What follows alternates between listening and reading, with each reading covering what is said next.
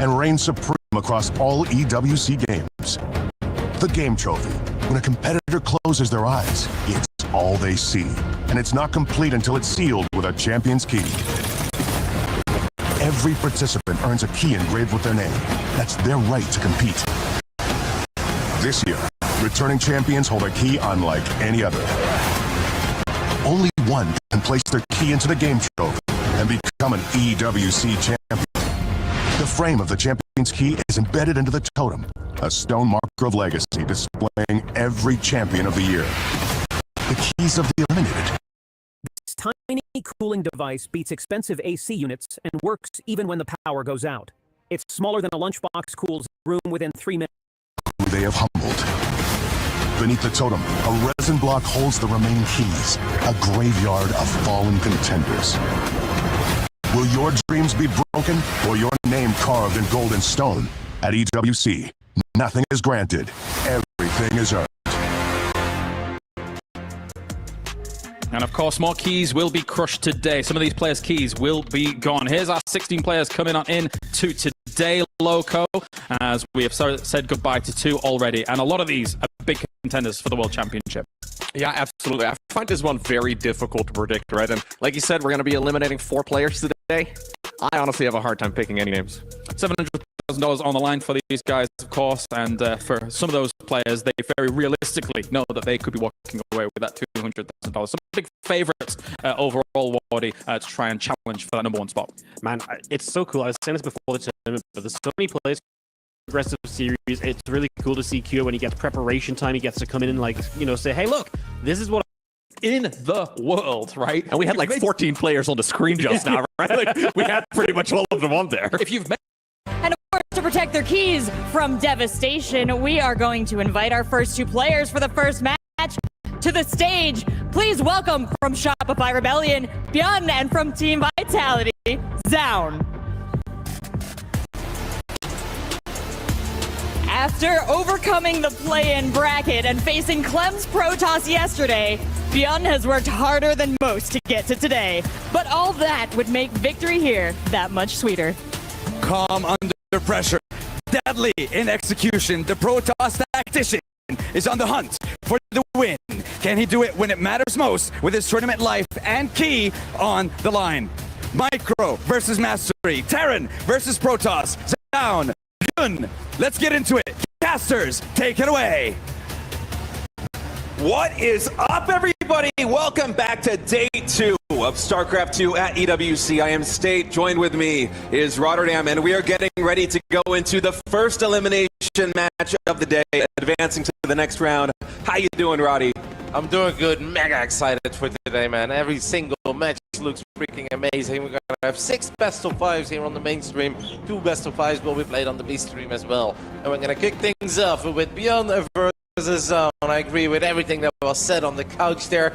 It is crazy to see these guys already first match of the day, tournament live on the line. But if you Down in the bottom left, down 0-1 this year, looking to fight back in game 2. It is Bjorn.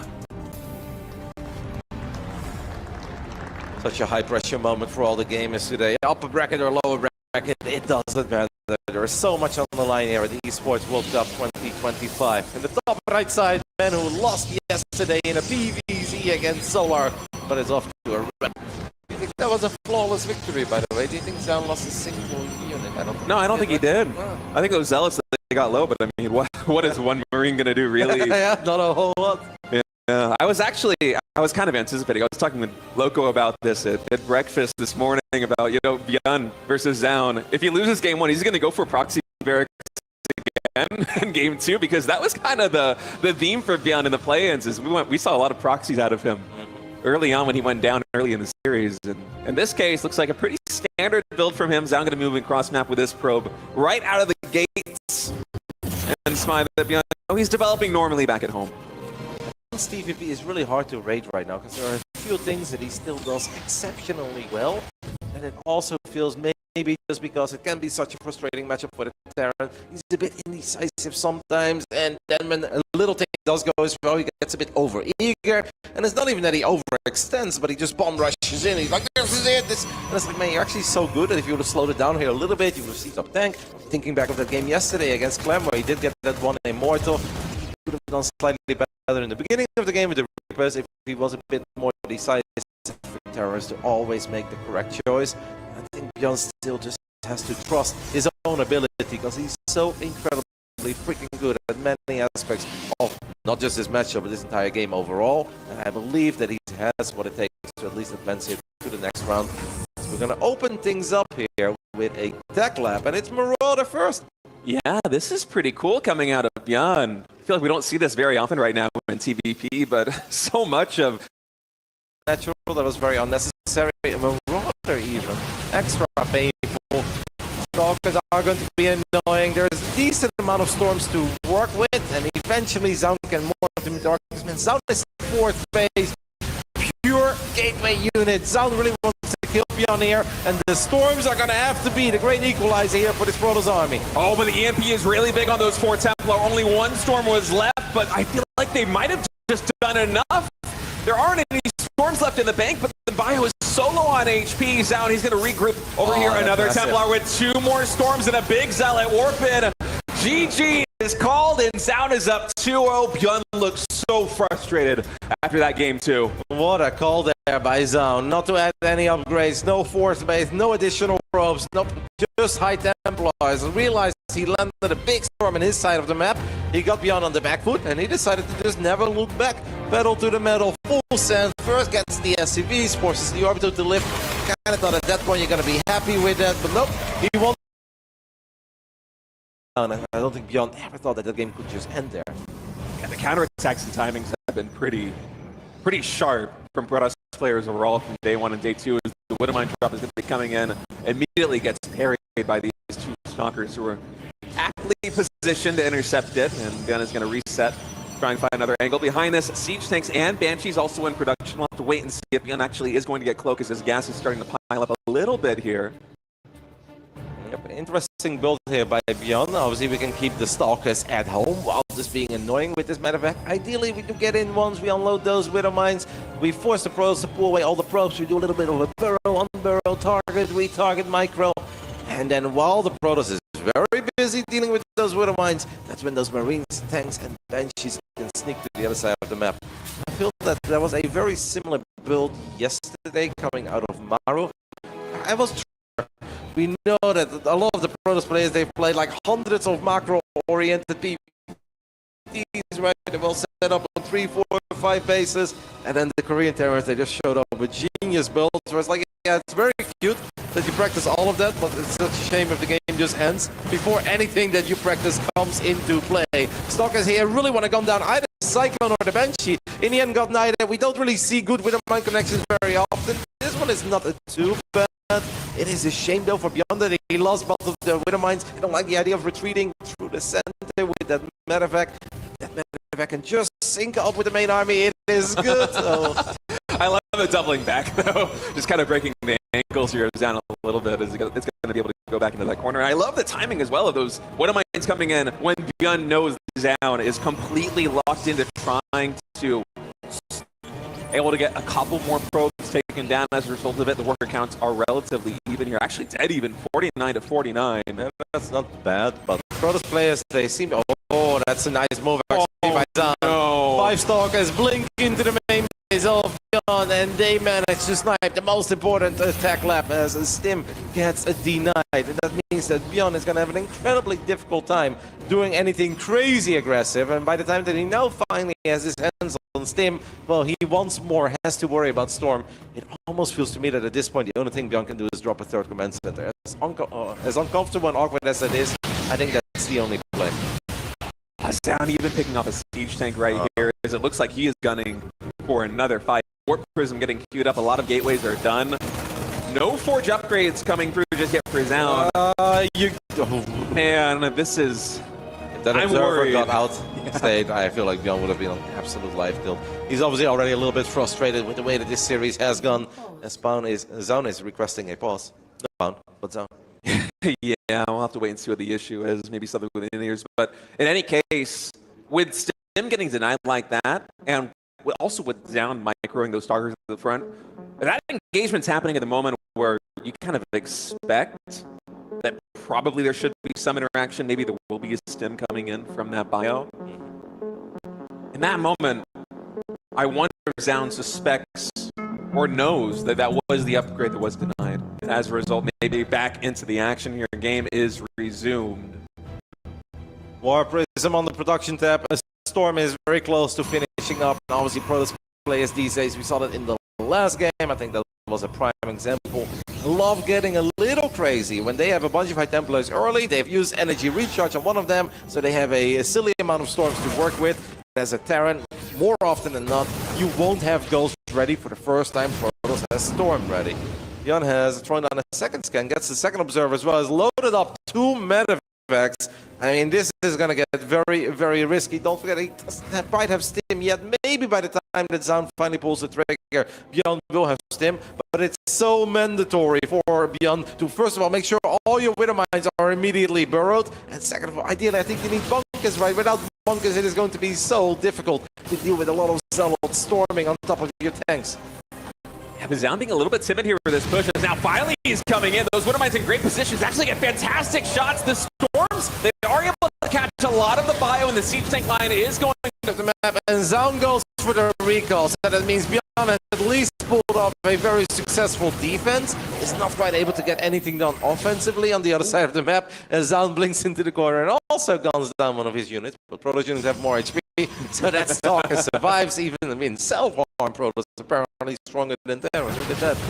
That one empty medevac from the beginning of the game. That was a Widow Mine drop medevac. Does get picked off. But honestly, the Zealots, but the Widow Mine count is low. We're going to need a couple of very good EMPs here. Potentially some good Terran kiting. We've got Zealots for days. I really don't hate an additional Widow Mine or 2 here. I think mines are so good against these very heavy Zealot compositions. 9 more Zealots warping in here. I mean, this army, it's like 80% Zealot. We do have Stalkers and Archons, but I think there's only 3 Templar in total on the field right now for Zound. So that Templar not able to get close enough to the bio to actually drop the storm that Zound is looking for. He splits off some Zealots, hold positioning them here on the third base, able to get some SCV kills. Good control on both sides, but Beyond standing his ground. Love to see the Vikings of Beyond move around a little bit, see if you can get a couple shots off on that War Prism, because it was exposed. This eBay is very far along with +2. Vikings are clearly looking for something. The High Templars are looking for those big storms. Beyond a fusion core as well. EMP lands on a couple of the Stalkers mostly. Zound is hoping he can force out storm after storm, while obviously increasing his Colossus count. Does he have extended thermal lens yet? By the way, I don't know if I've seen that from production camp. Oh, it's not even started. That's something to keep an eye on. All right, another storm coming in. These Stalkers, for a moment thought that Zound might break through. SCVs might be pulled as another big stim comes forward. EMP is huge, catching so many of those Zealots. There's no Templar energy left, so it's all kiting. Even the Vikings landing on the back line to add some extra DPS, and you see this bio just standing so strong. The 2-2 upgrades against just the +1 here of these Zealots. And Zound, try as he might to break this through with brute force. The storms have not been good enough. The EMPs have been so clutch. Beyond is bringing this one back. Very nice for Beyond as well that he did not lose his Vikings as he throws down a scan now, spots that low HP Prism, and also sees the gun. Zound is getting a little crazy. He really wants to deal a lot of economic damage, but it also means this army is exposed. First Colossus will fall. The second one barely gets saved by the bell. A few more Archons and Zealots will fall. 17 SCVs is not bad, but Zound just used pretty much all of his storms, lost one of his expensive units, has revealed the Colossus transition as well. Now it is really time for Beyond to make something happen on the other side of the map. A lot of that, though, did take place with Zound only having +2 attack, +1 armor. Zound is now having access to way better upgrades. +3 is done, and +2 finished up towards the tail end of the previous fight. The cost efficiency from Beyond in this game has been absurd. These fights have been so good as another EMP is going to drop. I think catching that sentry, another one for good measure. Denying any Guardian Shield is Beyond with his tournament life on the line, is pushing in to this Protoss expansion. His supply absolutely dwarfing Zounds as this one is going to carry the momentum of this push into a game number 4. Björn is not going down without a fight. What an impressive game by the man from the Shopify Rebellion. Tournament live on the line, down 0-2. Mega frustrating best of 5 as well. Stim gets denied, but no problem. Drop the third CC on location and just pulled off one of the most beautiful holds we have seen. Had to deal with like what felt 20 storms in his face, non-stop zealot warpins, but Bjorn stayed calm, cool, collected, dropped EMPs when he needed to, made sure he didn't throw away any important units, and took an amazing fight when it was finally his time to shine, when he realized the sound was truly running out of steam. One storm does land, let's go ahead and kill that Nexus Bjorn as he deals with a few zealots, and that will be it. GG gets called. Incredibly impressive game by the man who's still trailing in this best of 5. Now 1-2. Well, Bjorn did show us there how good he can be in this matchup. This is the Beyond that we've all been expecting to see in a match like this against Down. I mean, the micro was just out of this world. I think there are Push these Stalkers back for now with the double tank, double Marauder, couple Marines, and the Cyclone. More units of Sound being warped in the natural. The main base is relatively naked. Bjorn, is he going to go in deep? Will he unload right on top of the middle line? The answer is yes. Couple of Zealots won't buy too much time. Stalkers making their way over. Hard to drop storms here though, right? Because you're going to storm your own probes as well. Yeah, +1 weapons finishing up as well is going to give a lot more DPS. The storm finally does come in, but a little bit too late. It shoos away the bio, but it opens up an opportunity for Bjorn to push now on this third base. Zealots are warping in. Stalkers coming in from that main base to try and reinforce, but this Nexus already very low on HP. HP halfway done. If Zan wants to defend, he has to go in right now. Yep, and I think he will be able to defend it, but it's going to be a little bit painful, and that might open the doors for those Marines to show up one more time. But Zaun doesn't want to continue pushing. He is worried. I think his army was big enough. Perhaps it's the Widow Mines that really scared him. Immortal is going to get a couple shots up on the tanks. The both tanks have fallen. The Marauders are forced to retreat. Bjorn still has those medeffects. They're just kind of chilling in the top right. They're not doing a whole lot.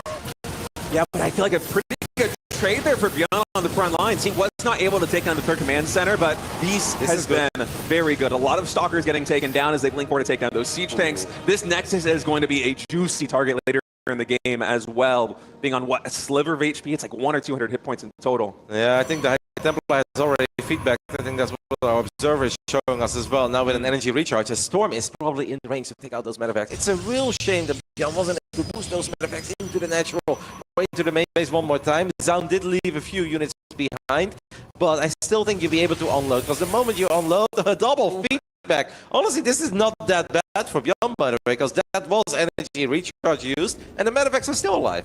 I could have sworn that would be in range for Storm, but I guess not. Yeah, it must just barely be out of there. Zaun is then set up and go for the feedback.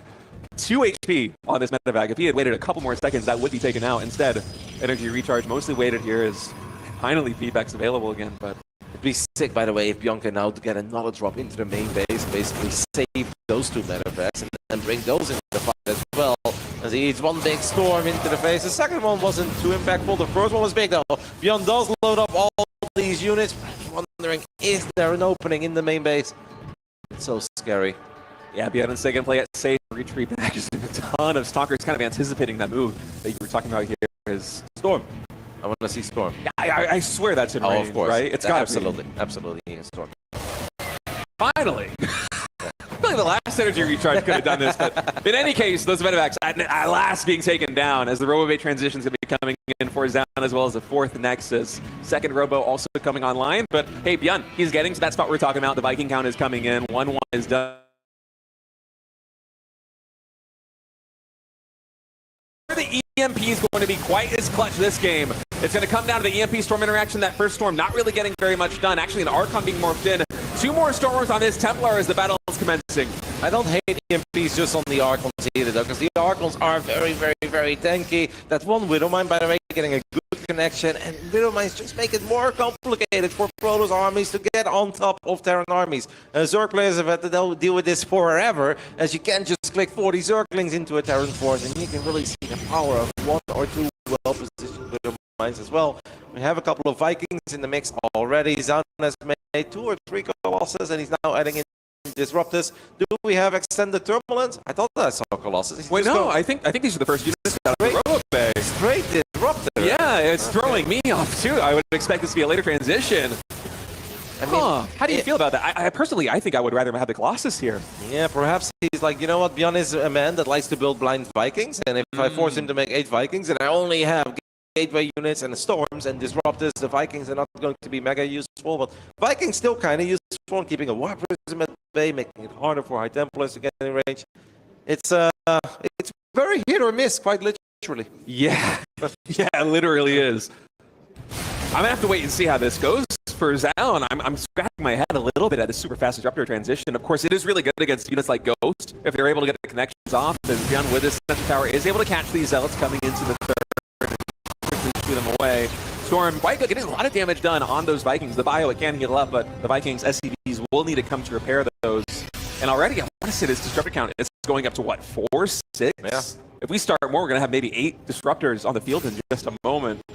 I'm just a little bit worried that Zaun has no real DPS when it comes to his army just standing there and fighting. It feels like all his damage right now comes out of these Disruptors and the High Templars. We do have a whole bunch of Zealots, but Zealots actually don't go that well together with Disruptors, right? It's just a little bit awkward. They'll often run into the Novas, especially if you're a lower ranked player. I'm sure that won't happen to Zaun too often. But it's not an ideal comp to close out a game. So basically, most of your standing DPS comes from 11, 12 Stalkers with Blink. I feel like that's not quite good enough.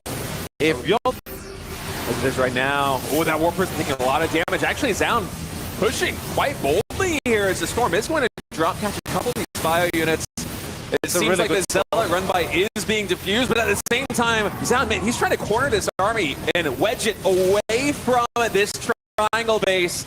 He needs to be so careful because he lost the War Prism, so he has no more immediate reinforcements. I think a bunch of Zealots are going to come in from the top left. But this army right now is not that big. Beyond could potentially EMP it and get on top of it. We went for a defensive Nova, but Beyond actually pulled back as well. And if I was Beyond here, I think I'd just be happy, but Beyond is not happy. He wants more state.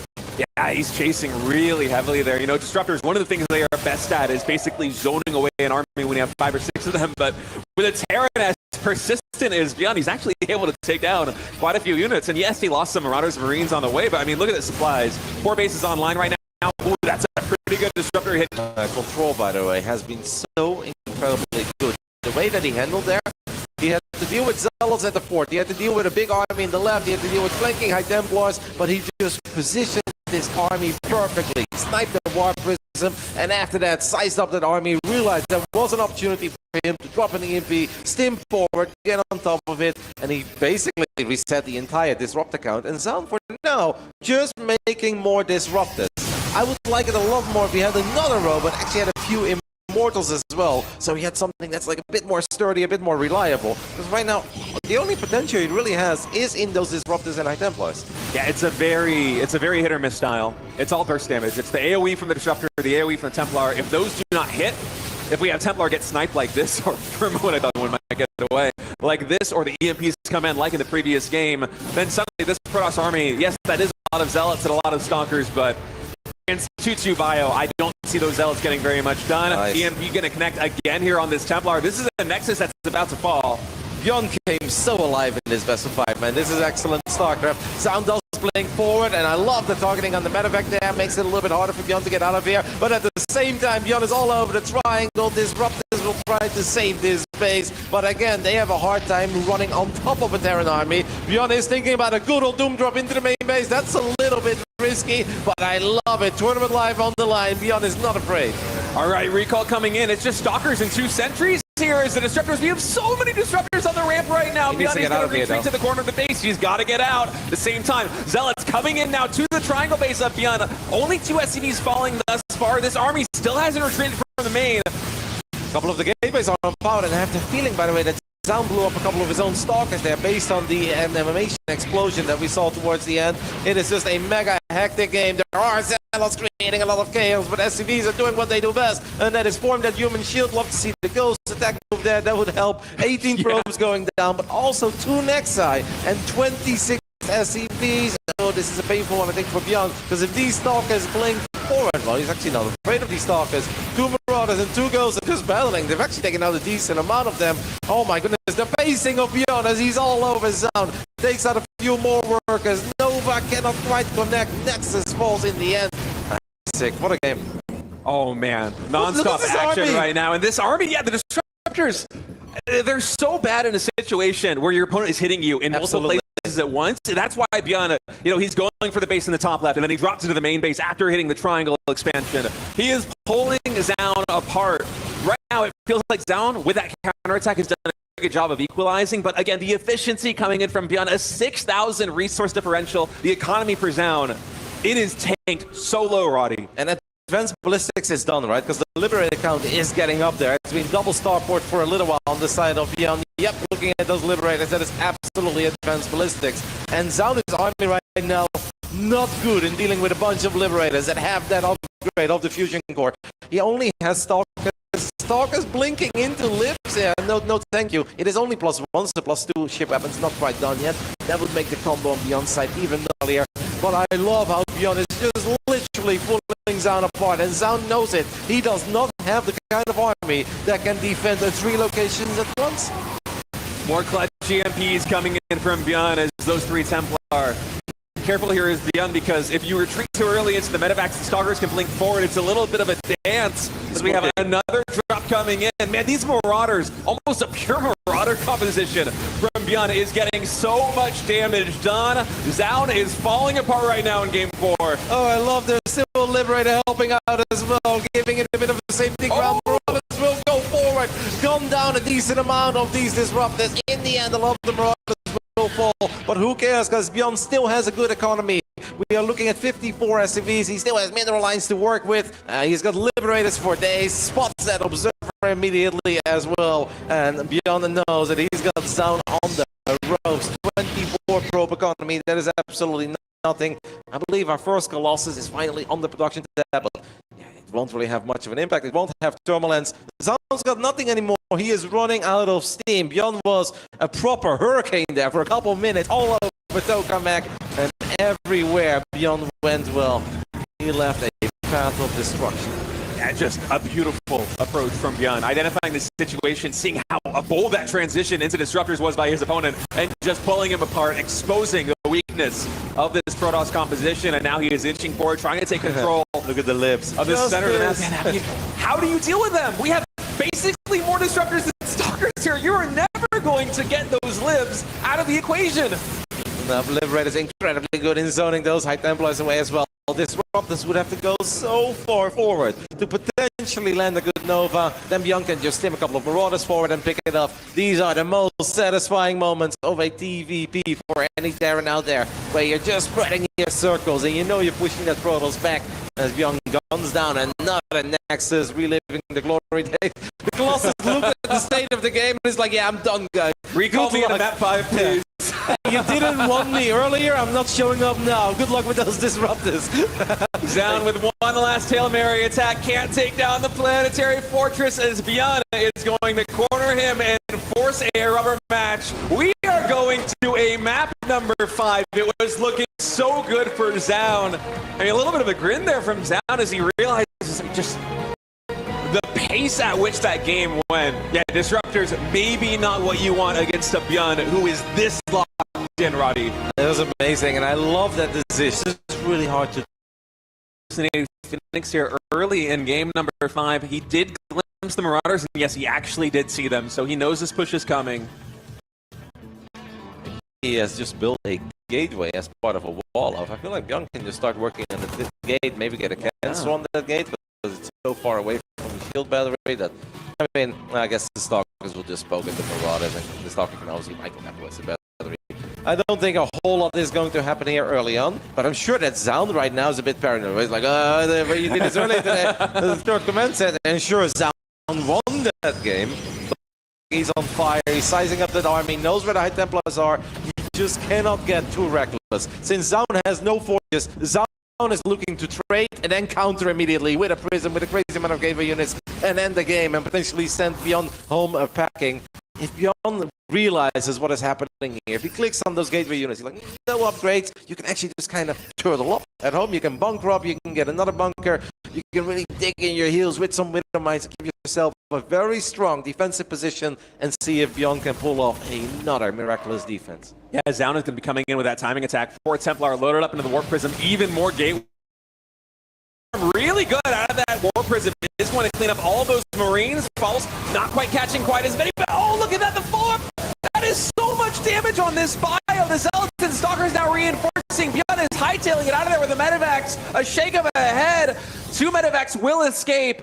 Beyond did lose a lot there. I love the idea that by Beyond to ambush that Protoss army, but there were so many storms and Sound had so many units as the other 2 Medivacs flew home over the Stalkers that are still here.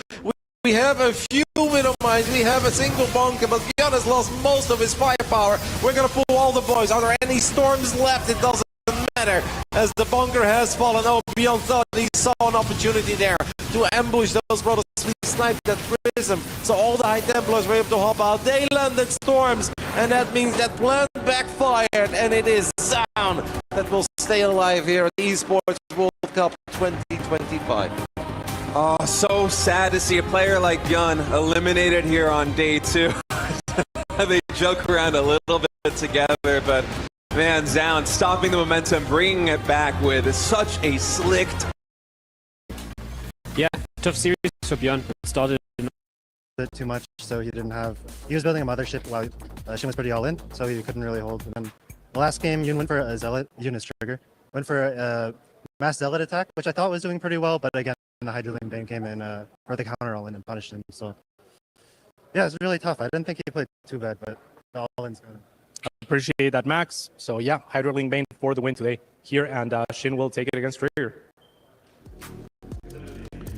All right, and that is that. Fortunately here for Trigger, he will be done as we take a look at some of these brackets coming on in from Group A. So alongside Bjorn getting knocked out, unfortunately. But Shin does prevail. He continues on down in that lower bracket, and he's going to be waiting for one of the opponents from the upper here, Loco. Dictionary. The way the game works is we... Unhealthy relationship, tasteless. Okay, going 4 of 5. Absolutely, I really like that. The Falcon going up against the Mouse. It doesn't really sound like the Mouse has much of a chance, but I don't believe that Hero Marine sees it in much of a similar way. It is indeed going to be a best of 5 series between some of the very best players in the world. I'm excited for this one. I do believe, though, that going into it, Rogue is the favorite. Some people even call. Okay, well, there is a third hatchery somewhere, but you know, sometimes you'll get in there and the layer will already be started, and you'll be like, okay, like maybe this is about to finish, right? Maybe there's not a third hatch, but you see Carapace as well as Chitinous plating, and wow, like he has just set himself up into a beautiful position. Hero Marine is not ready to fight Ultras at all. Most of the time in 2025, we see Ultras in combination with Infestors. None of those are out just yet, but I wonder with this much creep if Rogue even really needs it. He keeps on engaging here. Did he go Adrenal Glance, by the way? I don't know if I saw that on the production there. Actually be getting on Hive, especially with this type of style. So I don't know if he'll even notice that, honestly. The game is pretty fast-paced, like he's doing a lot of things. That could be a massive problem, though, if it stretches on, because Hero Marine does now have a 4th base, and that 4th base, it takes a little bit for the Terran to keep it going, but he's still aggressive. He's starting to get rid of some of the creep throughout the map as well. Ultralisks, though, are coming, and they will be fully upgraded as far as the armor goes. And now pushing forward here once again. Hero Marine trying to take an engage here on creep. He does have a fair amount of Marauders in front to try to tank, but you can see it's just so easy to engage with these Excels. So he's surrounding the army in like a quarter of a second. Absolutely, it's benefiting the Zerg army a lot, as now Rogue is thinking about being a little bit aggressive on the opponent's side of the map. Still, though, breaking his high ground is not going to be easy, but there's no Ghosts, there's no Liberators. We're fighting those Ultralisks with really just Marine to hold, and most importantly, he did, by the way, go for the +3 infantry attacks, and that is really important here against this type of army when you're unable to go into a proper, like a more reliable counter against Ultras, and still no Adrenal Glands. Yeah, that's very painful, and I don't think he's gonna like figure that out at any point. That's like a really hard thing to see right now with the game going this fast. I mean, everyone's made a mistake like that fast. I would like to see a little anti-air, even if it's like parasitic bombs coming out, because the Medivac swarm is gigantic, and if you hurt that at all, what does Hero Marine have left? I believe he did make a Hydralisk then, so maybe that will be like his follow-up. He didn't get even a single upgrade, though. No, it's not like yet. just sitting there. He just has it in case, maybe? Big Zergling run by as well, though, with an Ultralist attempting the damage into picture-in-picture. This army here from Hero Marine is doing good work, but we're fighting for some. GG gets cold. Rogue is looking like an absolute monster here in game number 1. It's quite rare, right? Like, just getting any damage done is good.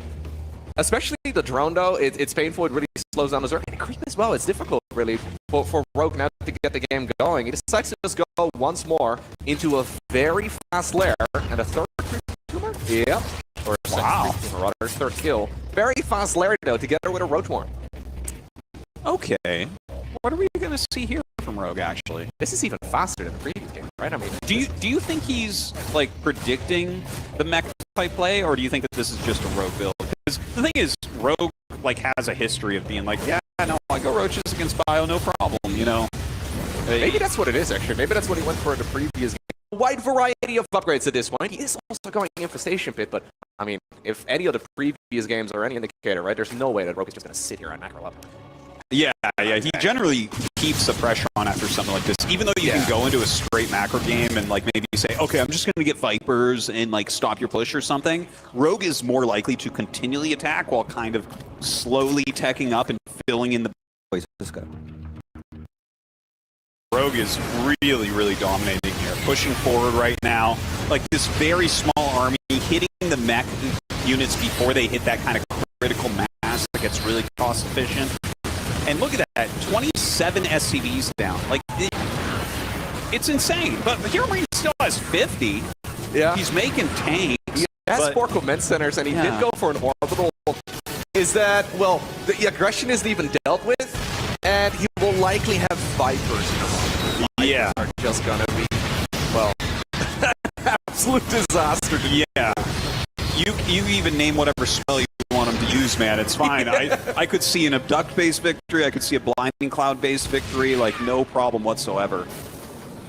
Hero Marine needs to be playing that survival game for now. He needs to get a little bit of detection here and there. Contaminations as well, by the way. I quite like it. It's one of those spells we don't see all too often from the Overseer, but getting it down is really awesome. Now, he doesn't have an engineering base, so he can't produce missile turrets. And that means that these roaches can just tunnel wherever they like. He doesn't have infinite scans available because he needs to be replenishing his economy, so he keeps dropping down those mules instead. Now a Zergling switch as well. Oh, he's forcing him to use scans here. You can't even utilize all of your mules to help fix that broken economy. Look at this. He is absolutely everywhere, tearing Hero Marine apart. What a series here so far from Rogue. Looking absolutely dangerous. You know what? He has a hive, but he doesn't even need it. GG gets cold. It really was. And it's unfortunate to see Hero Marine eliminated, you know, pretty early here in this tournament. I think he's played some very, very good games so far, but that is it for his EWC run. It is indeed. I'm impressed, though, with the way that Rogue, well, performed in this particular series. He didn't really seem to...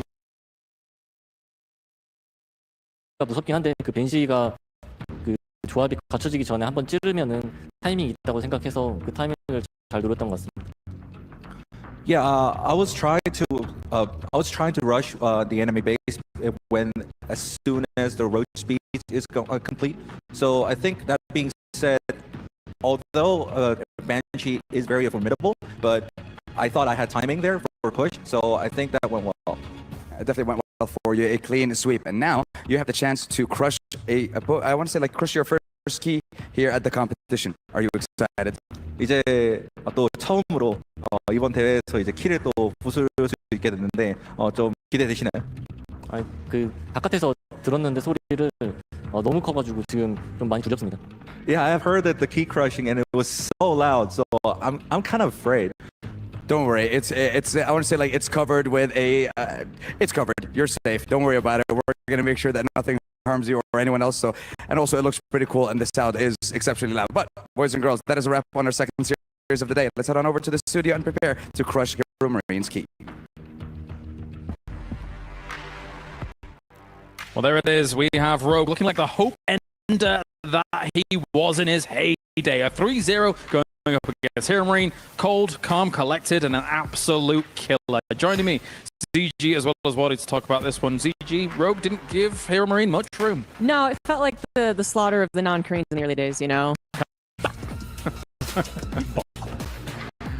All right, well, there it is. And who is the key man remains to be unanswered here at the Esports World Cup. But, of course, we have our next match coming on up here in just a few moments' time. Clem going up against Solar Wardinio. Oh, yummy, yummy. What a match.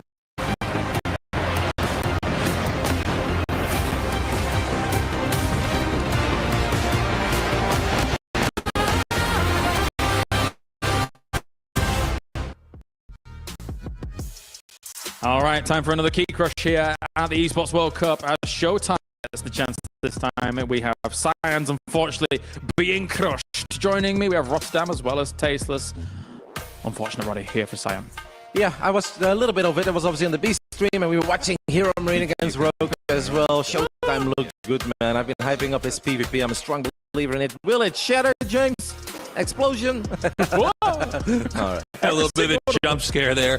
Yeah, we've had a couple of these that have bent, but a lot of them have... Now let's get on to the main game that's going to be focused on here for now.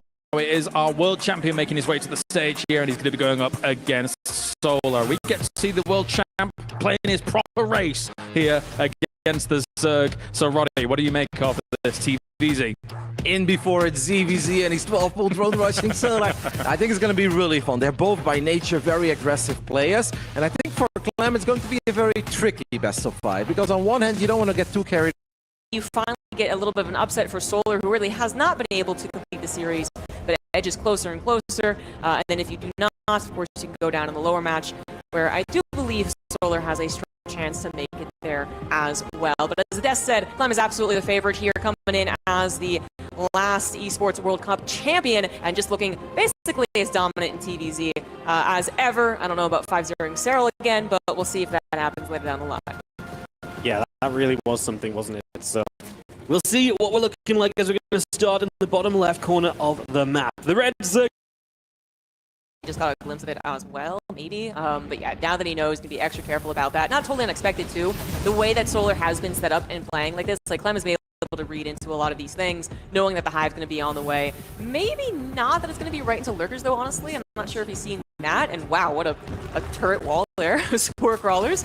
So going to be denied entry into the main base as well. Soon we'll see the Hydra is going to put 2 and 2 together. But yeah, Solar has gotten to the technology.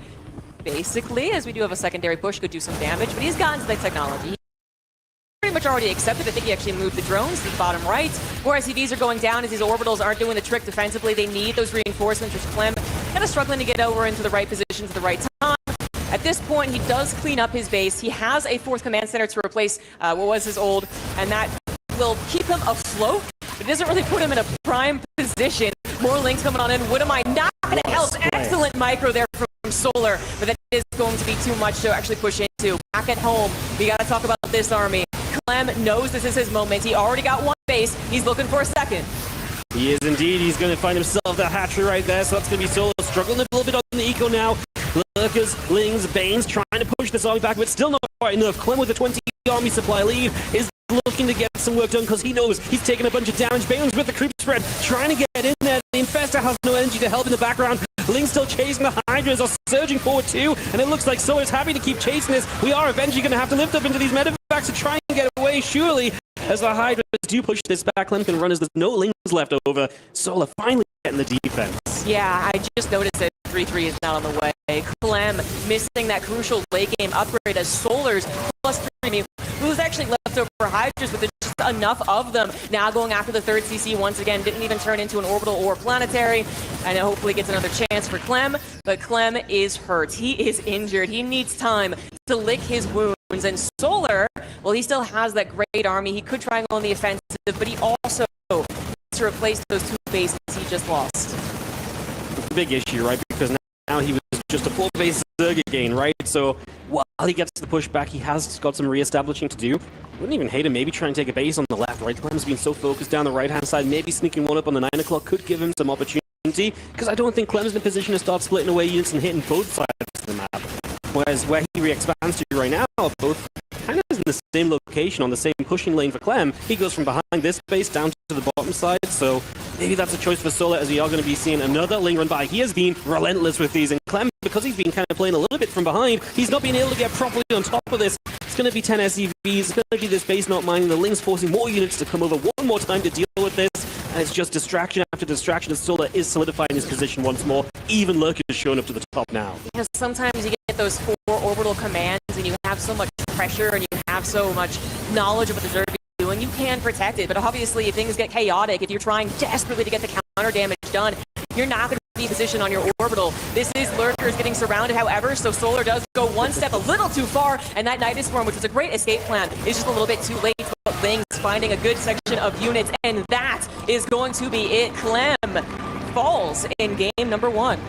It all started off with that Nidus, right? Solar. Roach Warren, as I said, it's a bridge. You know, you still would have to scout what they're doing and kind of get that tempo set up for you for the near future. But going into Roaches, making sure those hell lanes will become a problem. He does see the second factory with a good amount of time to respond. Yeah. And as I said, he's just like, okay, like you have to expect this right now as a Zerg player, but the hell lanes are still going to try and do some damage here, and the Cyclones following this up are always going to be starting to look for those picks. Now, Solar, you know, he have had some words about this style of play, but he also has sometimes been one of the stronger Zergs to defend against it, so I don't think this is like kind of whittle it down as soon as possible.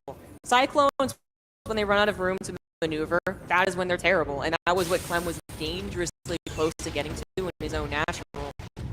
But as evidence from the last game victory, Clem still had a good enough position, and Solar, you know, maybe even with the drones that he lost, should have had like a little more oomph. Like maybe there was a few more units there that would have maybe gotten him that natural victory, but it wasn't enough. So they're very, very dedicated. And that's something now Clem can look at and be like, well, that was a little, you know, closer than I wanted it to be. But it did work. And so can Cyclones be now my new bread and butter if Solar's going to have difficulty against them? Definitely a fun option to have, right? And as Solar, like, I hate to be here right now because every game you have to sacrifice an Overlord. There's no corner cutting allowed. Clem is clearly going to mix it up in a big way. And that just really opens up his playstyle. Like, yes, is he a beast in the bio games? Absolutely. If he can play Battle Mech amazingly as well, though, even better. Right, yeah, that's terrifying. Something that Clem wasn't really bringing out in previous tournaments, you know, the option of being both bio and mech, and, you know, something with the meta and whatnot, but now also having that option is pretty scary. Losing your first drone like that, I guess, also pretty frustrating. Clem once again goes to the 3CC, it looks to be another 1-1-1.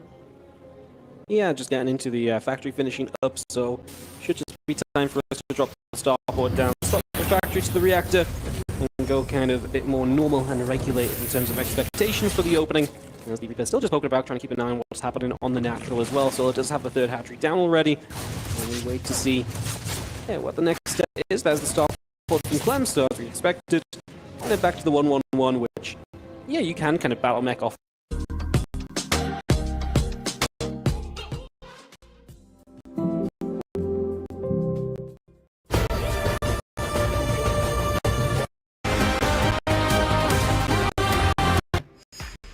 Things started off so well for Solar, who started the series off with a fantastic macro game, taking a surprising Game 1 victory.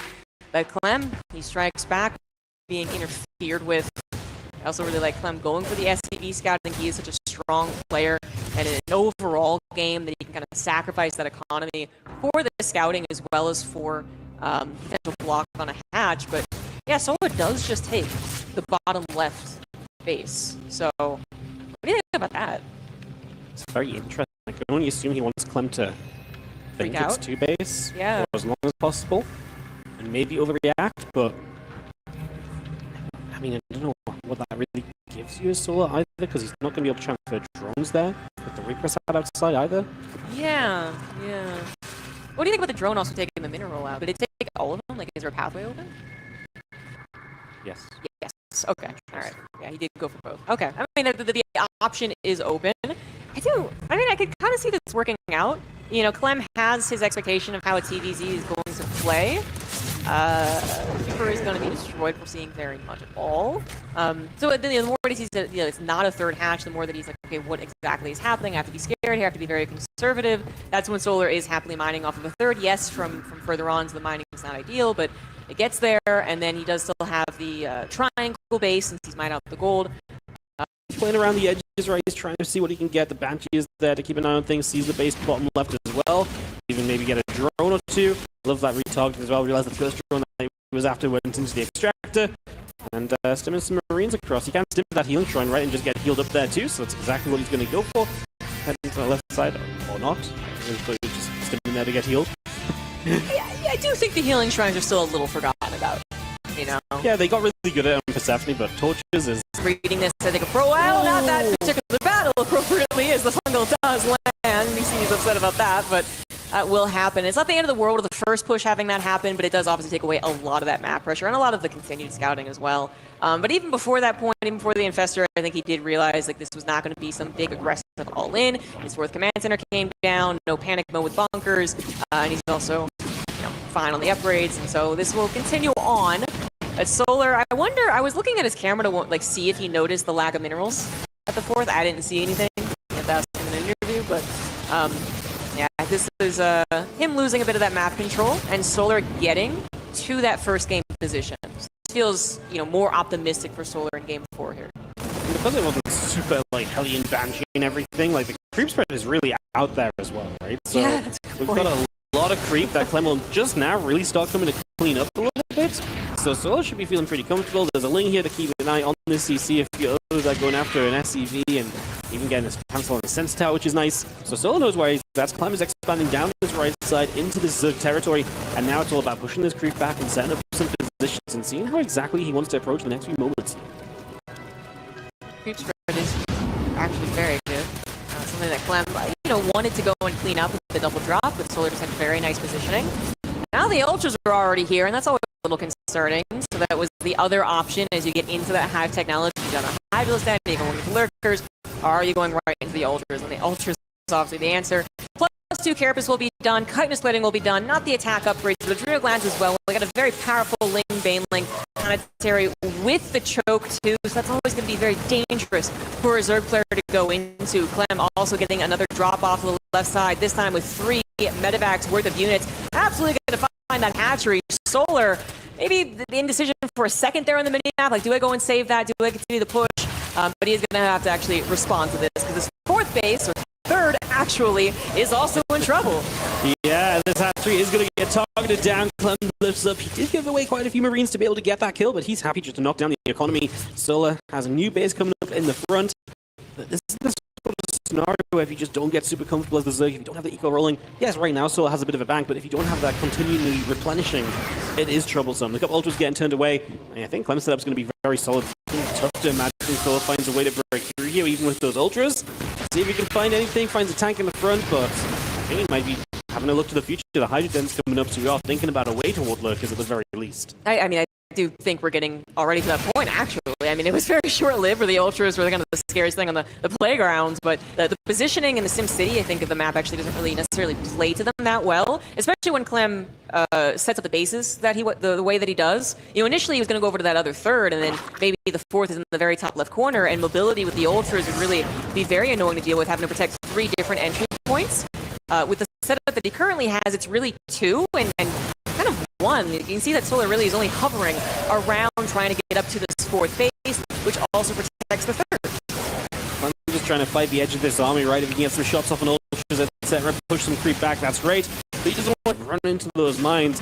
So he's got Lolings on the other side, going to dart those around. We'll see what he does with them. There's an Ultra, 2 Ultras going down there. So Clem getting some good pickoffs.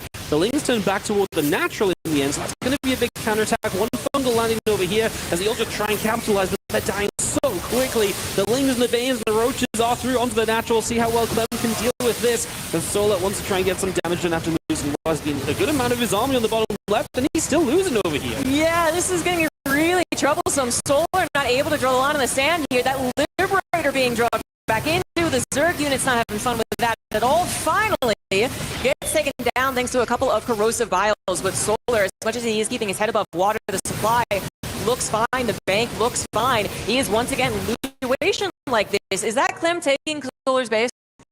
Yep, he is in the bottom 100%. right of the CC. Yeah. All right. Yep. Well, exactly. The point is that if the Terran player can expand to where they're aggressing, they're going to be like, yes, this is amazing. Please, more.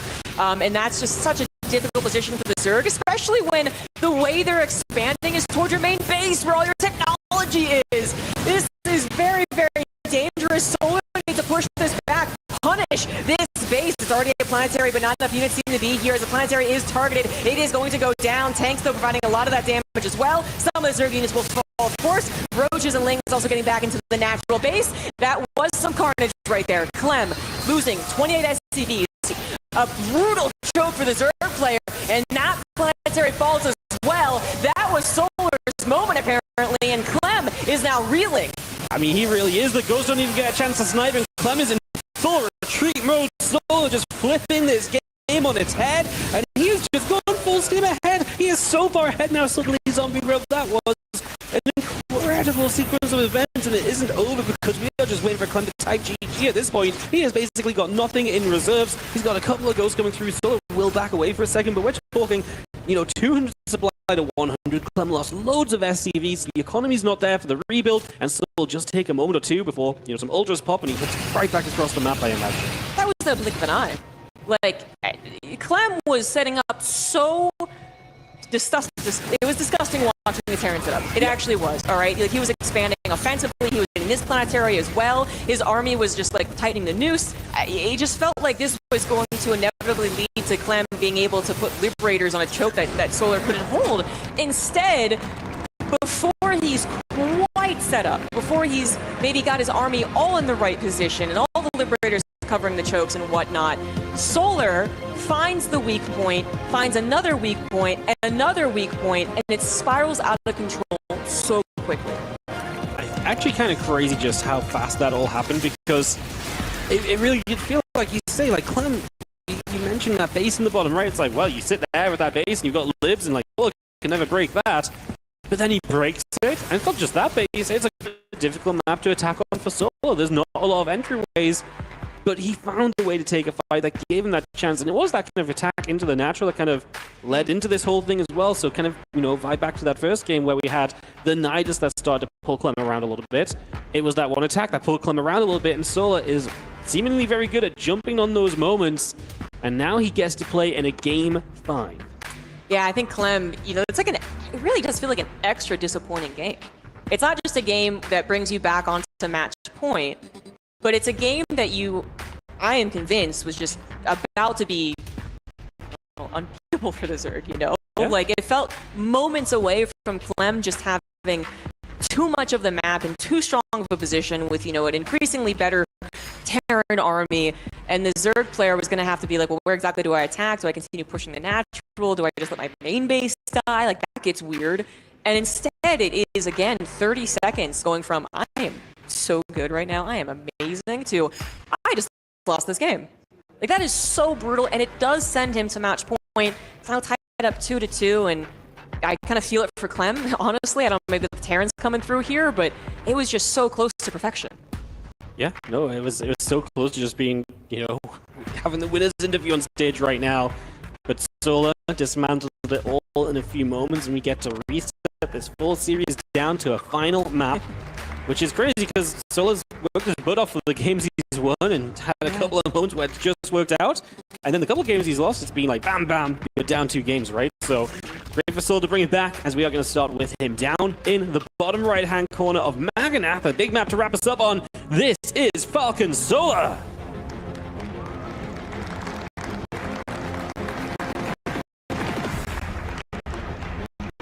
And on the top left, we do have the blue Terran for Team Liquid. It is Clem.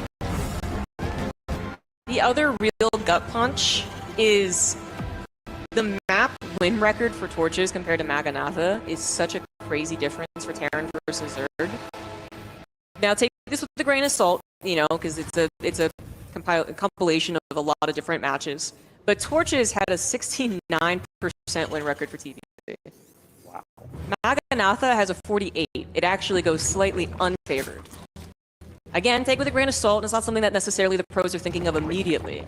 But that, again, just adds to how close to perfection that was to end the series. And instead you go on to what most people would say is like, okay, this seems to be good for Zerg because it's such a large map. I see Clem open it, and maybe it just feels like size of the map just wants something a bit different to take control with early. A bit of a different way to get set. It's not the best spawn for him because if he builds add-ons there, they're going to point outwards. So that's one thing to note. Let's see how many Reapers he goes to. 2, 3.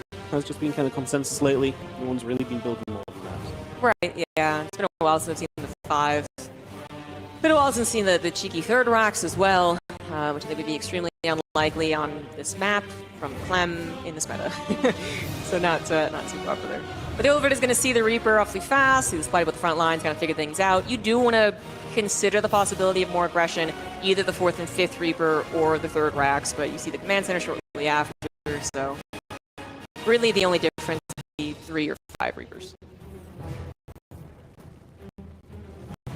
See in a moment as the second Reaper finishes, starts to persevere across to the other side, and he is going to go for an extra one, so you're not going to see a couple of extra bits of aggression for this early stage. And we're going to start going back and forth. So already building some additional links to help out as he gets link speed on the way through, and the Queen obviously there is going to be a big aid to help keep those Reapers push back as well. I feel like the calmness of just like, well, a relatively normal opener. This is something that has made its way into the meta and was the opener for a little while, guys, but it is, it's not trying to do game-ending damage here. It feels like the calmness of it is almost like freaking me out. Just heart palpitations are going, being insane. He's going to play the macro game, he looks so strong in it. And obviously I am leaning towards the macro game. Maganatha particularly, but also Solar's games have won out when he's been able to survive, certainly past the early game and into the mid and late. And then then I'm suddenly like, well, is Clem going to go in a lower bracket, which I think would shock everyone. Yeah. But that would be such an awesome result for Solar, who beats like a 7-loss streak, by the way, or something like that. A lot of things are on the line right now. The crazy thing as well is like, this is the scenario we always find ourselves in with Clem Solar lately. It gets to 2-2. Solar's played some great games. He lost some games he never even got to play. And then he doesn't quite get it done in Game 5. That has been the story of the last 2 series they played. Will he be able to shift the narrative here on the biggest of stages? This is the time to get it done if there is a time. That one Zergling, look to see what's up, sees those Hellions, still got the 3 Reapers here as well. That will be able to team up with those Hellions. Oh, counter-attack elsewhere as well. Oh, Clem, a step too far there. The Ling's looking for a wrap around the grenade. Not quite good enough, and that's going to be one dead Reaper. We're going to chase for another. I don't think so. Hellions are going to be good to turn this around, but that was Nelly. A big mistake. Yeah, losing the Reapers, which really do add a lot of potential in the Hellions as well. The grenades can help obviously bop the Queens out of the way, but then also just straight up the extra DPS can kind of heighten the chances of a lone Queen actually going down. So definitely don't want to lose those. And they could just go into the main base if they really need a scout, which I do think you still want to consider, even though a lot of the signs of this final game are pointing to Solar wanting to macro. Well, that's just coming online, and Clem even going to get liberated this game. Hellion Lib used to be the old school kind of Clem way of playing because he was so good at always keeping the Lib around for so long. From one base to another, you'd be so good at he'd siege you up just to unsiege you, right? Just to force the Zerg to put APM into moving the Spore Crawler, reconfiguring the Queen's position as well. So, a little bit of old school Clem, obviously with the Reapers this time as well off the opener. Stim's going to finish soon. We have the Medivacs coming out to give Clem even more map control. And so we'll want to try and get some creep out right now, if possible, before those Medivacs out and before those are going to aid kind of Clem and kind of pushing that creep spread back. Liberator is currently being tracked very well, taking a lot of damage actually. You consider just kind of pushing through to the main, but then reconsidered. It's already at half health. That's already quite, I think, nice for Solar. It's like, okay, not going to do quite as much damage. Roach Speed is on the way. Single evolution chamber again. All signs, I think, just the way this has gone is Solar going for the macro defensive use of the roaches, and so far is what we're seeing. Fourth base come down very soon. A decent amount of pressure on the front line that's about to have Marines, however. I don't believe he added that fast armory, doesn't look like it, so they will not be Hellbats, but still position, and they are. So just a couple of creep tumors, and we move on. Yeah, get rid of those. Going to come around the left-hand side. Queens, roaches will settle themselves in position to play the defense, but the Hellions going to go down the right, and that's what Clem is so good at, just forcing to move one way with your units, and then hitting on the other side. 6 drones just go down. Nice little grab from Clem, as he is looking for that cancel as well. Gets the 4th base. Good couple of sequences. Then he's back on the right side looking for even more. Lings and the Roach trying to get up there, and the Hellions are out once more, so keeping those units alive even while getting so much threatening damage done on the map. Yeah, Solar just, maybe not quite enough units to actually spread around in the first place. Had to add a bit more army to appropriately split them. Finally does clean up the harassment squad, the ones that were looking for the drones, not the direct fight, and the Marine push was also getting pushed back. It was a drop, not so much a push. Oh, we're gonna get a push. We got 1-1 on the way. How many barracks? This is not exactly the 8 racks map, but that would be a twist on expectation. We are going to instead see a 4TC. And Solar is going to get once again to that macro game, and maybe this will be it might be his path to victory. As crazy as that kind of sounds, where usually people say Clem gets past a certain point, he's not all in, he's not dead, he's almost guaranteed to win this matchup. They're going to be annoying, just going to force the Queens to come over. Not going to be able to really deal with that easily. Points from the main base will be the bigger help. Why? Why can't I make any changes without admin approval? Huh? You should try Monday.com. I'm swearing off work platforms. I know you've been hurt before, but Monday.com is different. All work management platforms are the same. Monday.com is the one you'll actually love to use. It lets you set up your workflows yourself. No admin, no long approval process. You're in charge. I don't have time to learn a new platform. That's fine. Monday also has a ton of templates you can choose from, so you can be up and running in no time. Oh, that sounds nice. Did you see the dashboard? They update it in real time from your team's day to day, so you're always in control. No freaking way. I don't have to, so you can focus on what really matters. But what if we're not compatible? If it's any type of work, marketing, sales, HR, llamas, and there's a free trial, so what's the harm? You know what? I'm ready to fall in love again. Thanks, Talking Llama. You don't remember my name, do you? Of course I do.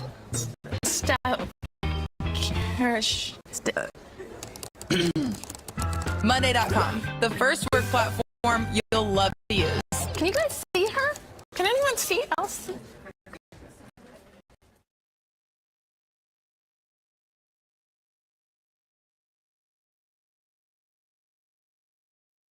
Really aid on this any longer as well, and that might make it difficult for Solar to defend this next attempted shove inwards, as Clem is still there with that medevac, going to run to the far corner. There's the push on the front as well, and this is going to be, again, difficult for Solar, who's trailing a little bit in army supply. Clem finds this base, and that might actually go down this time if he targets the hatchery. Otherwise, he can just go for some drones. The roads are Festus. Yeah, bring them back. Yeah, okay, the infestors are controlled, but the hatchery absolutely could have been a target. Initially, the drones were sticking around, so went for them, but then they were finally pulling that. Well, just, open up the opportunity for the hatchery.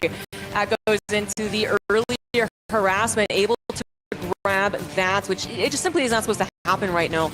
Solar absolutely in trouble. He does not have everything set up preemptively that would usually give you the best chance to tackle this multitasking, or even just a big direct push, which Clem is now seeing across the map. He has 4 bases comfortable back at home. He's nearing 2-2. He has a Ghost Academy behind us should he need it, but Solar not able to get up to that high like he would usually do. He's desperate to defend. Right here, a great bungle, yes, but so choked up on his own base that he wasn't really able to capitalize on it, and that army will heal up again. Yeah, it will. Solar is not going to be able to have enough. Clem gets it done. Look what it means to him as he books himself into the top 8 of this EWC. His multitasking, his speed got the better of Solar in that game from start to finish. Solar was just not. Clem got a bigger opening. It really did not stop. He was just going again and again and again. As you can see, Solar instantly checking out that replay as well, seeing where it went wrong, because he's going to have some improvement to do as he drops down to that lower bracket. Yeah. It's going to be a little while before he faces a Terran again, potentially, as either Zound or Shin down there. But it feels like it's inevitable with the way that Solar is improving and playing that he will eventually take down this very big epic series against Clem. But once again, Clem is able to, despite a couple of twists and turns in the series, able to take the win 3-2 and again qualify into that round of 8. Let's go ahead and talk to Clem with the interview. Thank you all so much. I'm down here with Clem, our champion of last year's EWC. Clem, a lot on your shoulders coming into this match and a very tough match to get through there. We saw a lot of emotions on display, but right now I think I see happiness on your face. What was that match like for you? Honestly, that was very stressful and very close. Honestly, like, Solar always knows how to kind of like abuse my pace a little bit. Like, he loves doing like niduses and like fast ultra and all the kind of stuff that I don't really like playing against. So it makes for very tough matches always, and it's usually very close, like 3-2, and that match showed it as well. Yeah, this seems to be a pattern for you guys here, but speaking of knowing your pace, being able to capitalize on that, you threw him a bit off his pace in game 2. He was coming on into your base, but you had an interesting setup that kind of stopped him there. What was that like from your perspective? Yeah, I had a bit of a lucky choke point for my Cyclones. Honestly, I thought I was dead that game after I lost my Cyclones on the right, and I got like kind of cornered and flanked. I was like, oh, okay, this one is probably done. But then he kind of, I felt like he was just more than I thought he was, because I killed a lot of those with my Hellions right before that, so I didn't realize exactly how all-in he was, and defending my natural in the end was enough, and yeah, that was a very close one. Well, it's very clear that you respect him as an opponent, but in a pre-match interview, he asked, Clem, could you fear him a little bit, please? Do you fear Solar at all as an opponent? Yeah, I do, of course. Yeah, I do. It's very scary to play against him. Well, I'm glad he got his wish, and I'm glad you got your victory. We'll see you moving on to the round of 8. We'll send it back to the desk, take another look at those games.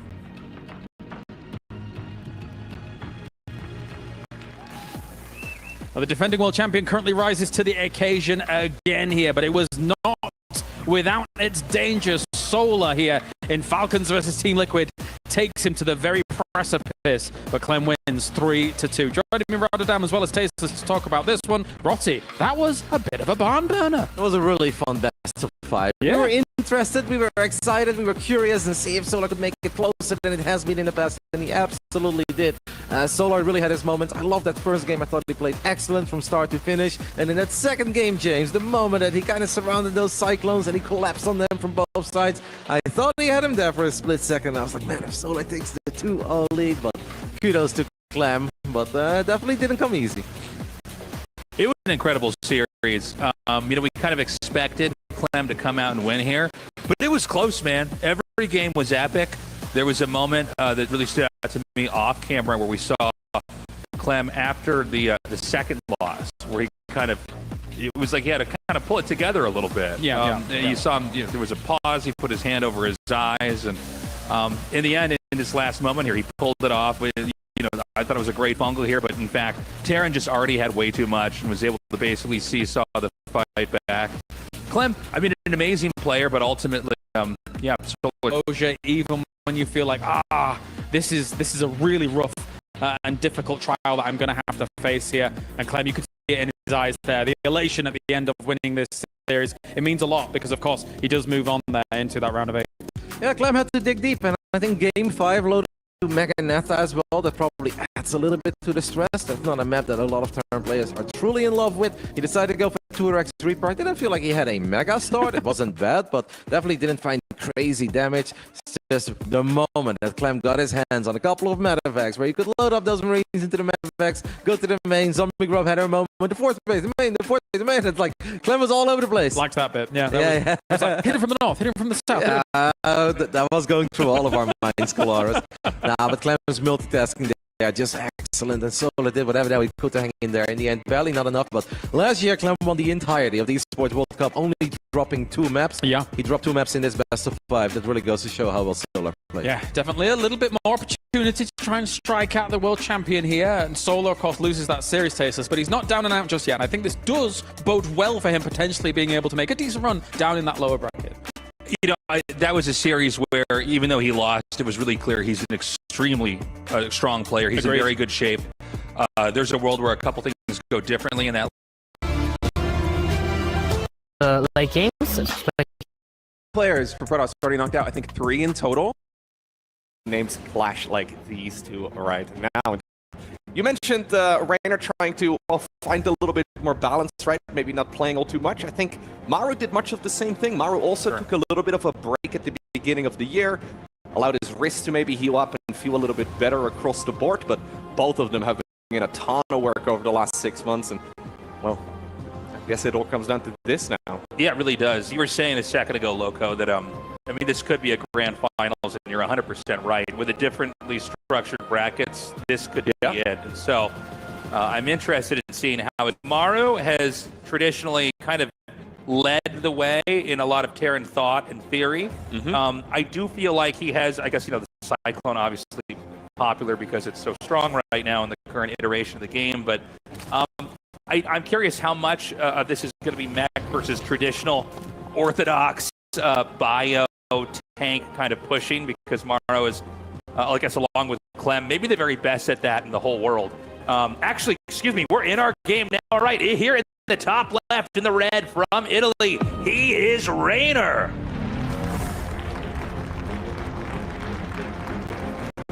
And his opponent in the bottom left of a map called Persephone, it is Maru, of course, from South Korea. One of the very best players from that region, if not the very best series in my mind. I would be incredibly surprised if this ends up being a 3-0 sweep. I just can't really imagine that between these two players. They've been living up to this game for a while now, and we'll have to see what they decide to bring out in one of the absolute most important matches of their life. So the map, we should probably point out first and foremost here, there are speed zones on the far right. A lot of maps, you start out diagonally from each other. On a map like this, you start out both sharing the far left. And it's important to remember that drops are extremely important in TVZ. I mean, granted, they matter in all the matchups, but drops are basically always going to happen in every game because of the nature of the symbiosis of the Marine, Marauder, and the Medevac, right? You start to lose a fight, you pick up and go somewhere else. But drops that end up going into the main are a little bit harder to pull off because of the predictability of it coming in from the left side of the map. A lot of times you have maps where it's diagonal spawns, and so there's ambiguity. Will the Terran be in the, let's say the upper left or the bottom right side of the map? I got to watch for both. And so we've seen a lot of drop preemption be pretty strong here. And then other than that, I think we're going to see both players most likely expand. In this case, for Rainer, hugging the top and going to the right like we're seeing right now. And for Maru, probably hugging the bottom and going to the right as well, unless they take that triangle expansion. The fourth base, if the Zerg takes it at the very, very far top right, is hard to actually reach and push. So a lot of times that's not the target that's pushed when there is a fourth base. Yeah, you're absolutely right. Generally speaking, when we do see a fourth hatch all the way in the corner, it is something that Terrans can drop, even though it feels so far away. But exactly because of those speed circles you brought up, you can get into that section of the map relatively easily. Now, for the time being, though, these are very standard openers that we see from both players, as we get a little bit of double first-person view, which I always love.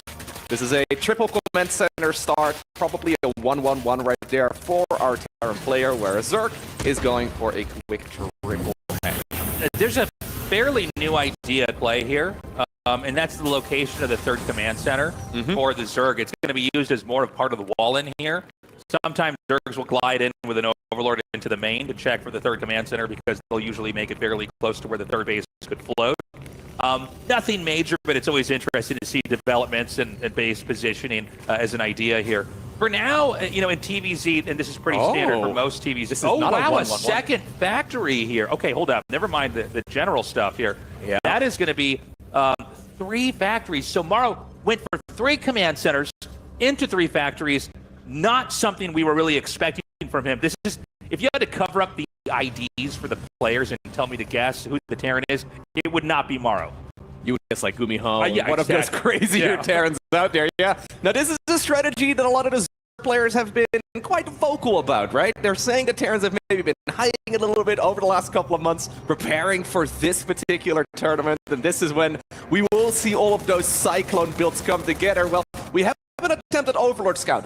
Very normal timing here for Rainer, about 4:15 or so is the norm, and he sees that this is indeed, well, that's weird. Why the hell are we driving in that direction? Yeah, that may have telegraphed him hiding that. So the one thing that to note, and this is very subtle, but it only works against the best players in the world, the positioning of the third command center, it was part of a defensive wall, but it's also there. Yeah. Saw reduction in the factory, which is a little bit odd. Normally that would already be switched up. You're 100% right, and I think tucking the Hellions away, if Rainer has a good read on this, again, it's very subtle. We don't know if his screen was over it at the time. He was definitely macroing. A lot of Zerg early on is sort of just this mechanical dance of trying to do larva injects and expand and grow.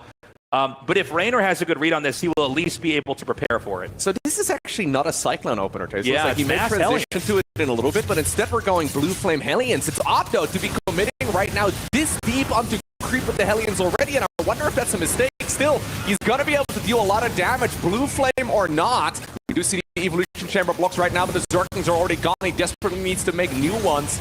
Queens are trying to chase these very fast-moving units around, but they can't quite catch up. The Hellions so far are just wiping out a lot of drones, but he hasn't gotten that juicy hit just yet. 5 are down now. The Lings are going to come in. They are cornered right now, the Hellions. The drones are going to be sent back under the protection of the Queens, and if he doesn't get very many more worker kills... Blue Flame during all of this, and Maru ultimately only kills a bunch of Zerglings and 5 drones for like, what, 12, 13... It was way too many Hellions to be losing. Yeah, it didn't pay for itself. In total. No, not at all. Yeah, so a dozen Hellions go down. Normally when you attack him with the Hellions, you need to like kill more than the cost of them as a general rule of thumb. And yeah, the fact that Blue Flame was upgrading and then canceled means he decided to shift gears mid-attack. So it's going to be a lot of Cyclones being made. Now, obviously the Cyclone, it's a little bit controversial right now in StarCraft 2 for how strong it is.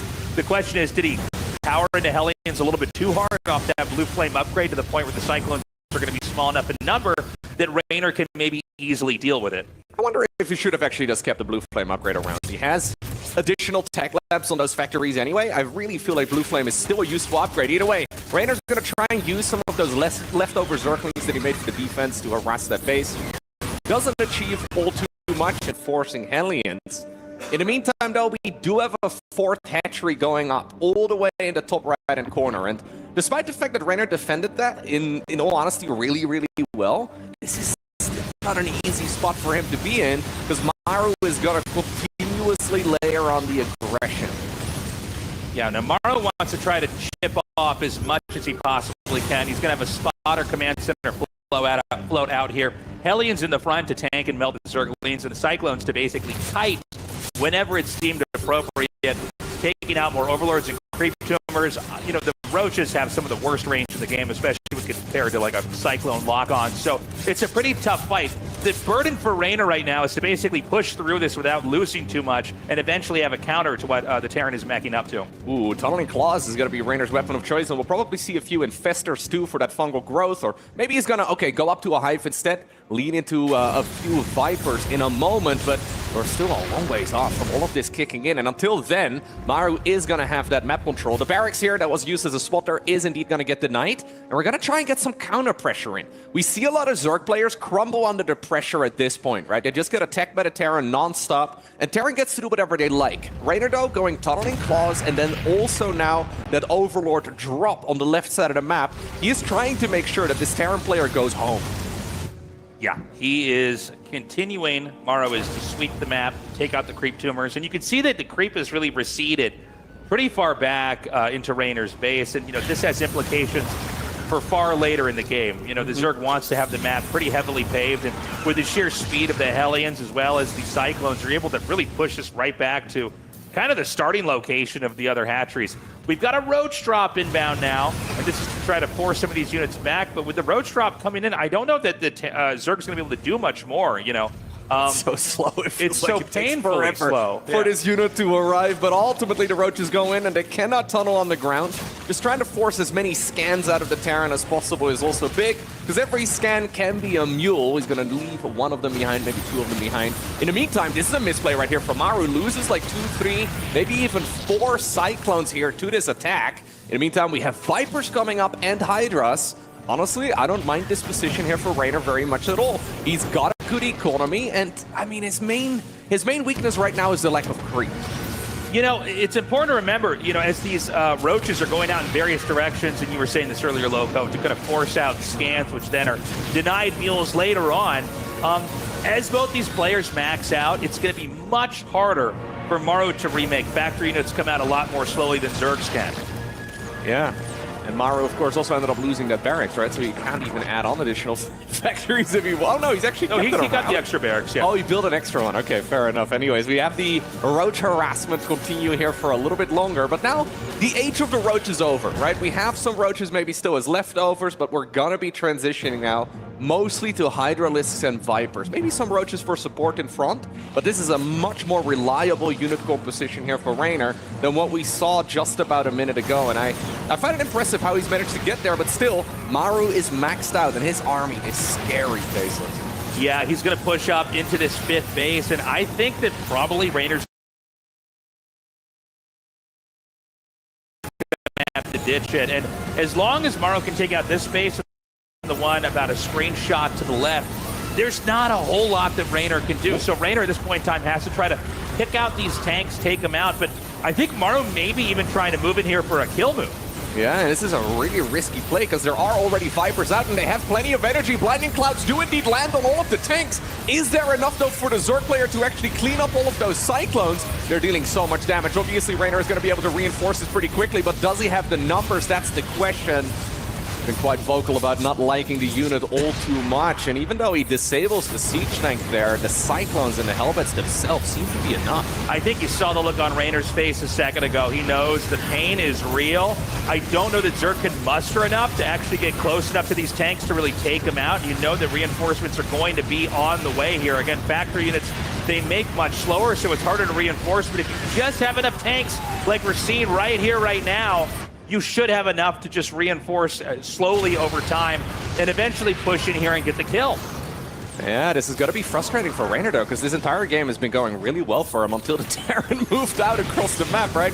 Remember all of those Hellions that died in the earlier stages of the game? He's been trying to build up an advantage ever since, but then ultimately Maru does max, and he comes across the map with this, well, bulldozer of an army, just wipes out most of those Zerg units. Still, though, it takes a long time to actually, well, close it all out, but Reynor decides to just tap out and rip off the Band-Aid.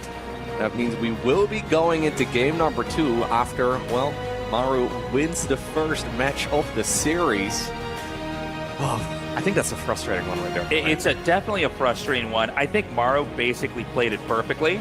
I'm curious if there's a way to punish that from Reynor. Obviously, we don't know. We can't read his mind, but it did seem like a game where he maybe had some of the hints, some of the clues that this was coming.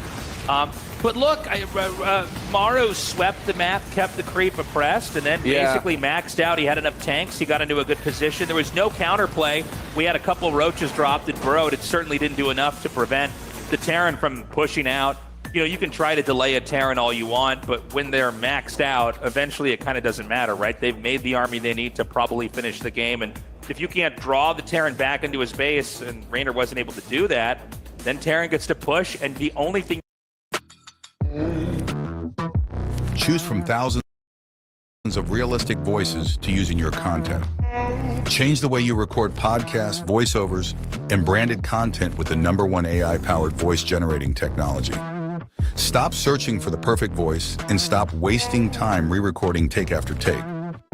Try 11 Labs for free and start elevating your content today.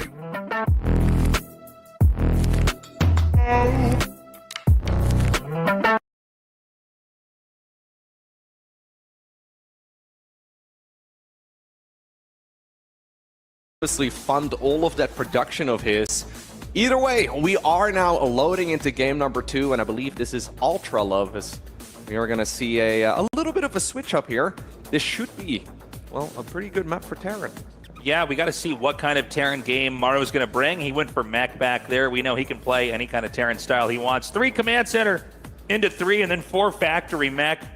It was Blue Flame at first. We've seen a lot of stuff with Hellions as well. We're going to see what he does this time around. Introducing our first player here in the bottom left in the red. He is Reynor.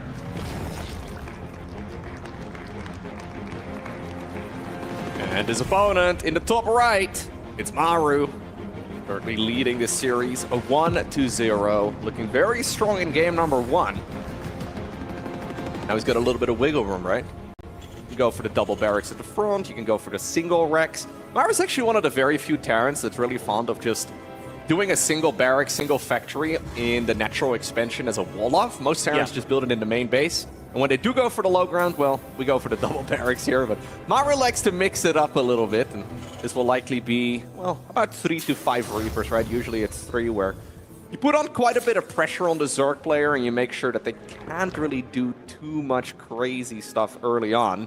Reynardo will have a lot of experience against this sort of opener, because it's been around for quite a long time. Yeah, I don't feel like Maru does this build as much anymore, but this is a solid build. I think I first saw this used a lot by Bjorn. It was very much like a characteristic build from him, but over time it kind of, I think everybody basically adopted it as one of these control openings. You know, we see a Reaper in almost every game in a TVZ, but when you add in a little bit more, it forces the Zerg to behave a certain way. Yeah. It restricts a lot of corner cutting that they would, I was going to say that they would otherwise get away with, but Raynor went for Roach Warren extremely early.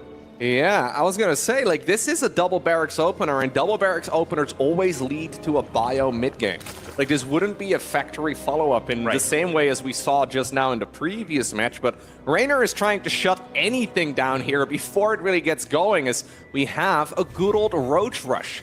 These have become more popular again as of late. It's very interesting. Like, it's one of those builds that you sometimes don't see for literally years, but Zerg players have been mixing them in once again as of late. He is adding on a few drones, though, so curious to see how many roaches he can even really produce. This might just be a handful, just to put on a bit of...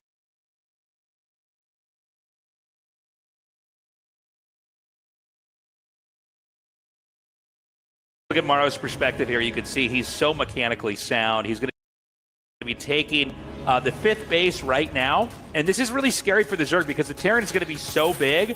And even if you counterattack some of these bases, the Terran might not care. They might just try to bring this battering ram down here and try earlier the infestors from the rest of the army. Now the issue is this is a back and forth up here now, but if you look at the minimap, Maro is so much bigger than Raynor. 86 workers versus 69. Like, he's just got so much economy, and this is the problem here for Raynor now. Like, he is the Zerg player, but he is also the one getting swarmed. Yeah, I like this play up here to, neural parasite these tanks, try to take them out as well. The issue is, can he advance any further? The one burrowed Zergling is going to delay the 6th command center from landing. The question is that going to be enough? Raynor right now trying to see if he can maybe start snowballing some of these engagements. If he can get a little bit of production, that would be massive. And he is slowly starting to break through this. Using those Cyclones against his opponent is very intelligent as he breaks another lockout there by neural parasiting the Cyclone. Maru needs to be careful that he does not overextend. I think he's sitting only on a single siege tank for the time being. I think it's okay for him to just sit back for a moment and just let this game breathe. Try to remax, because his economy is massive. He really doesn't have much of an army. Yeah, it's funny. It goes to show you what that one burrowed Zergling can do with that command center when a game is this busy, when there's this much APM being committed to fights. I think Maru may want to try to glide through here, snipe that command center. He's going to land yet another one over here in the top left. And there's two stories here. There's the tug of war in the middle of the map, but it's also just the economics on either side. And Maru just has this growth engine that is far superior to what Raynor has. Now, Raynor, if he can win the next couple of fights, I think things even out. But if Maru gets back to what he was already doing before, I do think long-term Raynor's going to be flushed out. It's very interesting how Maru was the aggressor that entire game long while also having the bigger economy. Normally, that's not quite what we see, right? Normally, we see that work a little differently here for Terran. So Maru can actually transition to that style that he was playing a ton about a year or so ago. He was going for that very passive approach a lot back when the Ghosts were still 2 supply. He really liked playing the more laid back, the more turtley Terran style. And yeah, he may just be forced into something like that right now. Now, of course, he's playing Terran Mech. It's a very different army composition than what he used to do back then. Raynor, though, is going to use some of the time that he's created for himself to go into Aspire. And I think the ultimate goal for him is to go into, well, Brute Lord Infestor. It's a unit composition we used to see a ton back in the day against something that has really fallen out of favor. Still, though, Maru has this massive army, and he's going to test the waters with it. And still, like, we're one bad engagement away for honestly both of these players to the game just being completely over. Huge fungal growth right over there. At the same time, some big neural parasites coming too. Still, though, this is a Terran army in a choke point, and those siege tanks, man, there are so many of them. They're just blasting that entire Zerg army off the map. Yeah, it was crazy because it looked like he might be able to break through, but you give siege tanks clumped up like that with the splash damage, enough rounds of shots, and everything melts. Raynor, you can see he was shaking his head there. This may be the moment where he can actually move through now. Maru can and maybe close this out, but a big link attack comes in here on the side. He was thinking the only way he's going to fight this is with Mass Infestor. Now suddenly, though, he catches all of the siege tanks on siege.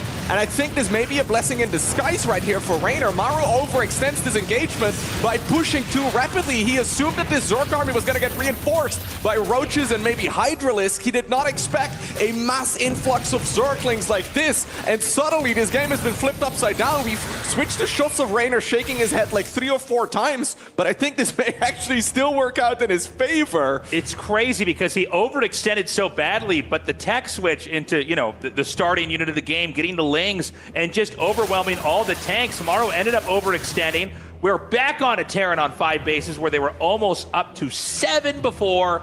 And it looks like with Raynor shaking Maru off, he should be able to continue to grow. By the way, we're running out of map. There is only a few more places to expand. Raynor realistically has 1 more base he can take. Maru has 2. For both sides, these periphery expansions are extremely hard to hold. So we may see this turn into a game where both sides of the map begin to mine out. It's about whoever can hold these pretty hard to defend outposts close to the middle of the map. Maru transitioning to Ghost Mech Tasteless. He's getting an armor upgrade in that engineering bay that he produced a long time ago to make, well, a bunch of missile turrets with and planetary fortresses and all the rest of it. He's going into personal cloaking for those ghosts as well. Raynor, in the meantime, still running around with Zerglings, though, whilst building up a potential switch to Brute Lord Infestor. The Great Aspire at this point is done. Still, though, he's trying to mostly make sure here that the Terran can not just grab all of the bases all around the map. Those neural parasites are incredibly good, and at this point, I think there's more Terran army for the Zerg than there is for the Terran. Yeah, he's going to neural those, do damage, and wipe out the rest. And, I mean, for now, Raynor grows into the final location on his side of the map. I should mention, it is possible for the Zerg to expand under the Terran side of the map. We almost never see it, but that could happen in the top left location here. Yeah, Maru is kind of stuck though, Tasteless. He's got like 5 bases, which usually is enough for Terran, but he's having a lot of troubles securing an expansion past this point, and we're now at the 21-minute mark. Those bases that he does have, they're running out. He actually needs another base, and he needs it pretty soon. So that's why he's now focusing all of his attention by expanding towards the right, and that is leaving the natural expansion wide open. Raynor immediately using that advantage here. He's in the meantime also swiping on the right, and he knows that it's making it very difficult for the Terran to actually grab the economy. Still, though, Raynor needs to make sure that he does not overextend. And Maru, I mean, he wants to make sure that he grabs this broke than Raynor. Still though, right, like we watch this game with perfect vision. We can see how much supply the players have. We know how many resources they're still coming in. The players don't know that. They have to make an educated guess as to what's happening. And you know what? Every time that Raynor sees this Terran army moving out, he must wonder if it's the final wave. Maru still mustered up such a big army. Yeah, Maru, this is kind of his Hail Mary moment. He has to make this work or he is going to lose this game. Beautiful harpooning there to pull in the Thors. The Hellbats here in the front are not going to fare well. The command center on the far right was lifted, and I think this is close to the end of this game, Loco. Yeah, you're absolutely right. This time around, we did see the Zergling run by coming in, and now Maru is really on his last leg. Those Lings for the counterattack are being brought back home, and this game is going to be decided within the next minute.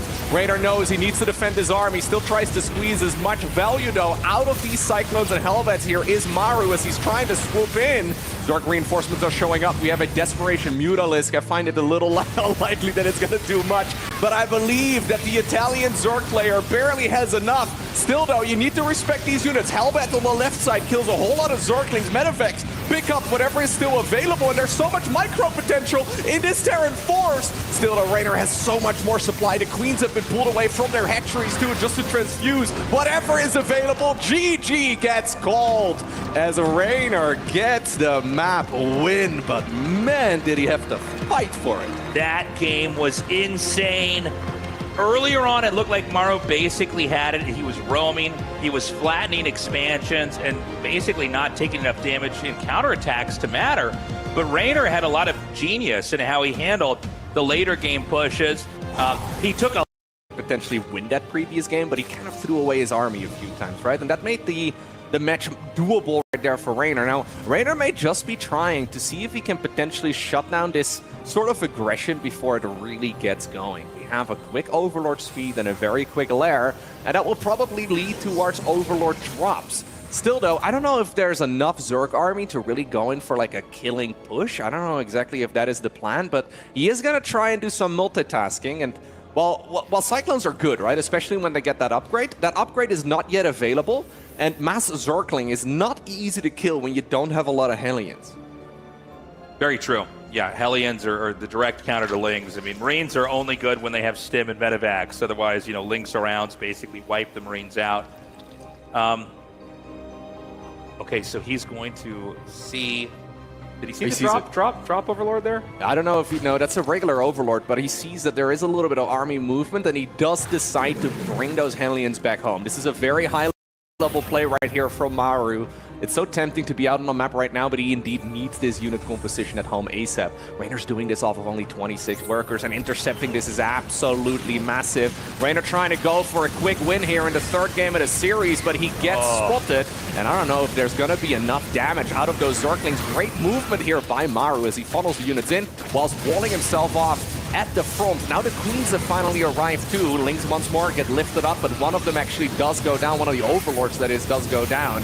And this has been a brilliant hold so far by the South Korean Terran. Yeah, this looks really strong right now. I mean, basically, he bottlenecked it perfectly. He took advantage of the position of the edge of his base, along with the factories there. There's only 3 Queens here, but the Queens are going to have diminishing returns. We do have a couple Lings inside the main that are wreaking havoc here, taking out these SCVs. The rush is not done yet. No. Droning, though, has started back at home. Yeah, he actually decides to just follow this up with some macro here. I really thought with those upgrades kicking in that this army would immediately get cleaned up.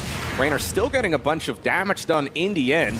You know what? Those creep tumors are super annoying. There is energy on that orbital command in the natural, but he can't use the energy to scan until the orbital command lands. So he can't actually, finally, he's got enough energy in the main base. He can't actually use that command center until then. The Queen drop harassment does continue as well. How is Raynor doing this? It's kind of crazy. You know, he did drone up a little bit more, but we're already seeing him make some more Zerglings. I think these are defensive Zerglings for the time being. There is a third hatch started. Games like this, when the dust settles, it's always a little bit hard to tell where exactly each player is. There were so many unique interactions that occurred back there. That definitely didn't do the damage that I think Raynor needed it to do. Raynor's going for what seems to be a big counterattack, by the way. He's got the majority of his Zerglings on the left side of the map, and Terran just left, well, their entire base is open. There's some reinforcing units available now, but really not that many. And you know what? The main base is wide open. Supply depot not raised in time.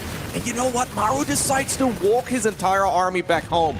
This surprises me the most. Raynor now sees the units coming back home, and he is going to be able to get at least the majority of the Lings out there.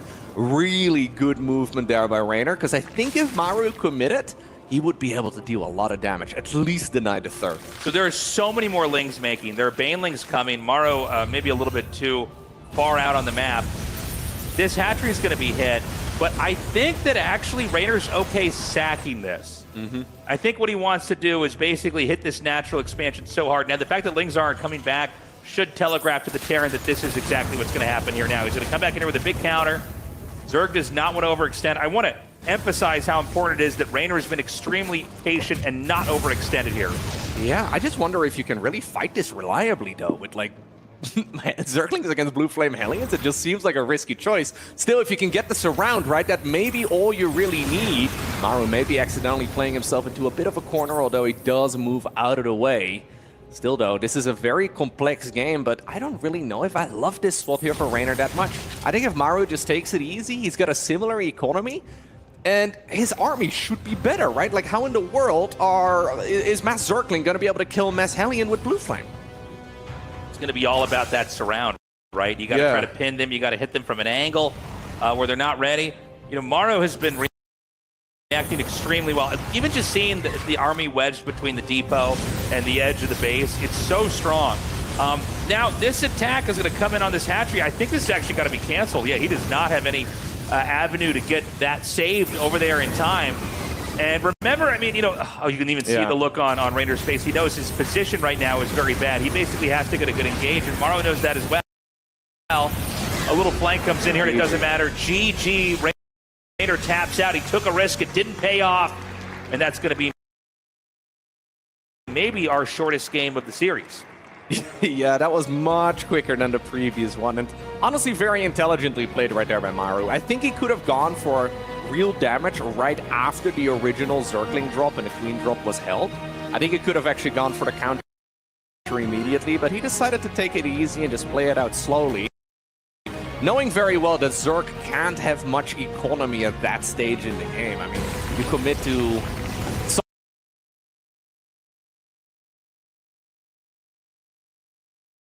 much unit production there as the Zerg. I mean, you're doing masses.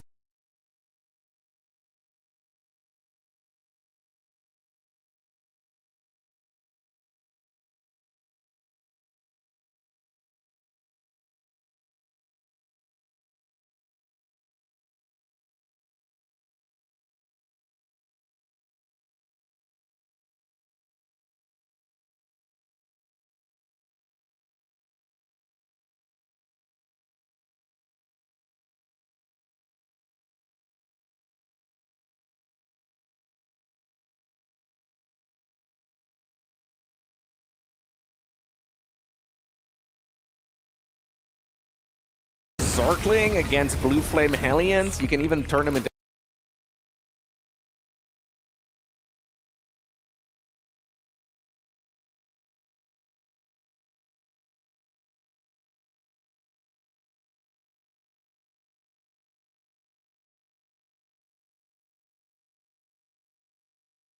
the helmets if you're like really concerned after making the armory. I think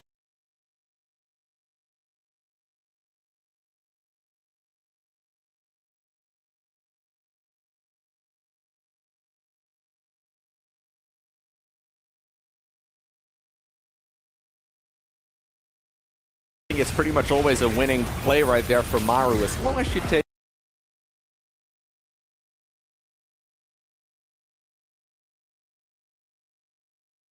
it easy. Yeah, it was a game definitely where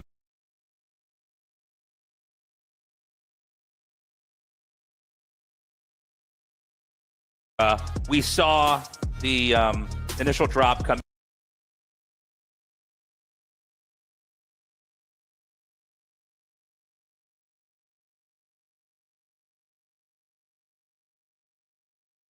Man, and it's especially when you do a move like that, it's so important to have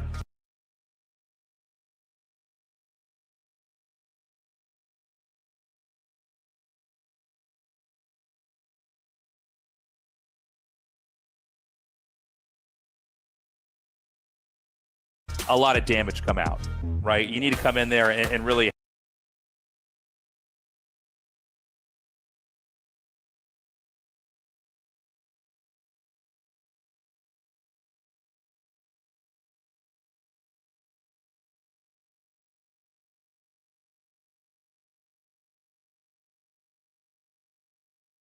have that damage spike, and then you either finish them off or you get into a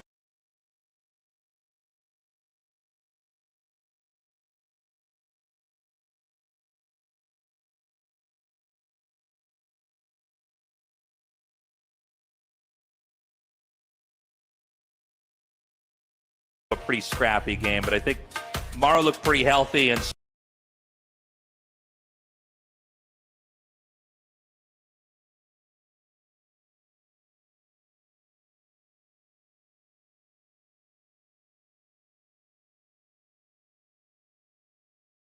so the series continues on. Guys, we're going to a short break. We come back.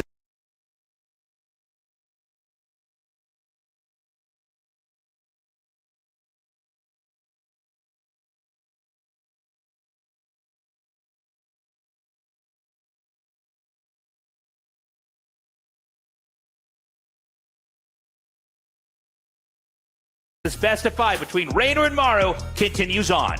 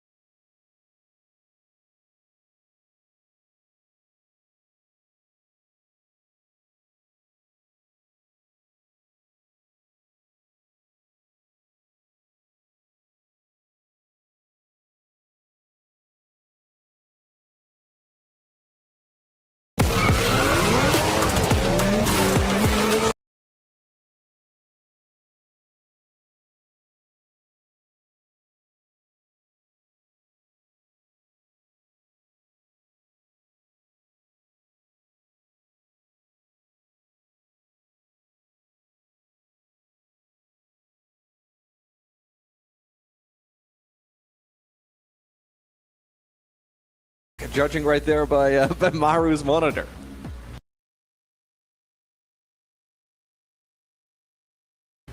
Let's see what Raynor decides to do. I don't blame any player for a curveball, cheese, or all in a best of 5. I think, in fact, he'd be foolish to not try that at least once. But it backfired so hard, and it was basically smooth sailing there for Maru. I mean, he held it and kind of pushed out and made sure to defend. And you know, every counterattack that you shut down just gets you further ahead. So the big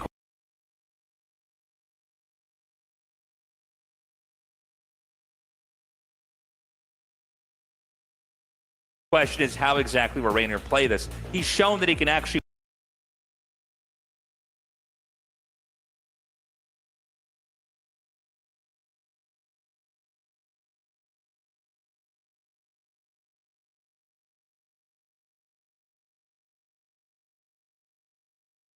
win in Supreme late game, even though he neglected to have a game in game 3 that would go for that. But yeah, and of course, Maru is open to cheese as well. You're absolutely right. Well, here we go. Bottom left-hand corner of Tokamak. He is Raynor.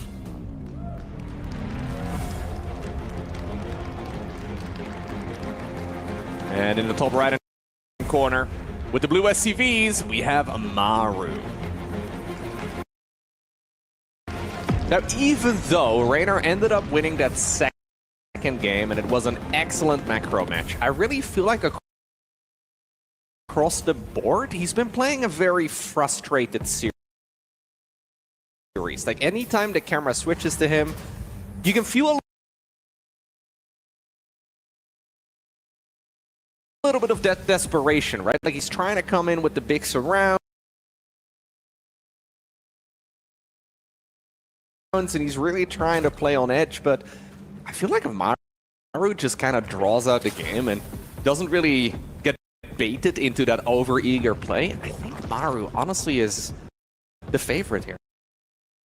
Right? It's taken a while for Terran players to really figure out how strong the unit truly is. We do see some nice target firing right there from Raynor. He's got that that army for the Zerg here to catch some of these Terran units that get a little overly ambitious, and now Roach Speed is going to kick in as well in about a second. So maybe he can catch a few more of those Terran units. But I find it very interesting how, like, the unit has been this good for quite a long time, but Terrans only recently have realized actually how powerful the unit truly is. Yeah, right now, Raynor just trying to stay on top of his larva injects, try to drive back these units, keep as much of the creep tumors alive as he can. Any overextension from Terran will be punished. Of course, Raynor has to be careful to not go too far off of creep, because that's when the kiting really kicks in. That's why he wants to take advantage of these burrowed roaches to basically plug. Yeah, I like that. That was a cool move, because if Terran dives in too deep, he unburrows and just pops out and kills everything. Yeah, later on in the game, you have a lot of scans available as Terran, but obviously at this stage in the match, it is not so straightforward. So any scan that is forced out is still going to be very cost-effective for the Zerg player. It's a little bit more difficult to quantify, but any scan that you force out could have been a mule. Either way, Maru is now making that transition again to the double armor research, and we are going to see the siege tanks once more kick in. And so the siege tank transition is what sets up for the push. So there's basically two phases to this build from Terran. There's the roaming phase, where you're sharking around the map, you're trying to pick off creep tumors if you can, like we saw Maru do earlier. You're trying to kill or deny a hatchery. And you just try to kind of whittle away at what the Zerg has. And on the Zerg's end, you're trying to burrow, dodge, creep tumor out, grow, and just drone up as much as you can. But for phase 2 here for Terran, it's going to be about a push. And that push, that push has to flatten a base. Tunneling Claws once more here coming up. We have Zerking Speed once more also on the production tab. Maru may get intercepted here. There's burrowed roaches on the ground. Raynor, where are they? Oh, he could have had some of them, but he did not quite notice the army movement there from the Terran. Maru escaping just barely with that army, even though he doesn't quite know it himself. Either way, it's going to be a Bingling transition this time around. Okay. So now, I mean, Zerg's looking pretty healthy. Things quieted down for a second. Terran's going to take this fourth base at 12 o'clock. And it seems like, you know, we're ramping up to maxing out here for Raynor. There could be an opportunity for Raynor to try to tack into either 12 o'clock or this triangle base. I'm not sure how perfectly defended they both are, but I think this has been maybe the most peaceful mid-game we've had here. Great surround, by the way. Maybe the most peaceful mid-game for Raynor that we've had.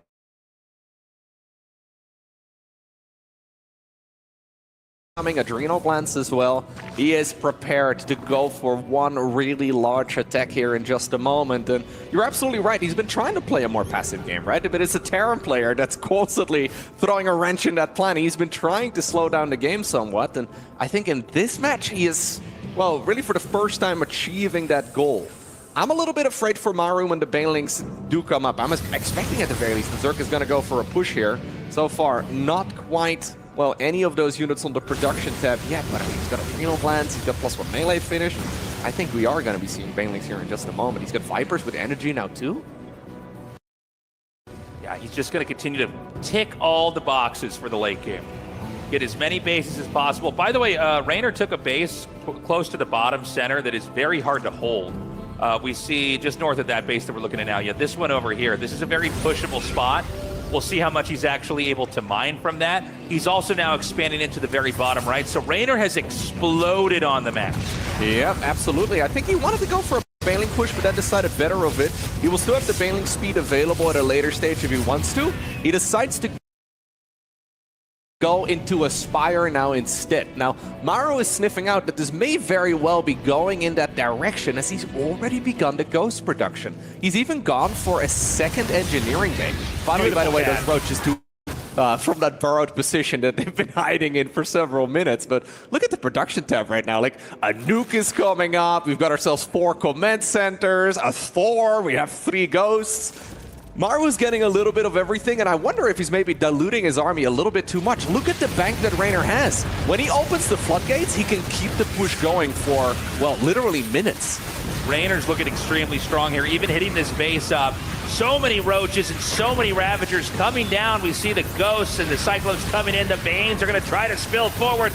Beautiful blinding cloud here on the tanks as the Banes get further and further in. Raynor just shattering this position. Yeah, I'm getting deja vu from that series we saw earlier this week as well between Hero Marine and Lambo.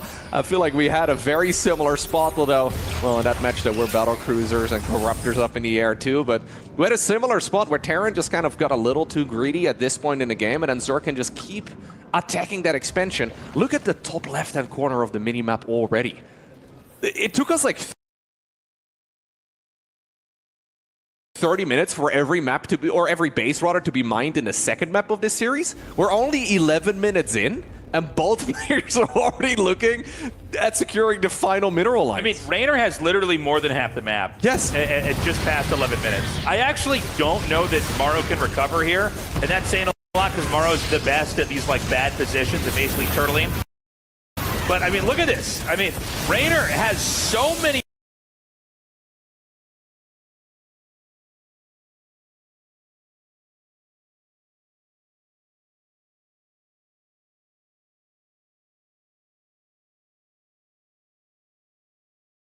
resources and so many units, he can just blast through these positions, wiping this out. Yep, and this is exactly why we see Terrans be more aggressive, right, earlier on in the game. A couple of the Vipers do end up going down there, so a bit of a donation from Raynor. Unnecessary, but this, you brought it up, right? Like, this is what we usually try to prevent here as Terran. Maru needs to try and be active out on the map earlier on to prevent the Zerg from getting into this position. Because if the Zerg is, well, left by themselves, this is what they can build up in quite literally just a few minutes' time. Raynor has effectively every tech transition ready to go. He's got a load of upgrades. He can do whatever he likes. He's not even worried about upgrading Carapace, by the way. Just looking for damage and constant transitions into different units. And look, Maru is stuck in his little starting quadrant, whereas Raynor has, like, the rest of the map. Yeah, I mean, Raynor's basically surrounded him.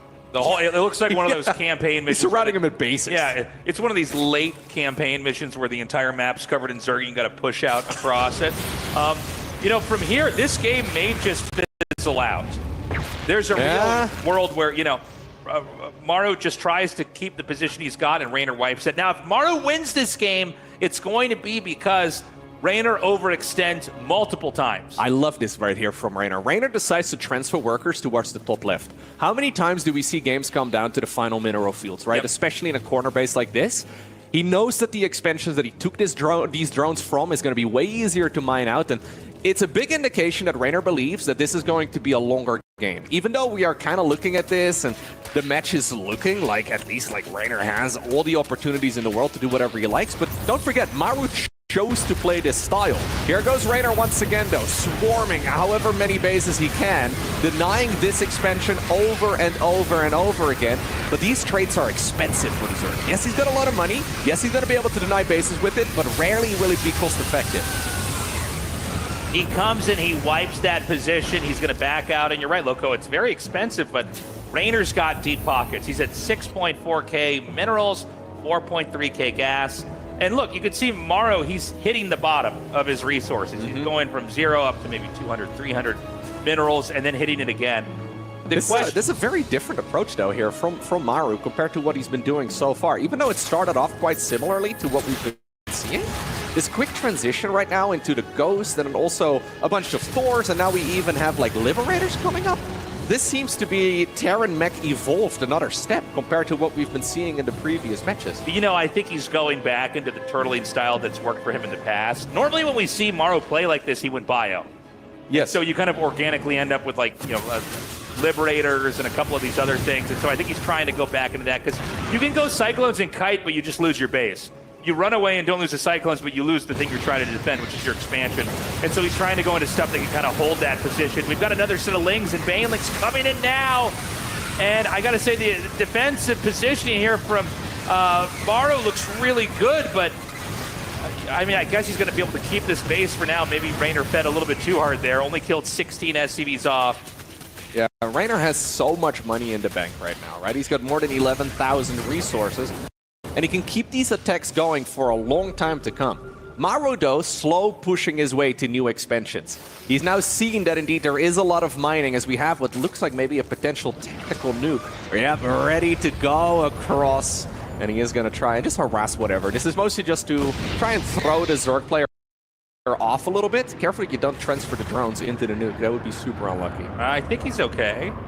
Perfect timing. I mean, yeah, that could have been a bit of a disaster. This is what pro gamers are capable of. Man, imagine that. That would have been so fun. Yeah, that would have been the worst thing ever. Yeah. So he's going to kill off some more SCVs over here. Note that the Terran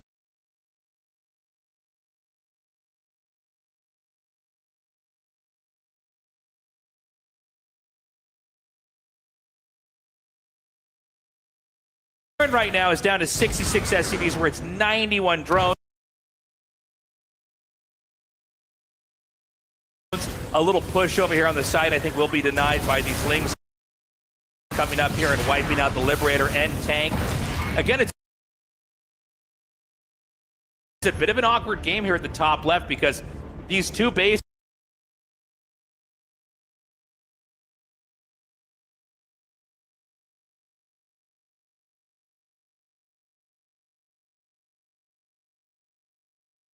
are so close together.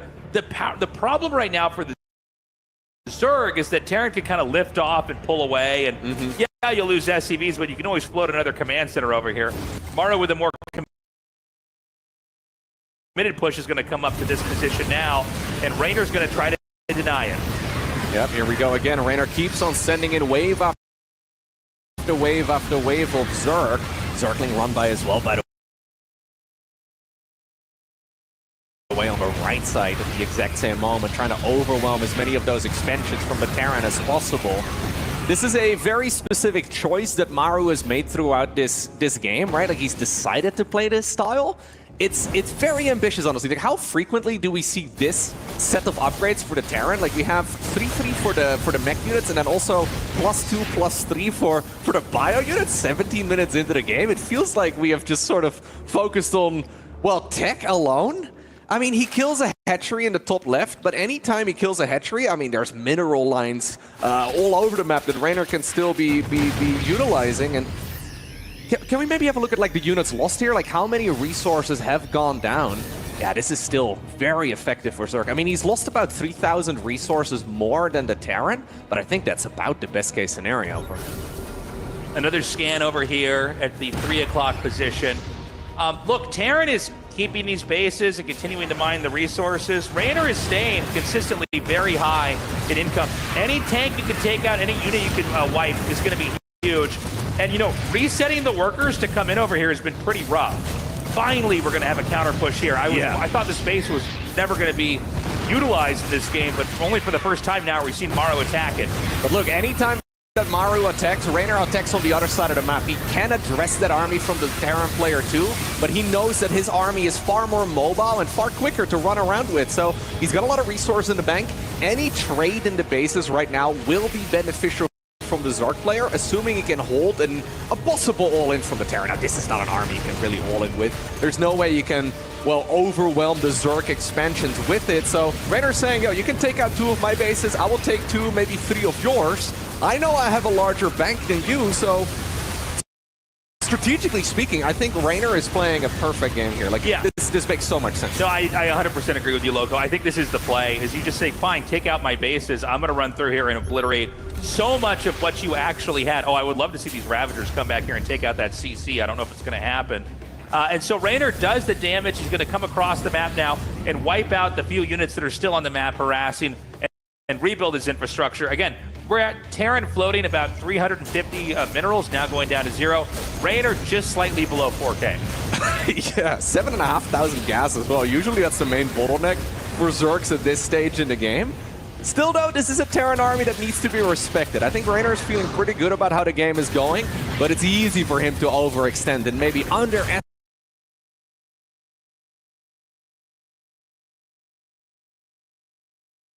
how powerful this Terran army still is. Maybe go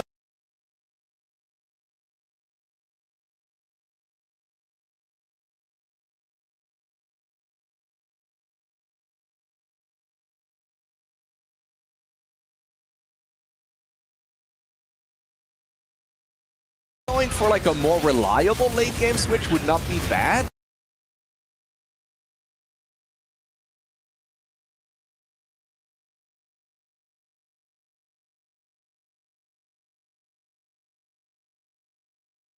Like maybe something like Brute Lord Infestor again, like what we saw in the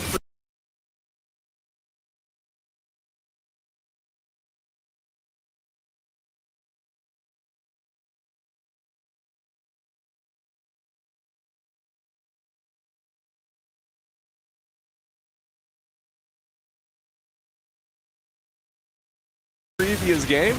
Either way, he wants to try and see if he can obtain the victory.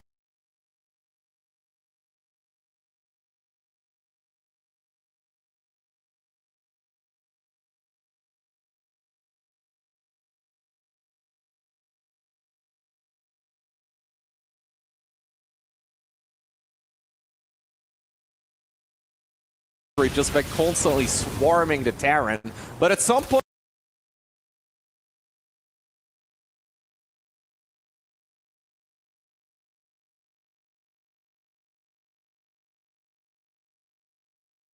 he's gonna have to address the main army.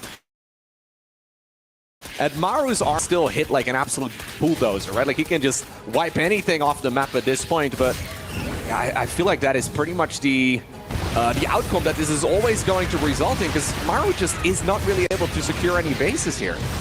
Yeah, I think also Maru's going to run out of command centers, which is kind of a weird thing to say. Here we go. Normally Terran just throws extra CCs on here. The big Hail Mary push is coming out now from Maru. He needs to wipe out these bases and keep as much of this alive as possible. He does have medevac, so he can escape. There's an Infestor. Oh, that Infestor ended up going there. That would have been a really nice unit to sneak into the base, or into the army rather, as we have continuous Zerking run bys. Maru decides to go back home again. And he's playing this so hesitantly now, Tasteless. Like, why is he...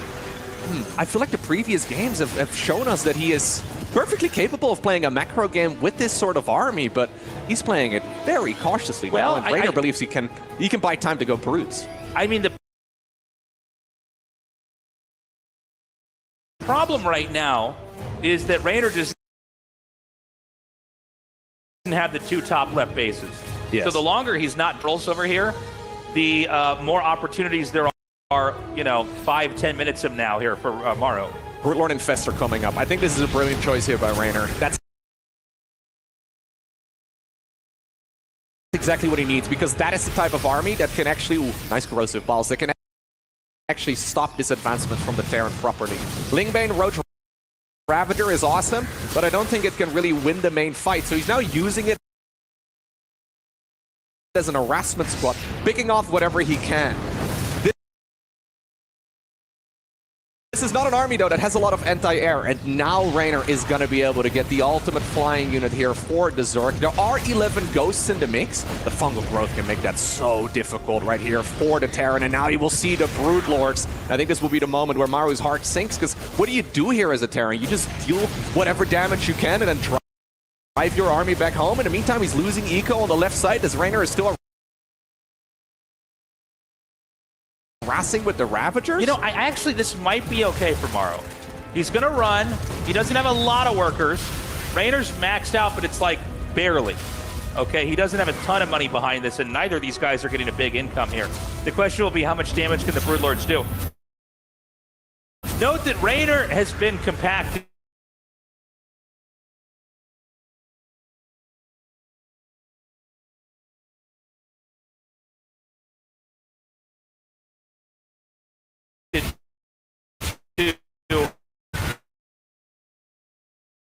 What these couple minutes perfectly.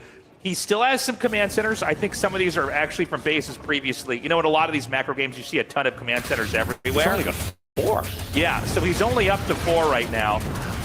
Every SCV that gets killed, it's pretty painful. But remember that a lot of Zergs, they win games by remaxing after a fight has traded out. And so, right now Rayner operating off of some pretty, basic tier 1 units. I like this position for Rayner Rotundo. I think across the board, he's got a really nice army, and he can actually now contest with that of the Terran. He can constantly counter as well, just to be as annoying as possible. And as the Terrans move into the right, the Zerg army, at least the mobile part of the Zerg army, is moving to the left. And then we have that group of Broodlord Infestor at home, ready to defend the potential counter-attack right here from Maru. I think strategically speaking, Rayner is playing this incredibly smartly. Assuming he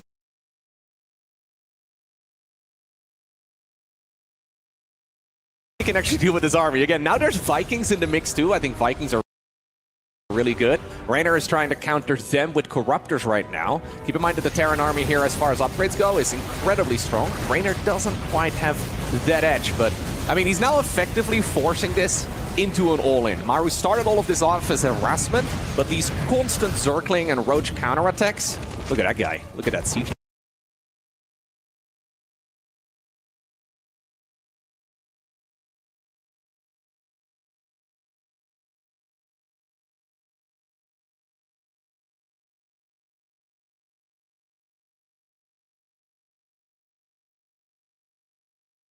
The tank is doing donuts, circles just outside the base before it leaves. He's playing a mobile right there, man. That was the support getting the final hit. I can't believe it, getting the kill steal. But I think Rayner here is forcing his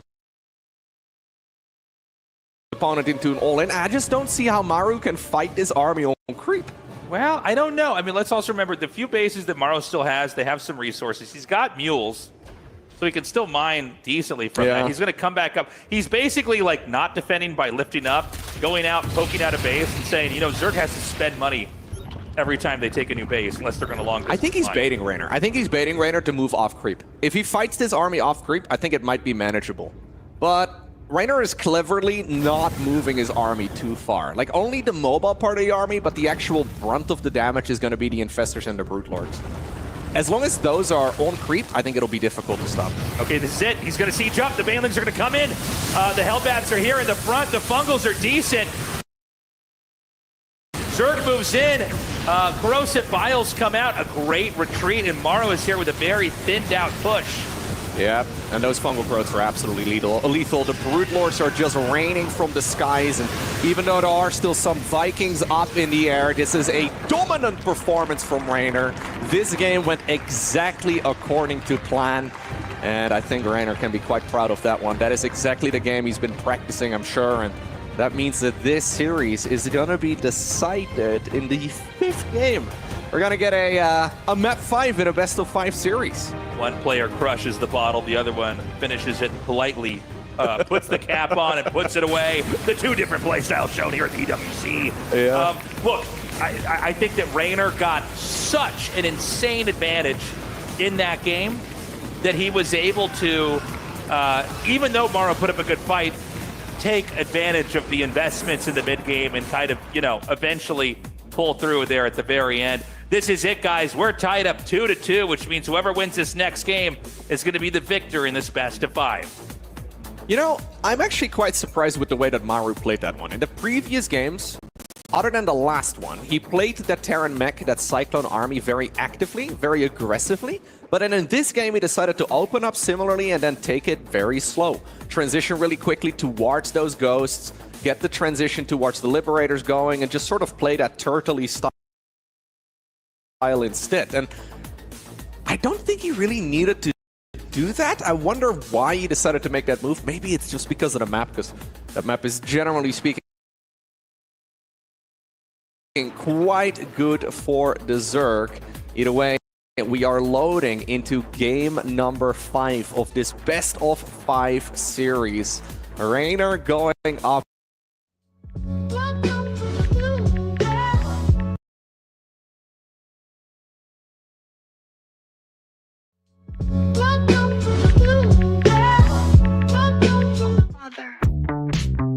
No reason for him to deviate from that. Anyways, guys, let's go into the final match and see who wins between Raynor and Maru. In the bottom left, in the red, from Italy, he is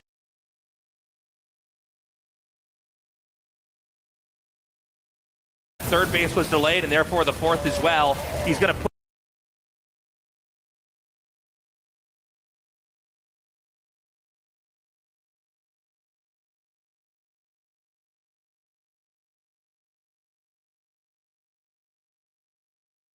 push in. The Lings come in and deny the reinforcements, which is going to help, but it's going to be really about trying to hold the brunt of this force. Yeah, Banelings are coming up, and Queen so far are tanking the damage nicely. The Hetry itself, though, is taking a lot of damage. Raynor trying to buy time until the slow Banelings are available, but I think the Hetry itself will likely die. Oh, it does indeed fall, but he does clean up a lot of the units on the ground.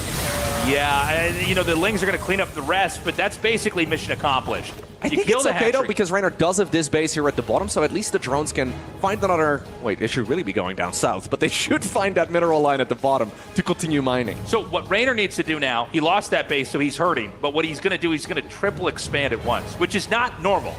Okay, you're not in this phase of the game supposed to have 3 bases started.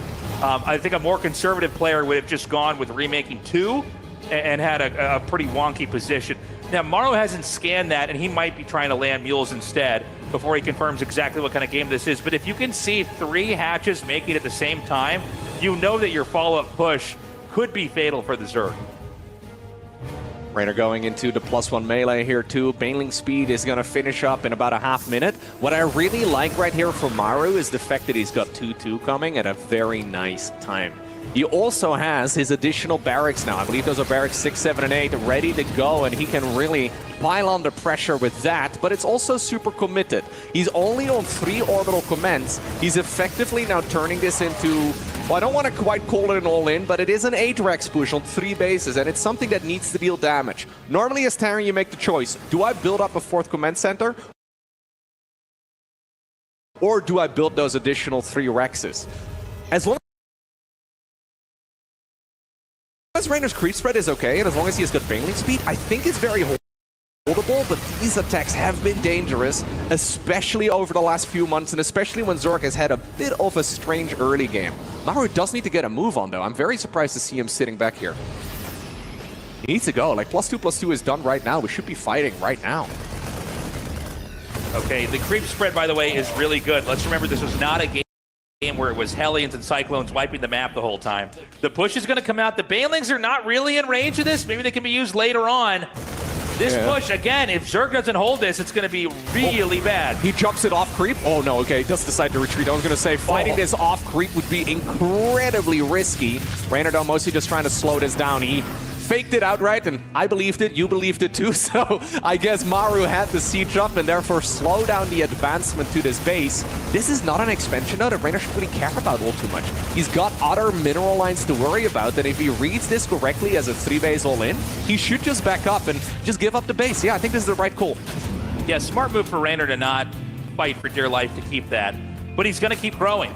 So he's got this bottom half. I think Maro's handling this very well, though, to be honest. I think this is going to be a very tough game here for Reynard. He's going to stem, he's going to spot the hidden Banes, and he's going to loop back around here, probably coasting down the center middle of the map. Yeah, Maru's army is still absolutely massive. And when those siege tanks are sieged up and the creep spread gets, well, slowly retreated, it's going to be hard to stop. And we see fights in this exact section of the map all the time. There's a massive Zergling counterattack in the meantime, though. That is the majority of the Zerglings going across. The depot just barely raced in time, but now we have a bit of a base race once more. Maru does not really have the opportunity to go back home. Instead, we decide to take down the hatchery in just a matter of seconds. Likewise, the orbital command, it does get lifted. I think this is really bad here for Maru. I mean, sorry, for Reynard. I mean, Maru's going to lose his stuff at his second base, but he's still kept the majority of what he has alive. The push is still going to come through the middle of the map. We're going to see Reynard try to come in again. Maybe a little bit of an overextension.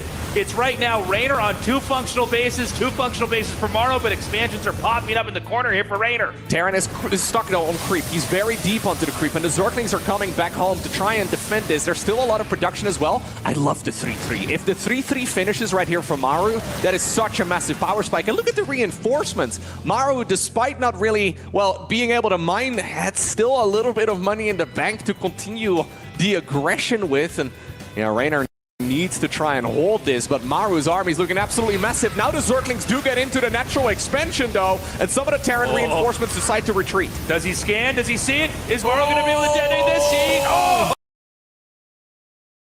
He takes it out. Is it going to be enough? Though the Lynx spilling into the main right now, trying to take out the remaining SCVs. The Terran army on creep is dangerous. There are siege tanks in position, but there's really not that many, if I'm not mistaken. One bad fight and Maru's army supply will absolutely plummet. Still, though, it's 55 Marine staceless, and Reynard's natural expansion is in trouble. Yeah, a lot more Banes just to the left side of the screen are going to be more fitting here. Reynard knows if he doesn't stop this right now, there's nothing else he can do. He needs to pull the trigger here at some point. Look at the amount of reinforcements moving on the minimap as well for Maru. Does he have enough to even break, well, what looks like half of the Terran army? It does not seem to be the case. The Queens decide to transfuse each other, but Maru is looking so powerful in this final game of the series. An Adrex all-in like no other. Very well executed by the South Korean Terran as he obtains the victory in this best-of-5 series. What a phenomenal match. Crazy match. When the counterattack came in there from Reynard, I swear to God, the depot popped up.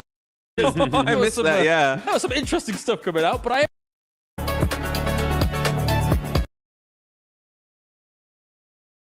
like Pig's preview of the tournament, for example. He always PvT and future matchups as well. Now this probe just doing its job early, came across the map straight away, wants to make sure Kira is not up to anything pesky right from the very get-go. And the only thing I'd say that is worth mentioning so far when it comes to these build orders is that Hero decided to go for the Nexus before the Cybercore. This used to be standard, and then kind of other players stopped doing it, and now they're going back to it a little bit. I've always preferred getting the Cybercore before the Nexus, just in case I get cheese, but to be fair, Hero did Probe Scout incredibly early, so maybe he could have adjusted.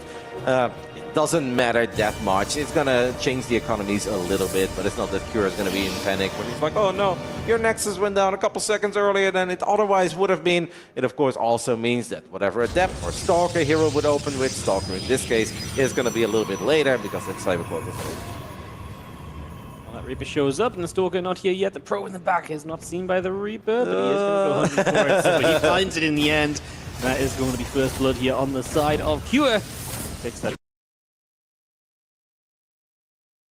Anticipating Cure to attack into him. So what Hero's doing right now is very good. If Cure goes for an all-out assault into him, because then Hero can spec this push down and immediately counter, retaliate, the way that we saw Zaun do it early today against Beyond. But if Cure picks up on everything that we see, Cure doesn't have to attack Hero, and that is actually going to be really awkward for Hero, because it's like, we're 8 minutes into a game, we're now supply blocked, we have no Forges, we have no Robobay, we have no Storm. I love this decision by the way, by Cure to retreat. It's such a good call. Yeah, very mature, just realizing what is up, and now you just get to sit back. Your third CC is coming online, and moments like this are easier to defend because you're close to home, and that's a lot of Zealots in the main base. Hero's going to decide to jump on this army. Cure stims it up. Obviously, tanks are not siege here. Force fields and the medivacs do not stay close to go and save them. Just manages to grab one, but the Zealots are ransacking the main base at the moment. Fantastic retarget there on one of those mines. The 2 mines in the main base do get picked up, though. So Cure, his main, is still in shambles, and Hero's still in the face of Cure. Cure was still a little bit too far forward. This is everything that Hero wanted. This is everything that Hero was looking for. Because Hero truly needed a fight. He's got no additional tech on the way. Hero needed to trade out these basic units, and he has found the opening that he was looking for. Amazing stuff. If your opponent's not going to fight into you, why not just fight into them? Well, that doesn't always work, but it does for Hero here, as SCVs are pulled in. Now those Immortals are going to go down, so this is going to get a little bit scarier, but the damage really is done. And there's still so many Zealots over in the main, keeping so much of this bio busy. This wood of mine will go off as the final few Marines are even starting to go down. The Zealots realize they might be able to keep on fighting this. The Medivacs have to lift and retreat. This is pulling back, and we still even have forces over to the right side as well. This one observer, by the way, has been so freaking useful for Hero, as it has so much Hero. The Zealots and Stalkers coming in from 2 different angles. We've got the Sentries and Immortals wailing away at those Marauders as well. And this is all right before Hero's upgrades, but Hero does not give a damn. The medevac count is incredibly high. I think Cure misfired there for a split second on those unbuildable plates. That obviously does not help him trying to pull off a hold. Hero with deep move command. Hero doesn't truly have to do this, but Hero says, I don't care, I'm winning this game, let's go ahead and get it over with. Let's get ready for round 2. He's already killed a ton of SCVs. The Liberator is probably not going to be much help, targeted down by Stalkers. Could do with some extra Zealots, as 1 and 2 Immortals will go down, so just Stalkers left. Cure will, in theory, hold until these Zealots show up, and then that might just be about it, because it's going to be tough to shoot through those, especially now those upgrades have evened out completely. Medivacs are going down, so the healing is non-existent compared to before, and it does look like Hero, aggressive as ever, going to close out this opening game. 5 base Hero, nothing but Zealots, Stalkers, and Immortals. No High Templars were needed in the making of this victory in Game 1. A frustrating one for Cure, I think, especially if Cure goes over the replay and he's like, oh, come on. Like, I was actually so freaking close to having a real answer for all those units you're working with. That Raven initially indeed would have helped out a ton if he had it at home, because Zealots without any upgrades, they do really struggle with those other turrets, but perfect timing for Hero to sneak that War Prism into the main base, unload those Zealots, and immediately force that fight on Cure. Not quite in the center of the map, but still far away enough from the natural that SCVs were not pulled. Cure has no walls or depots to hide behind, no bunker to worry about. Like, it looks like such a convincing victory for Hero. But it was actually really freaking close, because if Cure pulls back a little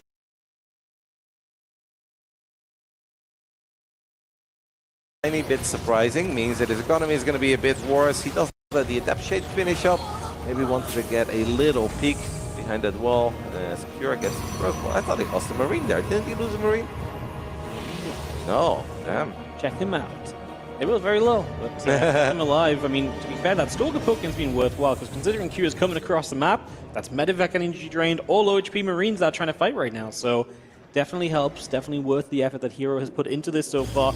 He does miss the movement, that probe in the center is not quite spotted, but he's fairly aware this is coming, no? I'd love to see Cure go home immediately. Like, I understand this move out, but it's like, okay, if you have a third base and you barely have any units, maybe I can get a cancel on it, maybe I can kill a pylon. But the moment you see that the Hero is not on 3 bases, we need to get the hell home. Because, like, wait a minute, you are so ready to actually fight. You are not investing in that long-term economy.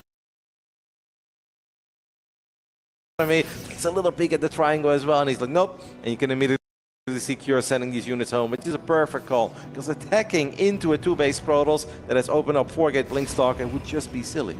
Yeah, you don't want to give Hero a chance to utilize those gateways, right? Make them be wasted, make them have to find the effort, put the effort into finding the damage.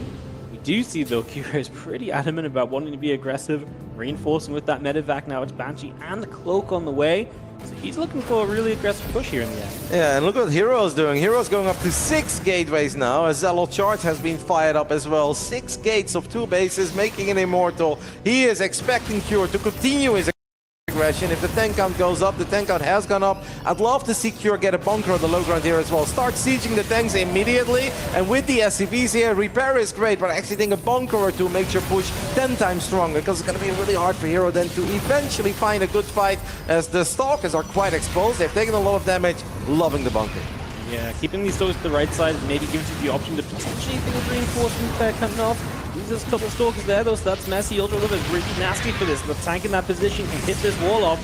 Of course, from Hero's point of view right now, he's like, okay, let's just try and get charged. Let's let these Zealots have the best fight possible. And that's what he's going to aim for as he warps in outside of his natural, so that when he does engage, he's not coming out that round. With 6 gates, he's obviously going to have a lot of production. That one Banshee's a little bit low. The shield batteries have done its thing. War Prism is just giving Hero a little look what he has to worry about. At one point you can ask, does Hero have to attack into this? Is there a world where Hero just expands towards the left? Tank is not quite in range of the mineral patches, I believe.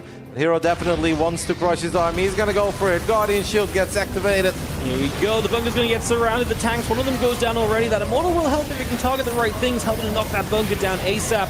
As that last tank is all that remains. The medevac will even go down too, as the Stalkers are going to grab that, and Cure gets cleaned up. It was the threat of the units being out there, right? There was not much chance to reinforce. Hero needs a full wall off. I would really love a full wall off here, because Hero is so Zealot heavy, and Hero has already revealed that he has a crazy amount of gateways. Otherwise, he couldn't have that many units, as there was one Cloak Banshee instead of a single bunker. I love that defensive bunker in the natural as well, but I'd like more, because you don't want to see those Zealots get on top of your tanks. Cure thinks he's got enough. Does he have enough, Waddy? We're going to find out. The Immortal jumping forward with the help of that War Prism. Prism may want to stop to get the warp in here. The Immortal does get saved last second. 2 tanks down, 1 remaining. Zealots are working their way through some hold position SCVs, which is nice micro. 13 workers down, but Hero is taking taking damage as well. The Banshee on the other side taking a long time to get dealt with. That's going to be at least one return fire for Cure, who keeps Hero down in workers. Yeah, and it's a 2-base Protoss. Yeah. It's not even that, like, okay, Hero's down a couple pros, but he's got nap control and he's on 3 bases, he's upgrades.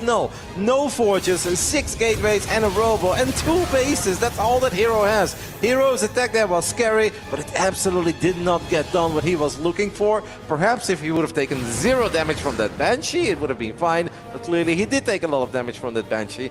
And now I think Hero feels that he only has one choice, and that is a quick Templar Archives. Fire up Storm immediately, use energy recharge on one of those High Templars for a couple of extra Storms to work with. I mean, even going up to 3 bases when you're on 37 probes and you've got a tiny army, it's incredibly painful. And I don't even know where these Banshees are coming from, how many Banshees did Pure make. They've been fantastic, nevertheless. Yeah, they just keep coming back in and hitting hard. As he's getting a few Zealots back here. Hero needs damage right now, and he is going to get himself a couple of SCVs in return at least, but yeah, if it wasn't for the Banshee, right? Like, the Banshees have just done so much, and now as you try to get to the Storm, really a desperation measure. Kira is fully set on upgraded bio units. If this Storm isn't somewhat miraculous, then Kira is going to overrun that third so easily. Hero is in a world of trouble, and I'm sure he knows that. It felt that Cure was playing exactly what Hero expected him to do, and Hero tried to blind counter it, right? By playing 6 gates on 2 bases, yet he didn't get the fights and he didn't get the trades that he was looking for. Where do you think it went wrong for him?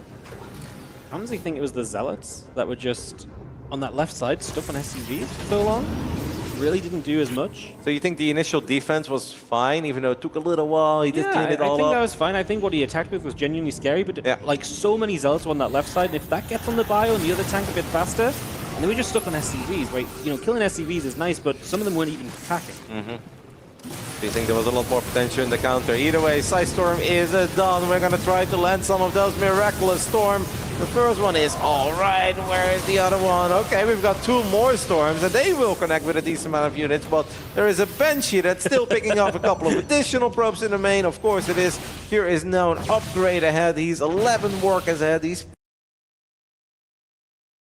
I think Hero could have done it there. It is 47 army supply at this point for Cure, our Korean Terran from Team Liquid, as Hero has managed to sneak in 5 additional workers, by the way, and now it's Heroes working on an 18-worker lead. And it's so difficult for Cure to deal with Zealot run-bys, right? Because he doesn't have any of those defenses he had earlier. He had to pull out all the stops to stabilize a while ago, and now it is up to Cure to attack into Hero, but attacking into Hero is hard, because that means that you are in danger of clumping up and eating really big storms.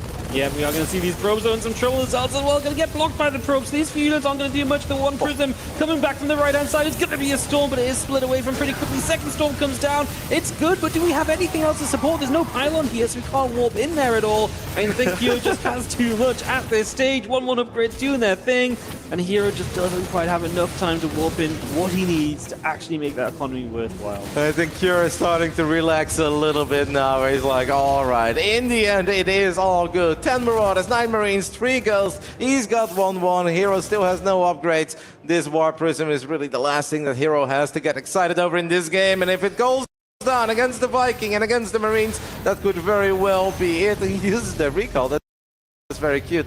So he at least saves that High Templar and the Zealot. Hero's like, all right, let's do it one more time. And Cure is only on 15 SCVs, but of course Cure has triple orbital, and Cure has a much larger and above all, much more powerful army. But I cannot believe how close Hero made this game. He's going to realize that he's just not got a chance. Types out GG, and Cure has to take a big sigh of relief. In a game where we thought it was unlosable, it very nearly was lost. Up 50 supply overall, up in workers, up in upgrades, and it felt like he knew everything that was happening. Had a good push, a fantastic hold at first. I really never thought there would be a moment where we'd say in the end, once Storm came online but Hero was so all in, we'd say great hold by Cure. But that final hold when he sniped that War Prism and he landed that EMP, if he would have messed that one up, honestly he could have lost there and it would have been a miraculous Hero victory. Crazy game number 2. Got some long games in this event. This was 15 minutes of just absolute chaos, less than 100 supply. Absolute mayhem. That's what we love about these two when they play, right? They can bring the chaos to each other. It is painful to take this much economic damage. That's not a really great defense by Hero at all. I don't know if these Stalkers are still around there, but this little skirmish has absolutely favored the man of Team Liquid so far. Yeah, that was nice. Got some good damage done. Got held off in the main base. Did kill a reactor here, but that was about it. You can see that Liberator sieging up as well. Some more problems. He will go up to the 3cc as well, showing us that he does want a macro, not some kind of 5 racks timing here on our third map of the day. Hero has a spotting pile, and we can see on the minimap, surprise. For us, it's not just about making furniture. It's about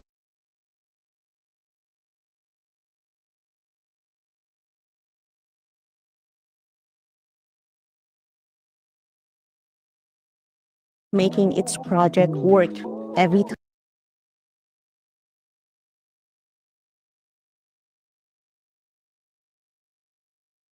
Perhaps overstayed his welcome a little bit, but Hero is never afraid. He just loves the battle, but he can't afford to lose these robots, because if we lose the robots, we're in serious trouble. I'm sure Hero knows that. That's why he's spacing out these Templars, spending as much money as possible right now, getting a couple of additional Zealots. And if Cure goes home, then in the end, it kind of worked out for Hero, right? Because he's going to be able to rebuild his army. He's got 82 workers now, and he killed 21 SCVs there. And he took care of a couple of expensive units on the side of Cure. The counterattack definitely seemed like the initial kind of scary factor of this, but it didn't happen. You know, lose one Colossus there. Storm is good to, again, just keep the bio back and stop it from chasing down for a little bit. Pull back to the right-hand side. Cure, again, just not comfortable going across the other side. And I actually don't think Cure can afford to keep on stimming for fights right now. 3 medevacks on the way feels necessary because all of his medevacks are super low energy. Needs to work on that as once again Hero just takes another base, and that's the problem at this point in the game. Base after base comes down. We dodged the EMP with the second storm. High Templar Hero. Now he absorbs another EMP, even though he couldn't really storm anymore. You can hear this High Templar sing, I can dance all day, and it's like Neo in the Matrix. In the end, he does get picked up. Cure has a couple sensor towers that should make his life a little bit easier to give him a heads up to know where Hero is coming from. Hero is just right now playing with so much confidence. And what often happens here is that Hero will take a questionable fight or a questionable engagement or two, but because he's so incredibly rich, it doesn't matter. And a confident Hero is a terrifying one. Yeah, Good position's definitely slipping a little bit as we do have those Zealots threatening to run in. The Ghosts even look low on energy as well, so I don't know how many EMPs we really have available right now. A couple fresh Ghosts, I think, just joined the fray, so maybe we will still have some available. That's going to be a nice EMP into Snipe, gets rid of that High Templar. Only one High Templar on the map right now. That is scary. But yeah, Hero is just so freaking rich. I guess we're getting a few more gateways. He's waiting. He's got 13 gates at the moment. That's obviously a serious number. He's taking a silly amount of bases. He's going to snipe that sensor tower.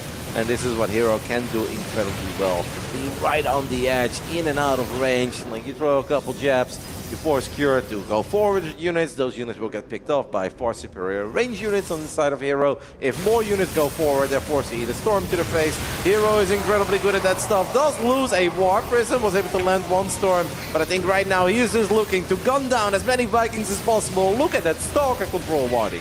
Yep, Stalker control very nice here. A couple of SCVs going down. Bio still chasing. The Archon will fall. A couple of them all just getting pushed away as well as this army of Hero does retreat down the bottom. It's this stage of the game, though, where you can just see the encasing kind of set of Protoss bases wrapping around the edge of the map. And the Terran can't afford to just split off drops and just deny them all. And even if you deny one, so what? He's got ones on the other side, too. This is the position that's so difficult for Terran players to play out of. Yep, because if you just stay where you are, then Protoss gets all the bases, but the moment you start dropping, you're kind of donating units, because the 13 gateways will always be able to take care of a single medevac or a double medevac. So you basically have to decide to go for 50-50 on your army. I think that's almost the best play, but that's where recall can come into play as well. As Fury is taking a couple of good fights here, though. Hero rallying his Zealots, and Hero does need to be a tiny bit cautious, because yes, he's got bases for days, but it's also not like he's sitting on 5k, so he's going to have to take some slightly better fights than he has been taking over the last 2 minutes. Absolutely, those Zealots on the right side going to be donated in there. We've got Stalkers chasing a factory, the Colossus showing up, they're going to be the issue once more. There's Vikings, but not a ton of Vikings. And again, this bio has been so active that the medevacs have no healing to add right now, like they are empty. Why don't we get the Mobius reactor? Is that what we call it? Yeah, Caduceus reactor. Caduceus reactor. There you go. One of those upgrades that medevacs have. The fancy medevac upgrades to make sure that we never run out of energy. Honestly, would not be a bad investment here at all for Cure, who is maxed out. He's got a tiny bit of money in the bank. Love to see it. He's got a strong army. That Storm, though, did connect with a lot of units, and the Vikings are in a terrible spot right now. We have a lot of Stalkers right underneath these Vikings, and that was incredibly expensive for Cure. You cannot lose that many Vikings like that. He really thought he had something there, but it was not it at all. And now Hero's like, okay, I'm not going to knock down the rock, so I can go as quickly as possible. He wants to go. He knows that was a good fight. A lot of Vikings dead, so now there's no answer to the Colossus. The Bio Army's half HP before this fight even begins. This orbital is the orbital of the main base. Colossus do go far forward. Cure guns down one of them immediately, but the other two are still here, and that's a lot of Bio falling. These SCVs do matter to Cure, as he only has 61 to work with. The original main base has been picked off. Love to see one or two more Colossus shots there, and all the SCVs, you know they're gonna line up. Cure cannot save that base. Is adding in the fusion core as he's building 4 Vikings at a time. I just went a bit too deep with the Vikings there at the bottom side of the map. It's so hard to replace all of them, and it's so incredibly expensive. Yeah, because ideally you just keep the Viking count and you start getting range liberators, and that really does a good job of zoning the Protoss army. Oh no. Now we lose another base, so now we're just suddenly a 3-base Terran. Yeah, there's another CC moving out. We're going to take some positions, sure, but like, this is the natural expansion moving over. Like, does he only have like 2 CCs built on the map right now? Yeah, I think so. 1 planetary, 1 orbital. Yeah, because he lost the triangles. A couple of storms do land. Viking positioning a lot better this time, and that means that these Colossus are going to fall incredibly quick. Lots of Bio remain. The High Templars are very ambitious, but they've got no energy as they got EMP'd. Cure takes a pretty damn good fight here. He really does, and he's going to chase down for so many of the Tech Kings. We already saw the Colossus fall, but now the Immortals all get dropped down as well. So many of the core units here from Hero fall. The Cure kind of has to go, though. Like, his economy is in shatters, right? He's got 19 SCVs that have just died, so only 36 remain on the map.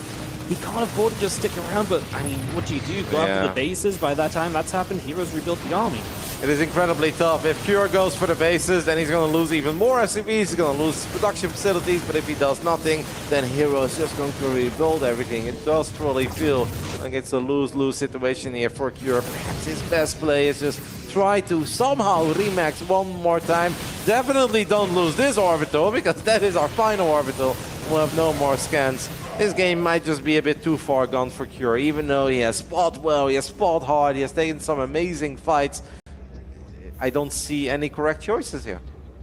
I don't know what you do. right? It's just, you can't run around after bases. Your army's just not good enough. I mean, even if you take an okay-ish fight, Heroes mine so much more, and you can lose like 2 bases before it's even a problem. I mean, at this point, Zelda's going to chase in there. We're going to chase on the right side. We're going to make it a sandwich as we have a Storm to slap bang in the middle of it all. Stalker's blinking through. The Zealots are there, and it's a beautiful ending for Hero. Picture perfect to take a 2-1 lead in this best of 5. The Zealots around on Bio and Vikings with a couple of storms in the middle. The perfect storm is Proud. I don't know what year that movie came out, but I believe it just remade it here as Hero takes the 2-1 lead in this qualifying best of 5. Has to work for it, but he's looking good. Looking good, looking like Hero, right? Scrappy, bit messy, some fights that you kind of don't think about so much. He's cheering with the crowd right there as well, I believe. Having a good time up on the stage. It was, at this moment of this game, I felt like Hero was in a pretty darn good spot, and then Hero just gets on the map, and then he's expanding. I just felt like Hero could not find a good fight for so long. Never found the chance to transition into the woods either. Again, Hero up 2-1 right now in this best of 5 to advance to the quarterfinals. Sports World Cup for StarCraft 2. There were 1 or 2 moments where I kind of believed in Cure his chances there, but after losing all those Vikings in the bottom side of the map, I feel like we both looked at each other and knew that it was going to be incredibly hard for Cure. We're going to give the players a couple of minutes, and after that we'll be back with Game 4 between Hero and Cure.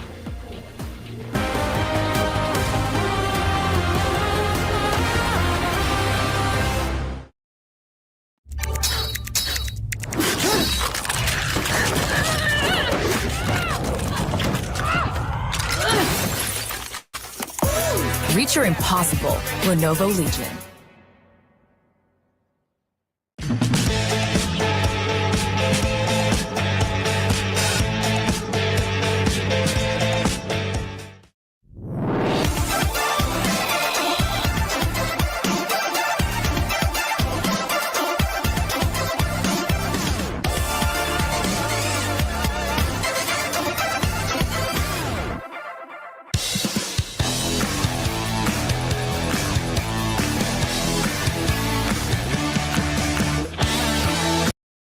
You know how tricksy Cure can be. Yeah. Well, seen about he is nice, and he is indeed going to go Nexus, and then this side of Golden. So Marine first from Cure again. 3 games so far, Cure has done very different things on the opening, from Reaper Hellion Harass to Marine Cyclone Push to just a little Marine Cyclone drop. So very different ways of opening. We'll see if that continues with the Game 4. I do like this command center on location here, even though we're not going for a Reaper and we haven't really SCV scouted. If Hero plays Quick Scout and Nexus before Cybercore every game, there's really no need for Cure to start building a command center on the high ground, because you don't have anything to truly worry about. Yeah, it is not too long ago, Wadi. I'd say a year and 4 months that these 2 players met in the round of 12 of the Intel Extreme Masters Katowice. Score at that point 2-1 for Hero. Game 4, Cure sends out the boys, builds a couple of Marauders, kills Hero, sends it to Game 5, and actually turns the series around with a win on El Sayani.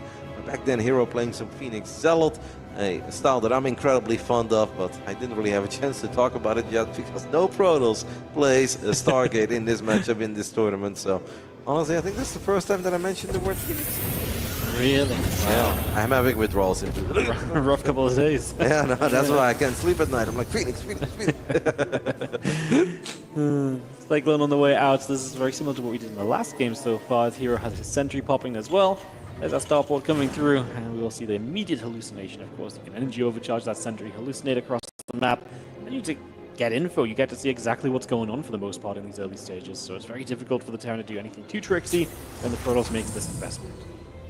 With the Cyclone, we hopefully are able to lock on that hallucinated Phoenix immediately and at least keep Hero in the dark for a little bit. Ideally, you kill it so quick that it doesn't quite get to see everything, but the hallucinated Phoenix is incredibly quick and it does get to see everything.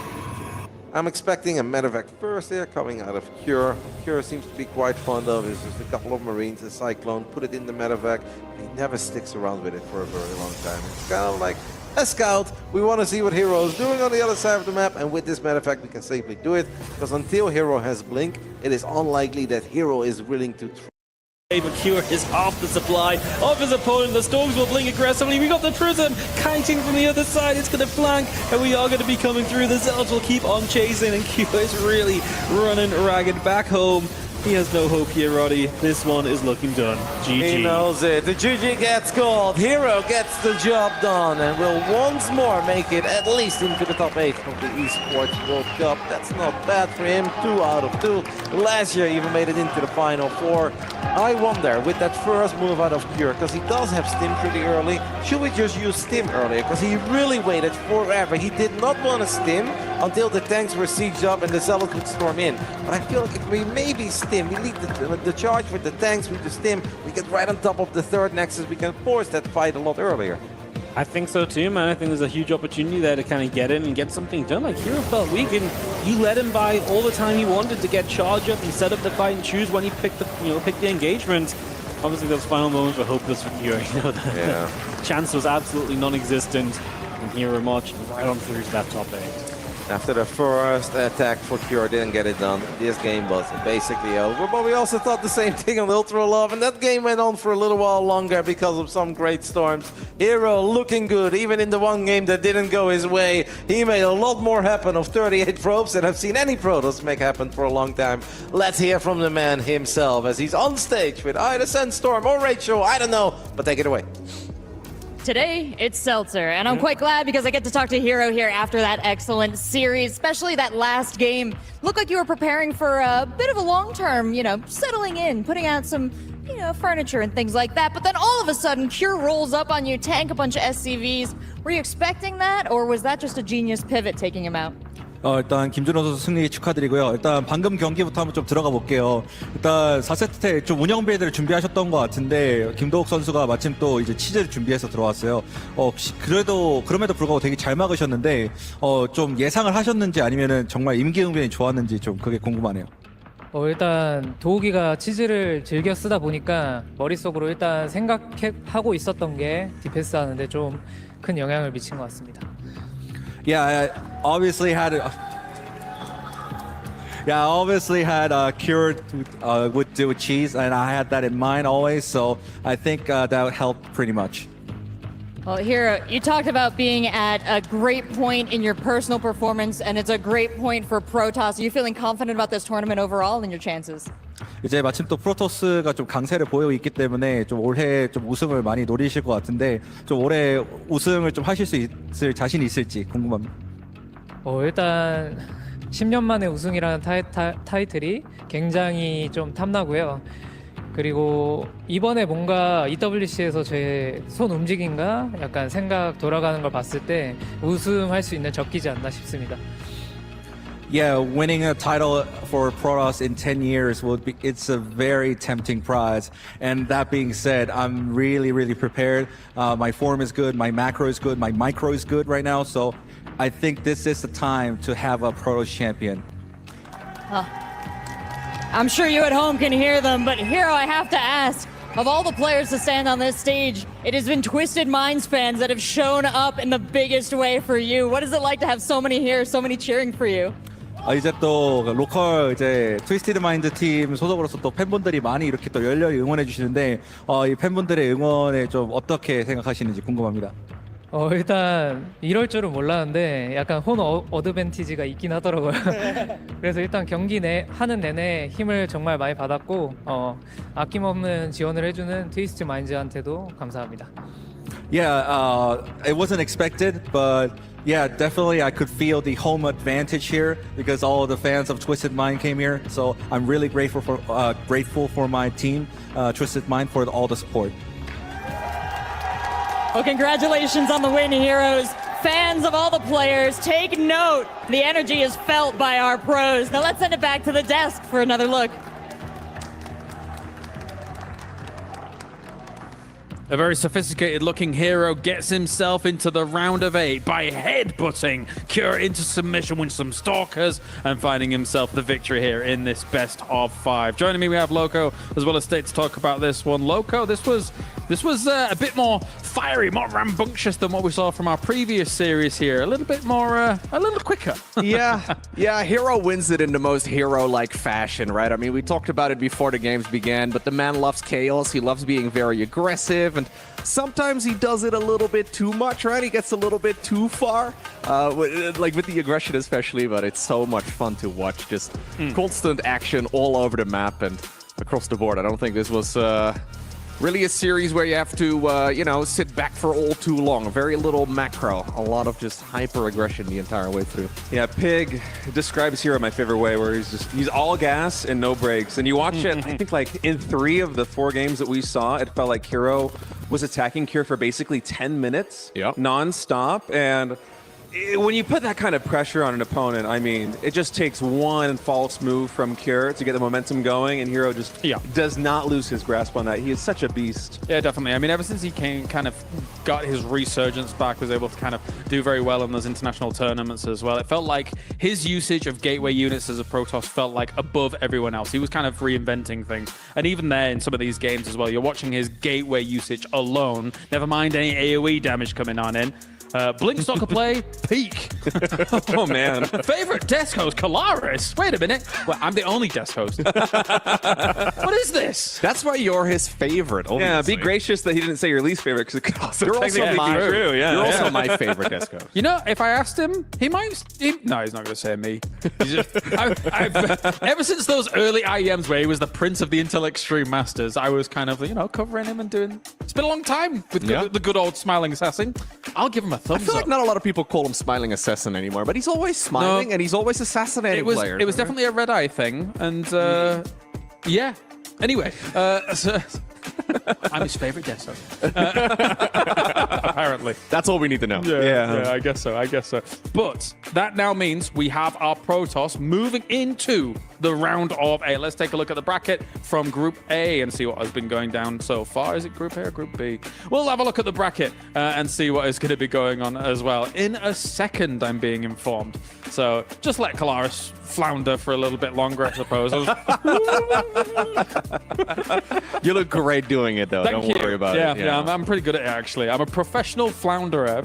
There you go. Yeah. There I you did go. get them to put professional clown on one of Intel Extreme Masters Katowice credits once, which... oh, really? Yeah, they were okay with doing, and I was totally okay with it. Let's take a look. It's Group B. Hooray, I've done it. You wanted to say the letter B so many times at the beginning of today's broadcast, and now you get to. I'm useless today. We have got Hero advancing into the round of 8, and now who will join him straight away? Will it be Classic or will it be Serral? But the 3 players that have advanced into the round of 8 so far, Loco, Clem, Maru, Hero, nobody's arguing with them being in the round of 8 straight away. No, I feel like this next one is also just so good, right? Like, who do you even... it's hard to pick a favorite here. I mean, I think a lot of people are going to say Serral is going to be the one obtaining the victory, but Classic, I mean, he won last time they played against one another, and Classic has been on fire lately, so yeah. I think this is going to be another phenomenal match. We've had so many good games of StarCraft today. We have incredible. And another one is going to be coming up right after this break. We have got Serral going up against Classic, and maybe even a little special surprise right on the other side of this.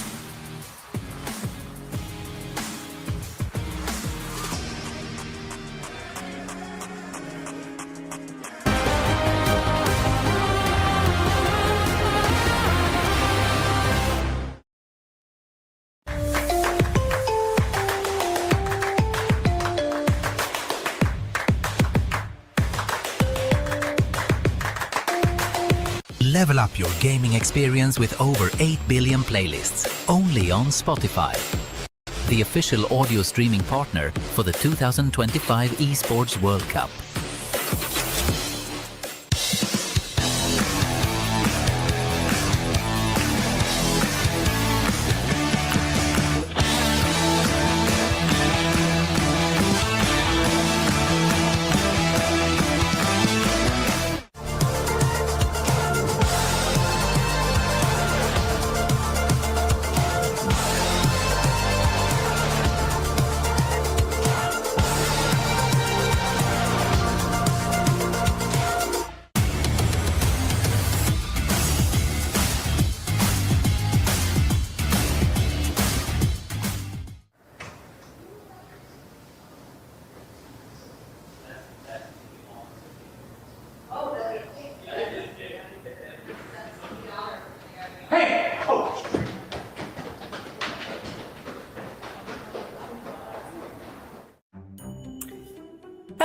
everyone. We're here at EWC, and I am here with Solar and Trigger to play a little fun game. It's going to be called Pixel Games, and they're going to be trying to guess what StarCraft, or maybe not StarCraft, thing is on the screen that's all pixelated and low resolution. So let's get into it. You guys ready? Yep, I'm ready. What is that? I know this guy. I know this guy, but I don't know his name. He's like one of Terran guy, I think. Yeah. He's definitely Terran. He's blue. Is that your final answer? You can say it. I changed my mind. I think it's something else now. Hellion. I guess I said like an auto turret or something. I don't know. You guys ready? It is the Thor. Thor? Yeah, the Thor. He's rocking out. He's got a headband. Super cool guy. Some others have guessed Siege Tank for that one too, so I guess they're just really interchangeable. This is very easy. I know. All right, yeah, this one should be good. Yeah, Dark Templar, yeah. 100% Dark Templar. Next one. Barracks. Barracks. Yeah, barracks. It is a floating barracks. What is that? Circling? Yeah, I think circling as well. Yeah, he's circling. Good job. Yeah. How about that one? Maybe Hellion? Dragon from StarCraft 1, I guess? Dragon. Dragoon? Yeah, Dragoon, yeah. Is there even StarCraft 1 here? Is that like not allowed? Well, you know, it doesn't have to be StarCraft 2, I guess. Yeah, Dragoon. It's Dragoon. Okay. I never played StarCraft 1. It's actually a bit of a trick. They included a mic just to throw you guys off. Terran coded though. Hellion. Hellion kind of works though. All right. Sentry. Wow, you guys got that so quickly. All right, these guys were way too good at and too fast at this, so we're gonna play another round of Pixel Games and see if this trips them up a little bit more. First one. Come on. Overlord. It is an Overlord. That's the easy one though. Trust me. It gets harder. Oh yeah, it's hard. I think this one might be the trick one, like the sub. Like it's the middle of Last Fantasy. Trigger is correct. Oh. How did you know it? Banshee. Correct. Ultra Risk. You should know this. I know this. It's Ultra Risk. Okay, I agree then. Ultra Risk. It was Queen. It's Queen. I told you it's Ultra Risk. I told you it's Ultra Risk on Queen. This one's very difficult. Want me to get this it's one? It's a StarCraft unit. It's StarCraft unit? It is. Better not be StarCraft 1. It's not. Okay. It exists in both. Oh, that's a hint. Terran? It's got a little red on it. I mean, so... it's looking like Zerg, but... Zerg? I feel like it's a dead Zergling or something. This one's extraordinarily tough. Maybe borrowed paints? No, that shape is... I have no idea about it. That shape is giving me some Muta vibes. Mutas? You are right. It is Muta. The only one who's gotten that one at all. How about this one? What is this? Could be Stalker, like the face of a Stalker, but I don't know. It's StarCraft related, but it's not a unit. Not a unit? Well, what is there other than units? A simulator? It could be like a mineral patch, maybe. It's a bit of a tricky one. It's going to be the Esports World Cup trophy. That was really impossible. That one's difficult, but you got, I think, the most difficult, or well, if they weren't trick ones, which was the Muta. So good job. These guys still pretty darn good at it. And yeah, still pretty fast, actually. But thanks for playing, Solar and Trigger. And thanks for watching, everyone. Keep enjoying the EWC.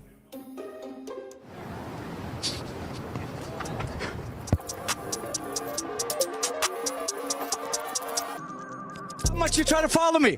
Protoss, most balanced range in StarCraft 2. Also, Storm, not broken.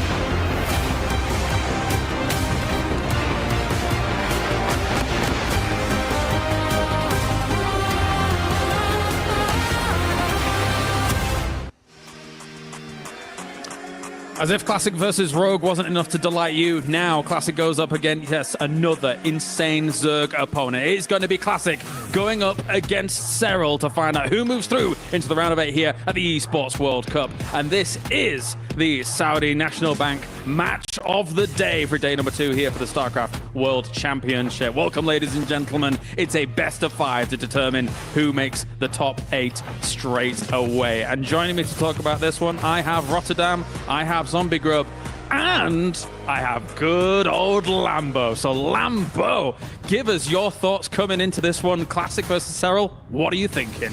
Super exciting match. The last time we saw it was in Dallas, where Classic actually managed to take it. But I think this is a clash of styles that really favors Cyril, especially lately.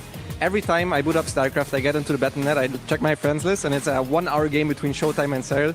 They've been grinding the late games, and that's kind of Classic's plan A. Against every Zerg, it's enough for him to just stay defensive, stay super solid, survive to the late game, and that's where he shines, where he wins. But I think against Cyril, he needs a different plan. ZG, your thoughts? I mean, I guess that sums it up, right? Like, it just, Classic is going to be great in the late game, but Cyril has proven over, like, however many years that he's basically the best in the Supreme late game. Yeah, Classic got the edge in Dallas, but I think, you know, Cyril's been talking about revenge against Clem. He's also looking for revenge against Classic, and I think the style still suits him. So, yeah, I mean, I feel like I'm going to give it to, you know, Cyril in a prediction.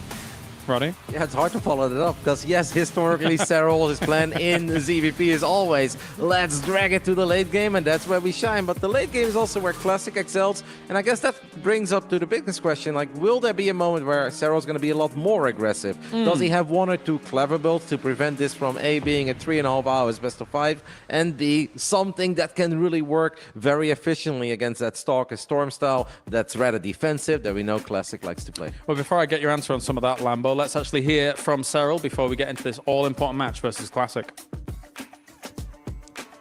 I am here with the greatest StarCraft 2 player of all time, Juna Cyril Sudala. How are you doing, my friend? Doing good, slept well, ate well, and some little practice, some little shit talk with trainer, and it's all good. Yeah, we were actually just watching a few of those games, but your opponent is going to be Classic. So it's a tough one. He won the GSL. He's one of the strongest players coming into this tournament. Did you get a chance to study him much or to play him much in order to kind of understand his weaknesses and how you're going to approach this? Absolutely. Since I knew that I was going to play either Rogue or Classic pretty early on, I studied for both of them. But it's always a little bit hard. He plays pretty bulletproof in a way. So there's no like easy answer there, but you can always look for weaknesses and stuff, and that's what I did. And I guess only time will tell if those are actually weaknesses or if it's all bulletproof. All right, well, at the same time as after that interview, thank you very much, Cyril and Katz, for that. Lambo, what do you think about what Roddy was kind of posing before that interview? No, I think it's very true. I think Classic has to come up with something prepared. I also talked with Cyril himself, and he said the thing that matters the most is having a clean early game. I think the games are pretty much decided in the early game for himself because he's so confident in the late game that he thinks if he gets off to a good start where he doesn't lose any drones, where he knows what's coming, where he doesn't get super surprised, he's very confident in those games. So I think Classic, it's on Classic's side basically to come up with something. If he just does the same thing that he always does, 2 adapts, then Oracles, then Blinks, I think it's not going to happen for him. I just have a question for Lambo as well. Absolutely. I'm not going to ask you who you think is going to win because I know you say Cyril, as you pretty much always say Cyril. But after we finally saw the green wave gain a little bit of momentum with our first Protoss in the quarterfinals, are you afraid that this green wave is going to grow even bigger here? No shot. I think it's my boy Cyril all the way. This green wave is just made up stuff from I don't know who, but fake news. All right. Fake news over here. No, honestly, I think I see Cyril as the favorite, but Classic also has shown that he can bring it to him. That he has definitely he has a good shot, I think.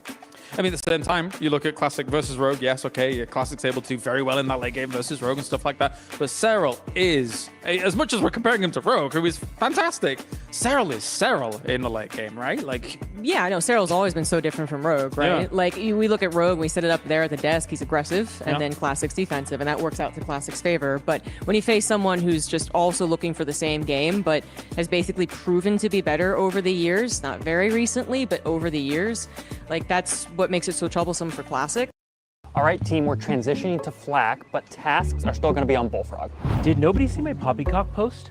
There was no clappy claps on it. Make sure you track your time on Fireplace. Then Ping me on SmackDog. Guys, we don't need any of those anymore. We have ClickUp. Where do we chat? ClickUp. What about managing projects? ClickUp. Docs. Also ClickUp. AI. It's all ClickUp. Yeah, but how do we get Adam's dog to stop peeing in the office? Not really sure about that one, but for everything else, we have ClickUp.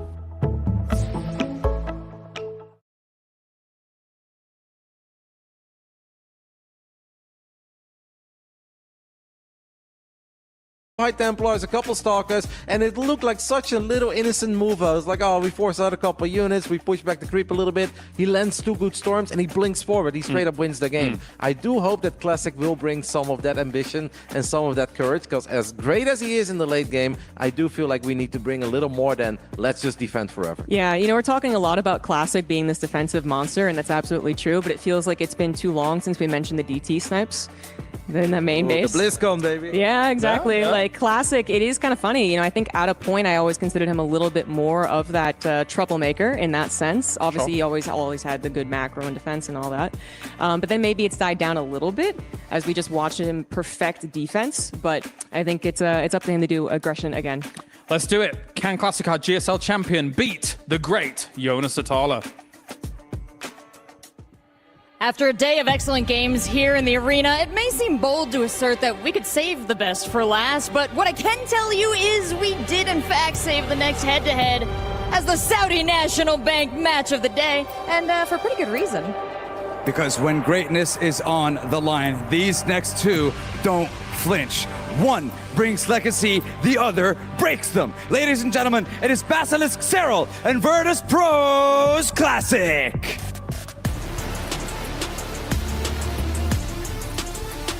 A veteran of the game with timeless mechanics and a champion's poise. This is Classic! His opponent, Cyril of Basilisk, a 2-time Triple Crown winner, the Zerg most feared, and really an all-around nice guy. Yeah, very much so. He's just a chill guy. Anyways, ladies and gentlemen, boys and girls, matchup of the day. A timeless Classic versus Cyril!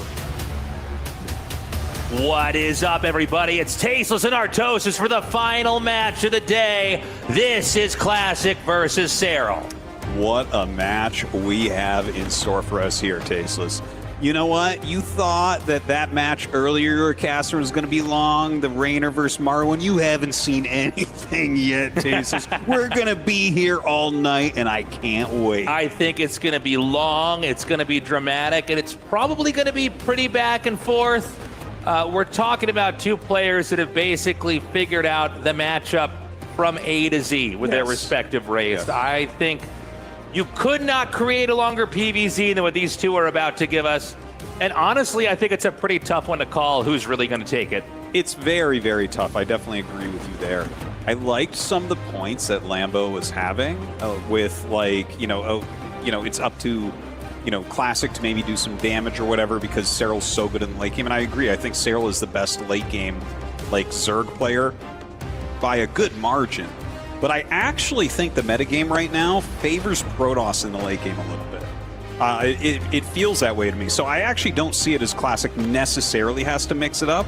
I think that because they're both kind of leaning on defense and very good in the late game, that might actually mean that Cyril needs to mix it up a little bit and not allow Classic to get to that insane composition at the end of the game. It does seem like Classic has this ability to basically very carefully stretch out on the map, get more tech. Eventually we go into that Stargate tech. That's where he's really, I'm talking about late game here, really getting more comfortable, accumulating Tempest, eventually getting the mothership. And it seems like it's just a tough situation for the Zerg to trade it out. So I think you might be right. I think some of this is going to come down to Cyril stopping Classic, so to speak.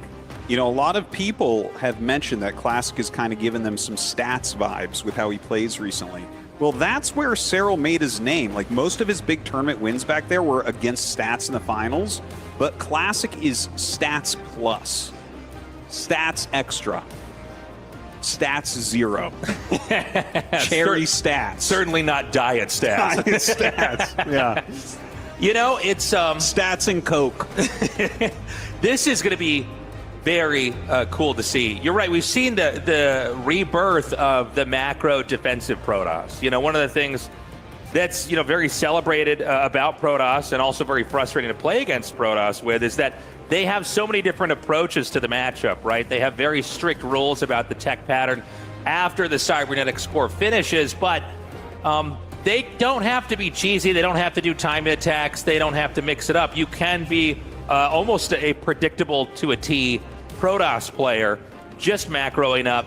And that's why I think this is going to be so exciting and so epic. And, Cyril is able to play the full range of Zerg styles, but I think it's fair to say a lot of games he tends to go for that macro route. Yeah, he leans way into the macro. He plays a better defensive macro line than anyone else in the world by a good margin, I would say. And he definitely leans towards that. Like, we do see him occasionally mix in a cheese, and I think that this overall balance has worked wonders for him over the years, obviously. But I think he is going to be tested a little bit at this tournament. Like, we have some players that really have gotten up to this ridiculous level in these big kind of defensive macro games. So I do wonder if Cyril is going to mix it up any. Like, I know Classic will do some aggression. Like, I mean, you're Protoss. You got to do a little bit of attack move. Come on. You got to get in there and mix up a little bit. But I don't think, as it's been described, that the onus is really completely on him, because if he just gets into good upgrades, Storms, Archons, late game Tempest Carrier, Mothership, that's hard for Zerg to stop. We had a long period where there wasn't that much StarCraft 2, and then, of course, StarCraft 2 was announced for the Esports World Cup, so we had to get all of these tournaments ramrodded through. Yeah. And very quickly we learned that in the current state of the meta, Protoss seem to be pretty strong. They are in a stronger position than ever before. We've had historically more Zerg and Terran wins in the past, but this does seem to be the year of Protoss. A lot of people here at the broadcast, like behind the scenes, are planning maybe for Classic to win this. He looks to be in very good shape. He's got a style that doesn't seem to have any kind of obvious flaws. In fact, it's more of a puzzle to solve for the Terrans and the Zergs that have to go up against him. And let's not forget that Cyril was here just a year ago, fighting against Clem. And, Clem, we thought, wouldn't that be cool if he won? But obviously, Cyril was the favorite. However, when that final match happened that you and I casted, it was Clem that won decisively. So now we have Cyril returning this year to come and take it all. Right now, Classic stands in his way. I do think Classic is the strongest Protoss in the world right now, so this might be one of Cyril's biggest tests in this tournament. And it looks like the game is just about to start. So we're going to be going into our first map, everybody. This is a best of 5, and probably it's going to be a pretty long and dramatic best of 5. Probably a lot of macro games here, as two of the greatest macro players in the 15-year history of StarCraft 2 are going head-to-head to see who will advance to the next stage here of the Esports World Cup. Oh, man. Cannot wait. What's your prediction, Tasteless? I think Classic 3-2. Oh, that's what I think, too. Oh, we were meant to be. Oh, wow. This is gonna be you and me together forever, taste ass. Bottom left in the red, he is Classic.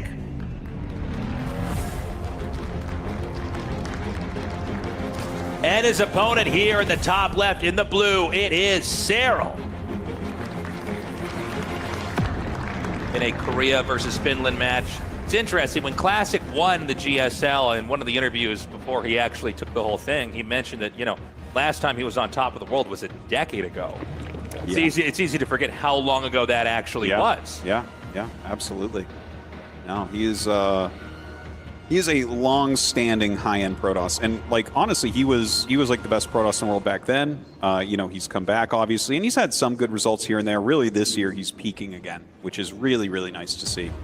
I always thought that he could, but it's great to see these guys come out of the military and actually regain some of that former glory. Yeah, it's cool that we've gone on for long enough where, in Korea, all the professional players have this mandatory military service where they have to serve. And they're not allowed to make money, and that includes from pro gaming. And so, historically in Korea, a lot of the Koreans and basically fans around the world kind of assume that once you go to the military, because of that time off, you're going to be too old to compete and not viable when you come back. And we've learned in the long history of StarCraft, all the way back from StarCraft 1, which is about 27 years old now, into StarCraft 2, which is about 15 years old, you can come back and play in your older age and apparently be one of the greatest players in the world, as we see here with Classic. Yeah, and that's more of a recent development as well. Actually, the first player to come back successfully from military in StarCraft 2 was DRG. Right. And that was not that many years ago, right? That was 4 years ago or so? Yeah, I think so. But yeah, it's really great to see because we never have to permanently lose these great pros anymore, which is really nice. And it's also so cool to see that we have these macro Protoss players that have come back in a period where it almost seemed like macro might have been a trend that had been solved by Terrans and Zergs, where it's like, well, they can try to play that, but maybe it's the hardest way to approach the game. Yeah. And really, it's about trying to play a long game where you do everything perfectly versus trying to come in here and do something cheesy or throw them off or make them out with some tech that's actually a. I gotta correct the way that you said it, just because like I think there's a better way, Tasteless. Yes. Although you are technically correct, it's not that the macro is harder; it's that the cheesing is easier. Yes, I like that. Okay, the first Adept is out on the map. This is Stargate tech, which is normal. This doesn't necessarily mean that it's going to be a macro game or a cheesy game. It's just one of the standard routes we see in the matchup. We have the Adept coming in here. It's not going to get drone kills. Pushing in, seeing, okay, how many drones are there in this position as the Oracle is going to be starting back at home. I imagine we're going to see a couple of Adepts, a couple of Oracles, a third base. Classic specifically in this matchup tends to not try anything other than poking, scouting, occasionally getting workers if he can, without ever overextending. Well, that's how you end up losing a lot of games, man, is overextending. More than anything else, probably. More games, I think, are won through solid defense than great offense. I think so. So the first Oracle's out. The second one is on the way here. And basically, Classic needs to confirm that there's nothing weird and out of the ordinary going on here. Right, the Oracle going to fly in and be pushed away pretty quickly there. And not any real damage dealt as of yet. Time for that third Nexus to get started. A couple of Adepts coming down and taking their standard positions. We'll see if Cyril dives on that. He did make a decent group of Zerglings, but, you know, normally you do have between the Oracles and the Adepts enough to hold this, but the Oracle's going in for another dive, so Cyril, he has some potential here. The first two Oracles are going to come up. They're going to be able to, I guess not, actually snipe the drone that was on the move out there. Instead, they're going to get a triple kill. Glide over here to the back. The Adepts are positioned in between the minerals so that the Zerglings can't get the surface area, but this is actually a lot of Lings, and these Oracles aren't going to quite get back home. This is a pretty masterful little sneaky attack here from Cyril, because normally Zergs have a little bit less Lings, so even though Cyril loses the drones here, Classic has to go all the way back home. This is a lot of damage on the Nexus, and you know, the Oracles, look, some of that's going to be permanent because he did chew through the shields there, so I like this overall here for Cyril. Yeah, that was a good move. That was a good move. Don't forget that, you know, he did end up losing 3 drones to the Oracles in that time. So it's like, okay, you know, he also had to warp in a couple more Adepts. So he ended up losing 4 Adepts. A couple more Adepts warped in. Yeah, I mean, I think it was still pretty good for Cyril overall. In the meantime, getting his melee attack, going into the layer as well as a 4th in that top right that you see very, very oftentimes. And now a Roach Warren coming up. So the Oracle going to come through here. It does spot the layer. And, you know, these are one of these, this is one of these slow cook games. Both sides are very focused on development. Both sides are trying to hit every mark, get every worker out perfectly, don't get supply block, don't miss an Overlord, tech up. And games like this, they tend to ramp up on a crazy level the further along that you get. The Zerg expansion pattern is gliding across the top of the map. And one way to think about this map is, you know, from bottom to top is almost like it's layers. You've got your first layer, which hugs either the top or the bottom, depending on your starting location. And then you've got the second layer, and everything in layer 2 that's a little bit further down or a little bit further up, again, depending on the spawn location, is much more pushable. Mm-hmm. Is there a third layer? No. Well, I guess maybe the center right, but that 9 o'clock is the third layer. Yeah. You know what? No, I think that's an appetizer for one. We've got to battle over that one. We actually have a lot of games where that base ends up being taken. It's kind of crazy. You would think that that base would never actually be captured. But so we've got an expansion here, actually not on that bottom layer. It's going to be at the triangle base up here. I got to point out here, Hydralisk Den and Bailing Nest coming up, right? He has that Roach Warren, which is, you know, something that I would think is more kind of Cyril-esque, but You know, more recently, like we've definitely seen from Rogue, who's had really good results against Protoss, a lot of Lingbane Hydra. You know, it's an older style, but it feels like it might have a place. Now, the thing is, if Serral tries to play a more aggressive Lingbane Hydra, will he be as good at it as Rogue is? And the thing is, Classic has been holding it more often than not. So he is actually like an expert at defense against this. This is basically like a burst damage play. Yeah. Where you're going to come through here and you're going to try to ideally plow through that expansion and also go so far. If you can get the cybernetics core as well, that's the icing on the cake. And it's really up to the Protoss to have perfect engages and kind of preempt this as much as possible. And it's tough. And, you know, it doesn't come without sacrifice because the Hydras are very expensive. So are the Banes.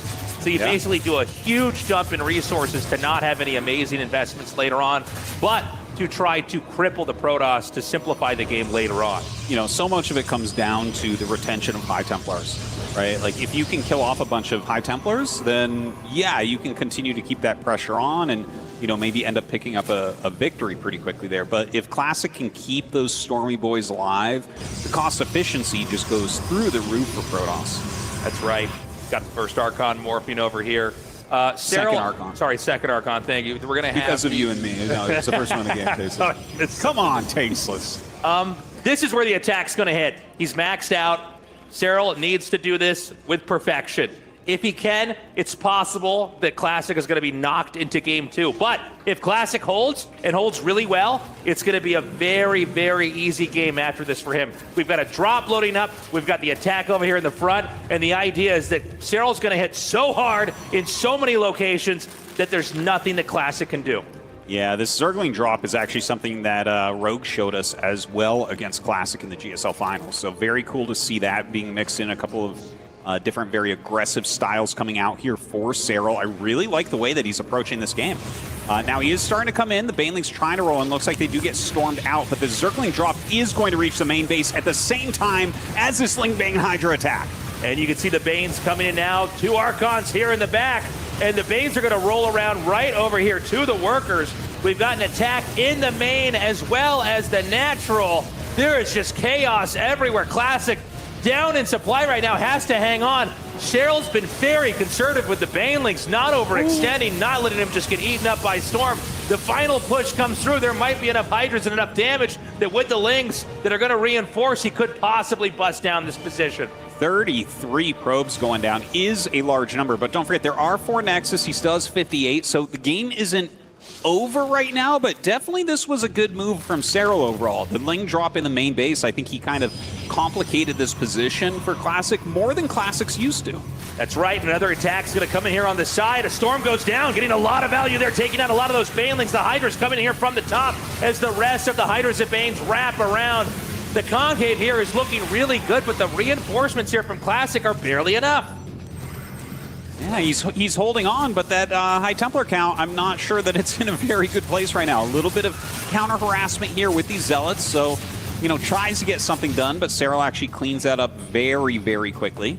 He did pick up with those Overlords. I assume these are Banelings. They're going to be dropped off over here. There's a chance that Classic's not looking. Even though he doesn't have a screen anywhere else, it doesn't matter. He gets the drop, and that's going to be 15 probes. Ooh, Serral looking so good this game. And I got to tell you, I love to see him play this more aggressive style. You know, like we were talking about before, you know, Classic is so good at the late game, the onus isn't just on him. Serral needs to think about mixing it up early, and he's just done such a good job of it here. Yeah, he's going to have another attack that's going to come in over here. This appears to be the weaker position as the cannons go down. Serral not going to overextend, but, you know, that forces out a couple more cannons. I mean, anything you can pick at this point in time is going to be worthwhile. I think there are still drop Overlords on the right. Is that correct? On the bottom right, I think I see something down there. Those are Banelings. Yeah, okay, so they're not there. He's going to make Banes there. I guess some of the drop Overlords are back up north, but either way, he's going to try to set up another position. Looks like Mapu's found him up there at the very top. But with Serral maxing out, point in case, he is going to wind up for another attack. Yeah, he's getting Lurkers ready, and Lurkers obviously against this composition that we're seeing from Classic are going to do very, very well. Now, Classic is starting some Plasma Shield upgrades. I actually saw him cancel out his +3 attack to get Plasma Shields. I think that's actually a pretty good call. He also has some Stargates, so maybe he can start to get... Yeah, there we go. Carrier on the way. So, you know, that's kind of the way that you're going to start playing at this point when your opponent is going to be going into those lurkers. But I feel like Serral has a very good timing with this lurker-based army where he has real potential to get more damage done and just get this game into a position where Classic is not going to be coming back. We did get sight of a Nidus network. By the way, I love how Serral, he just trickles a couple units in. He's trying to bait out a couple of storms and then basically get an opening here. The lurkers are going to leapfrog forward right now. If Classic pushes too far in, he could lose quite a bit, but keep in mind, Classic supply is spiking up. We did a second ago get a shot of a Nidus network, but we don't know where it's going to go. I assume it's going to be the main. I think we have an Overlord just out of vision there. He probably can't plant that Nidus until he starts another attack. The idea is that you can only have your screen in one place at a time in StarCraft, and usually you're trying to storm, you're trying to position your army, and that's when you want to throw that down. Never mind, he's going to throw it up over here on the right. That's kind of interesting. Normally they do that after it fails in the main. Yeah, no, right? The build is to actually fail in the main and then pop put it it up out there. outside of the fort. He might fail outside his base, then he makes it in the main. Oh, he's actually gone for 2 Niduses. All right, well, I guess we were both right. Very cool, very cool. Okay, so yeah, he got the first one down and actually walks some lurkers over here. We'll be able to push those back, but it seems like the other one has been dealt with. You know, I think that's why people normally go for it in the main base first, because after the first Nidus, you're way more ready for future Niduses. The first one has the most potential. Right, yeah. So as soon as you hear that open, you actually look at your main base, right? That's normally where it is. That's a good point. You'll always default if you hear that noise to over there. Keep in mind, there's no way with the lurkers over here for Protoss to expand to the right, but Classic is going to wrap around from where his third base is and go to that area. And if Classic gets on 5 bases and stays on it, the game becomes so much more doable for him. Yeah, entering that second layer of the cake is crucially important here for Classic. We've got another attack going to come down here from the top. And if it hits down here, I mean, I don't know how prepared he is. You know, it's starting to get scary when you see the carriers come out. Yeah. Because that's really where they can punish you as you run away. You've got more damage coming out here. The interceptors, especially under the Protoss army, are basically never killed off. Well, it looks like he is zoning out successfully, and that 5th base should be able to finish. Of course, Serral has already taken his 6, as well as that base at 9 o'clock. We do have one more base up here in the top left that hasn't been taken. I'm sure he'll take that at some point coming up. A couple Vipers on the way, getting the Flyer Carapace and some Corruptors to help deal with these air units. You know, we'll see if he wants to approach this via, like, abducting things, or is he going to try to get, you know, a bunch of parasitic bombs down? You know, we've definitely seen both of those styles utilized. So, at this point in time, I mean, Classic's kind of gotten to where he needs to be. Zerg does look scary, especially when you consider the fact that the gold base is still not something that can be contested right now. Classic's still in turtling mode, but beginning to finish all the pieces of the puzzle. We've got the Tempest out here. We're going to have the Mothership soon. And from there, it's basically the Protoss' turn. In fact, we see a push coming up on the top of the map. Well, I guess he's going to turn around. There are some Zealots, though, hitting this gold base. Yeah. Well, with a couple lurkers there and the spines going up, I think that's a really great, efficient defense there from Serral, so that Zealots aren't going to be a great answer to it. In the meantime, trying to utilize some of his extra lurkers. And, yeah, I mean, I like the ideas here from Serral, where he's trying to poke in and prod in, but Stats is kind of on top of everything. You know, he's not really taking any damage from these. He will end up coming down, and they pop an Archon or two, but most of these lurkers will go down. It's happening, Artosis. Classic is beginning to clear the map. The threats from Serral are disappearing. Now Serral's repositioned into a very defensive game. Small Ling attack over here, but it should be fairly inconsequential. Yeah, throws down that cloak and really going to make it a little bit hard for him to come back. Recall as well to bring that army over and force everything away. Classic does have to keep his 5 bases up. You can't really lose a base from here and feel like you're in a good spot. Okay, we've got to push out on the map with the Mothership. And this is where the trading becomes extremely difficult for the Zerg. Most of the game is the Protoss barely trying to keep on top of this. You know, they got the Storms, they're trying to get everything into a good position at a tight angle. Here's where it gets very, very scary. I gotta say, I just saw a second Nidus go up over at 9 o'clock. Very kind of StarCraft 1-esque, like very defensive Niduses. So Yeah, you can it's like a quickly travel Defiler army Nidus. there. Really love to see that there from Serral. Very, very smart move. That might be able to save that base later on. Now, Classic's starting to push down this base. This could be a little bit tricky because we don't really have that ultimate late game army or what is generally considered that for Serral as of yet. He's still very heavy on lurkers. We have seen Rogue playing that way a little bit as well in this matchup, utilizing the lurkers as kind of the anti-High Templar, anti-Archon, and I actually think there's definitely some merit there. So what I'm most interested in watching here from Serral's point of view is as the lurkers go down, does he remake them? Is this actually what he wants on the ground to help clear out those ground units from Classic? I like the Zealots being spread to these different expansions. This basically forces Serral from ever getting everything that he has together, because you have to have something here to position or the Zealots will punish. A push on the gold base, I think, is a pretty smart move. We have another Nidus, I believe, popping up over here in the center left, just outside the 5th base for Protoss. And he is going to go ahead and just evacuate with these Niduses. Gets most of the drones out, so that's kind of nice. And does bring through the lurkers to attack this bottom left. But, you know, with that recall, of course, Protoss has a Nidus of their own and will be able to clear that up. It's a funny thing because it takes longer for Protoss to kill with these pushes than, like, let's say Terran does. Sometimes Terran could just stim and obliterate everything. But it works out nicely because of the recalls. Yeah. You basically come in there, you try to barely hold off the counterattack. Right before the counterattack kills anything that you have a value, you recall, and then it resets the push again. Yeah. I'll tell you, without that recall, I don't know how Classic would ever win a game like this. It would just be impossible. Serral all over the place with these Niduses. I really like how he's just popping out everywhere and trying to deal damage. But when you look at the efficiency, it looks really good for Classic. It's like Serral's walking up with a bunch of lurkers and killing some stuff, but they're getting stormed down, right? Like he's using lurkers for like mineral-based buildings oftentimes. Now recall coming into the main base. Huge move here. Time Warp on top of the ramp. Tons of Psystorm ready as well. Yeah, great Psystorm there. The Archon's going to come down here and just position it away where there's no way for the Corruptors to get on top of this. So that's going to be a tech reset. The Hive is gone. Any tech he gets in here, and there's a lot of it, is going to be a long ways away before he can get it back. Really looking fantastic here for Classic. You can see how strong his late game really is.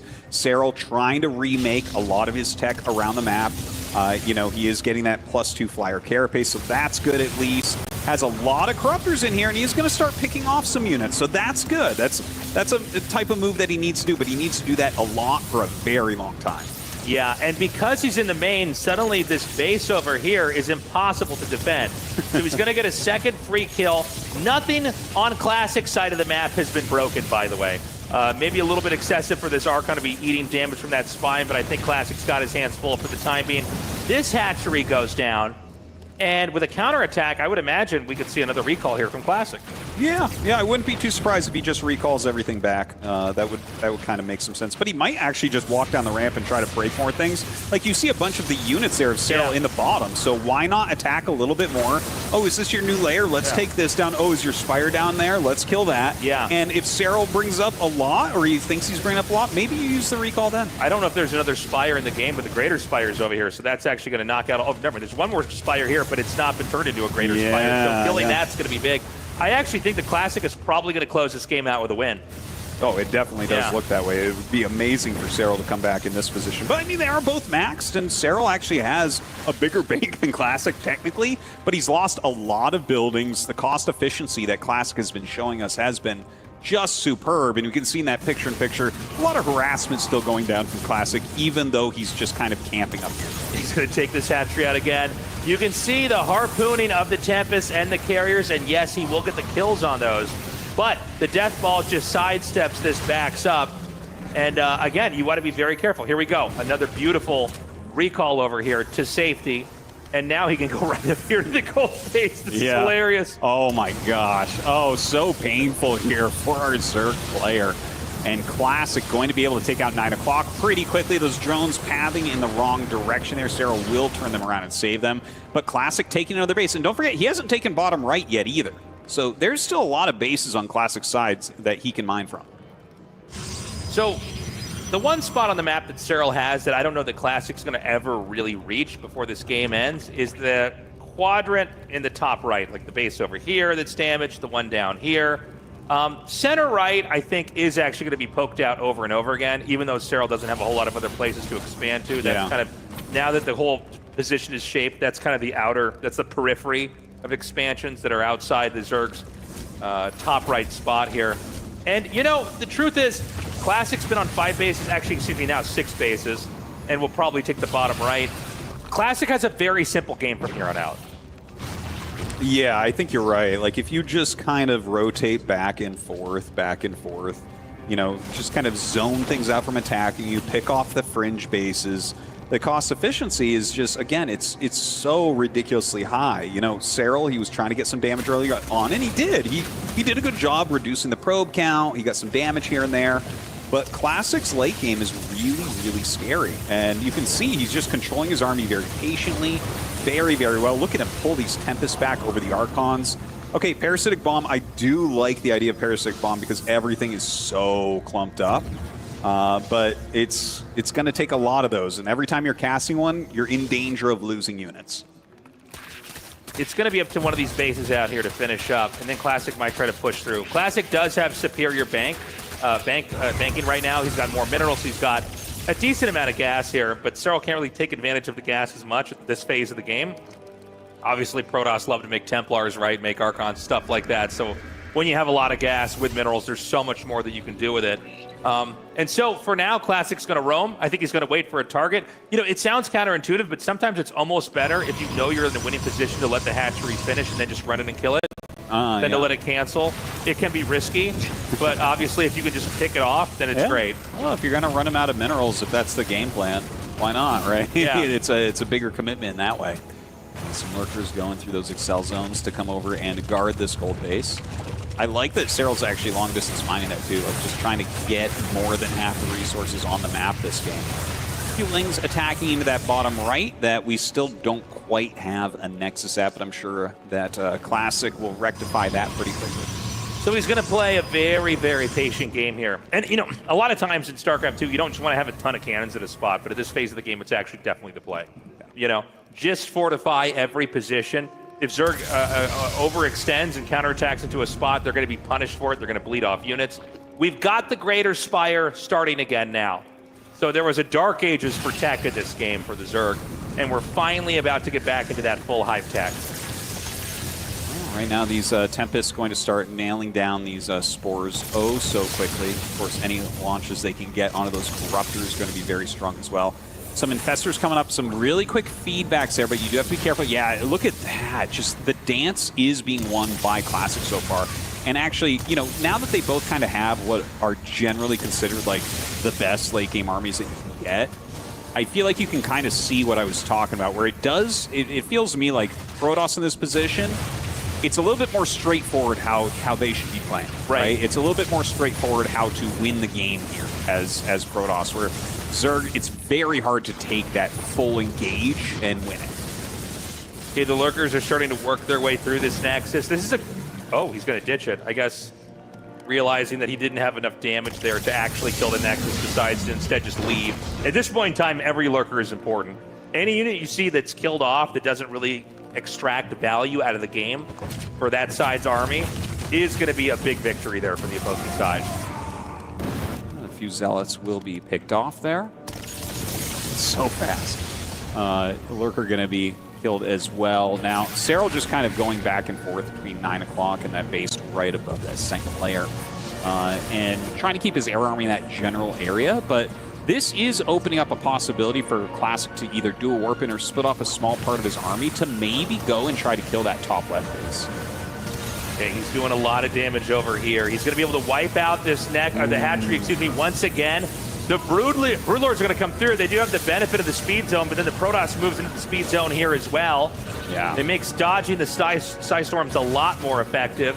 The gold base being wiped out on the right side. Cyril has now leaked into the very, very upper left side, a base we haven't really given any attention to up until now in this game. Yeah, that's going to be one that could be a little bit hard to hold on to. And this is where moves like Recall can be super, super, super helpful. We'll see how Classic wants to end up dealing with that. I think he has to have a decent idea that that's occurring. A bunch of changelings coming in. I mean, I guess I will keep him busy for a second. Yeah. He will clear those out. Do want to get rid of those. And so, with the base up, Serral rushes a huge amount of his mobile defenses over here to plant outside of that base. Classic's going to roam through the middle here. Nice fungal, only catching an Archon actually. I thought I was going to get a little bit more. Neural Parasite there on that, and he's going to get the instant kill there. I love that. I love that combo. Okay, we've got more gateways coming down, and the idea from Classic is that sort of like you see with Zergs historically in StarCraft 2, where they trade out a maxed out army on both sides, but then they spend all of their larvae on a new army, and maybe all the larvae after that on the new army to counter it. That's what Protoss going to do now with insane numbers of gateways. It's a very smart move. You might be able to go into like mass Blink Stalker or something after a big engage, and a lot of times all that's left over from either side is a bunch of Corruptors, right? So like the Blink Stalkers can be a great play there. Now that Nidus did get up. It seems as if Classic didn't quite notice. He is starting to make some cannons over here to try to help out, but looks like Serral is going to cause some problems.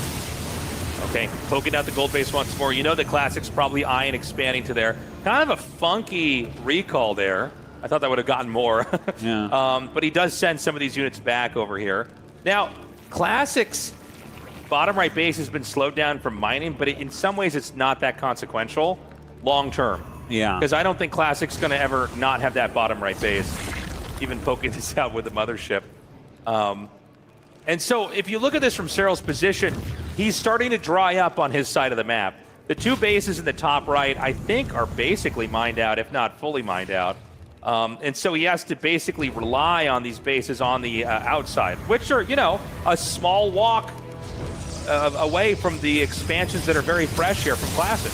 Yeah, I do wonder if we're going to see him actually switch to the other side. Ooh, very nice Time Warp goes down. He does bring those Tempests forward, getting a lot of Fungals on there. Nice Neural Parasite to help finish off some of those Tempests. See him storm the Tempest there? That was kind of a funny look.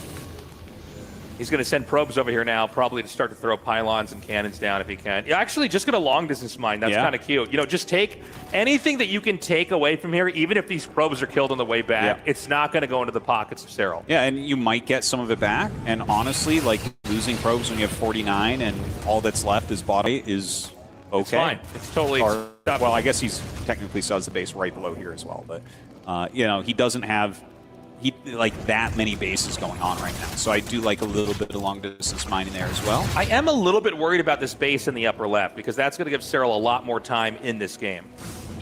And so it looks like he's going to send a push up there. He's got some Zealots coming down here. He's going to keep the Zerg honest and at least force him to defend. In the blind spot on the map, Classic is about to pounce on this base up here. It's very heavily defended, so it's going to be a lot of work for these Tempests to try to push through here. Yeah, so he has to decide, does he stay and kill that base, or does he recall back? I think he recalls back in a second here, like leave 2 units and recall as much else back as you can, maybe? No, he's going to do the full trade. He's going to allow this base to value over and over and over again. A good Psystorm.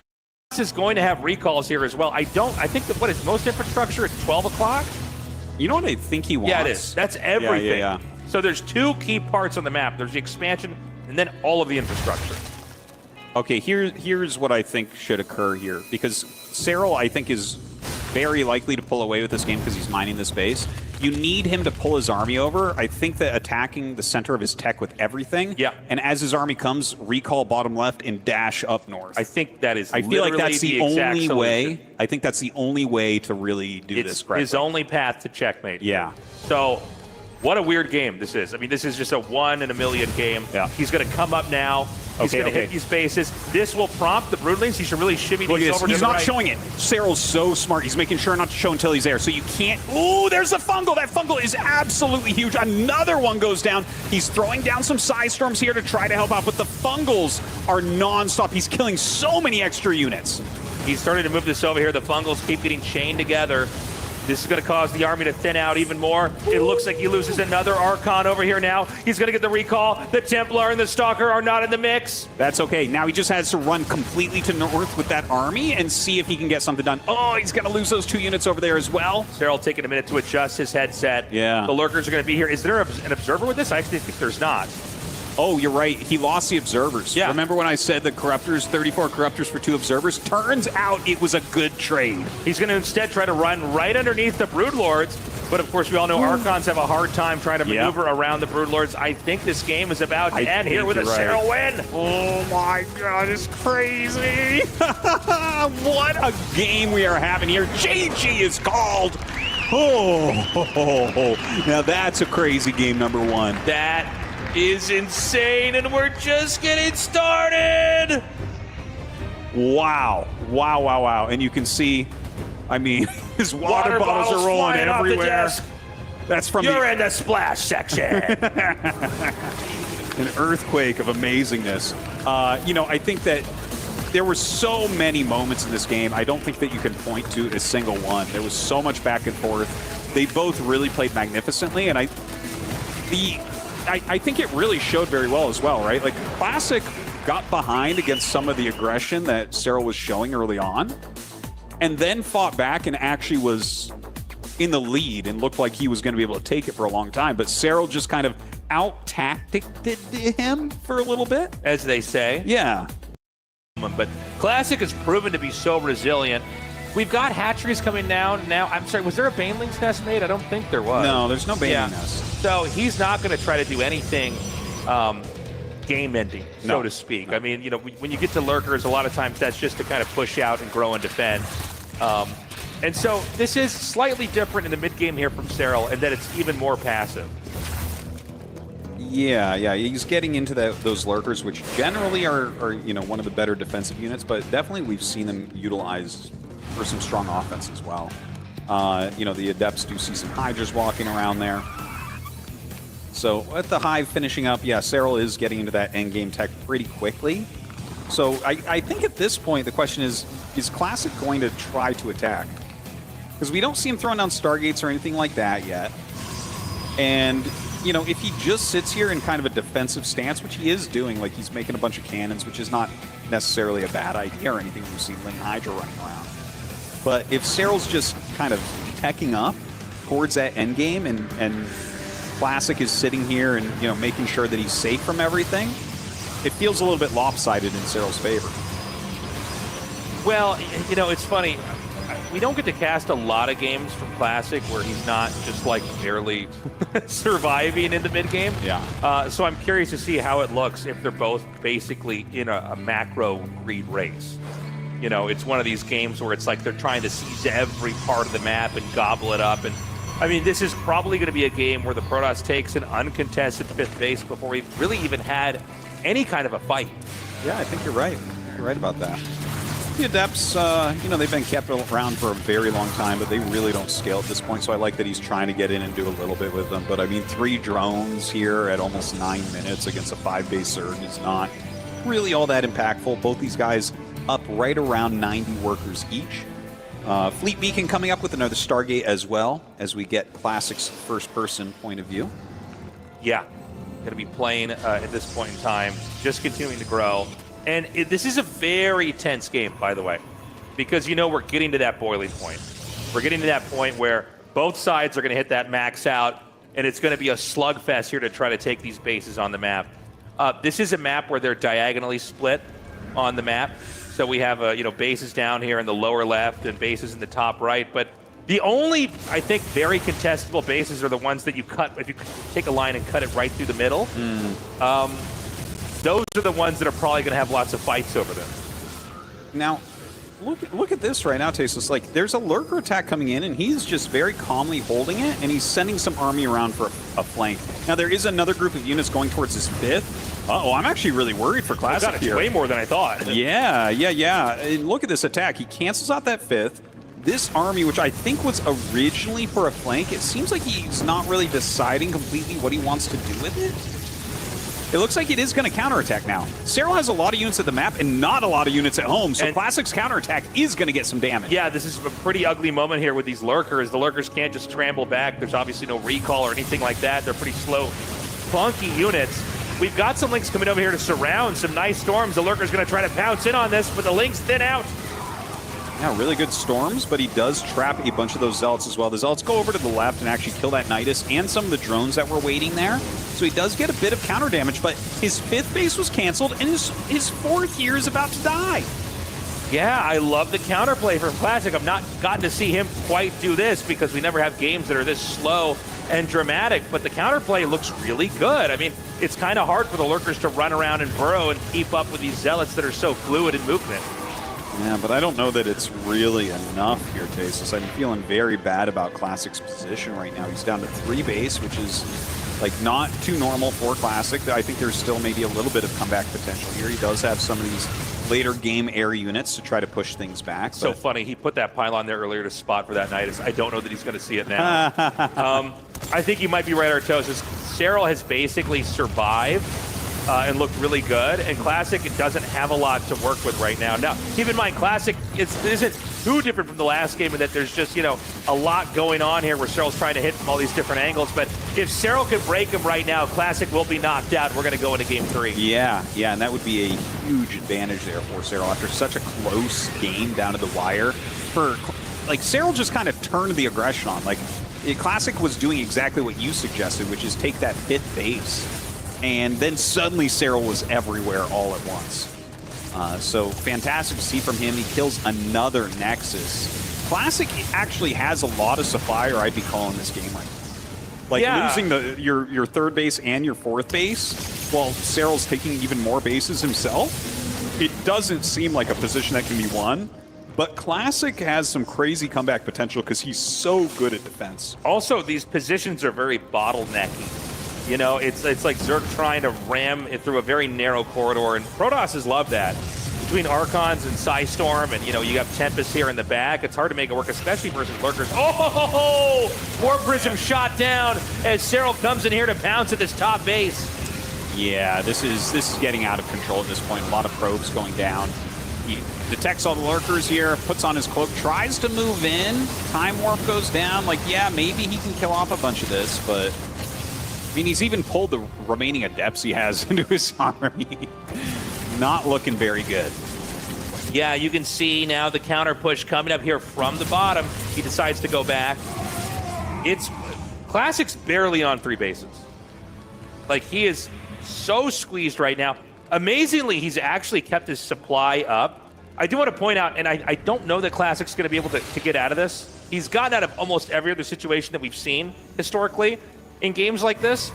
But, you know, if he does survive this, there's going to be a lot more resources in his vicinity that he can take up, which is really going to give him a lot more that he can do with. Yeah, don't forget that, right? Like, Serral is spending a lot of his resources right now on this kind of, like, late mid-game aggression. So if Classic were to somehow start holding his bases and forcing Serral back, yeah, maybe that's a way he can win, as his resources just kind of last longer. But look at this, a ton of Lurkers, and not a lot of anti-air here.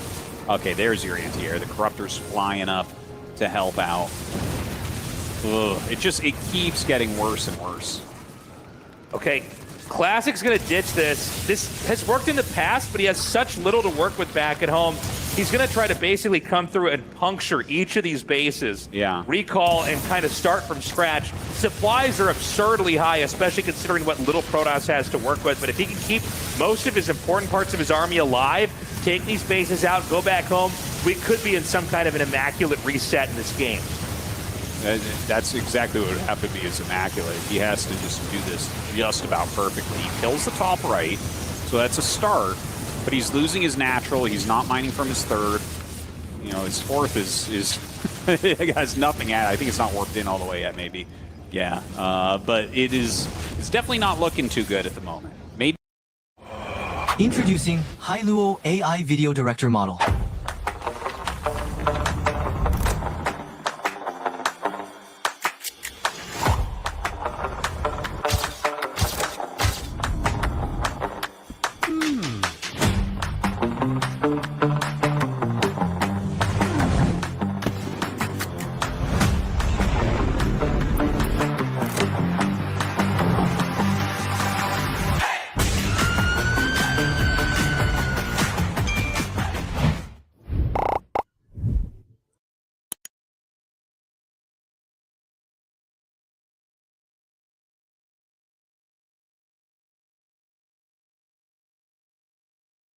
really hard time kind of dealing with everything.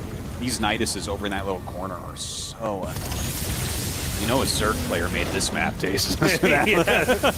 What else is that for over there? That's literally like, here, I'll put my Niduses here. Yeah. As well have written Nidus and put an arrow there. So now we've got a game where I think Serral took some damage, but it's inconsequential. I wouldn't be surprised if maybe we even see Serral take that very bottom left base. Oh, yeah, you know, it's you possible. could quietly take that.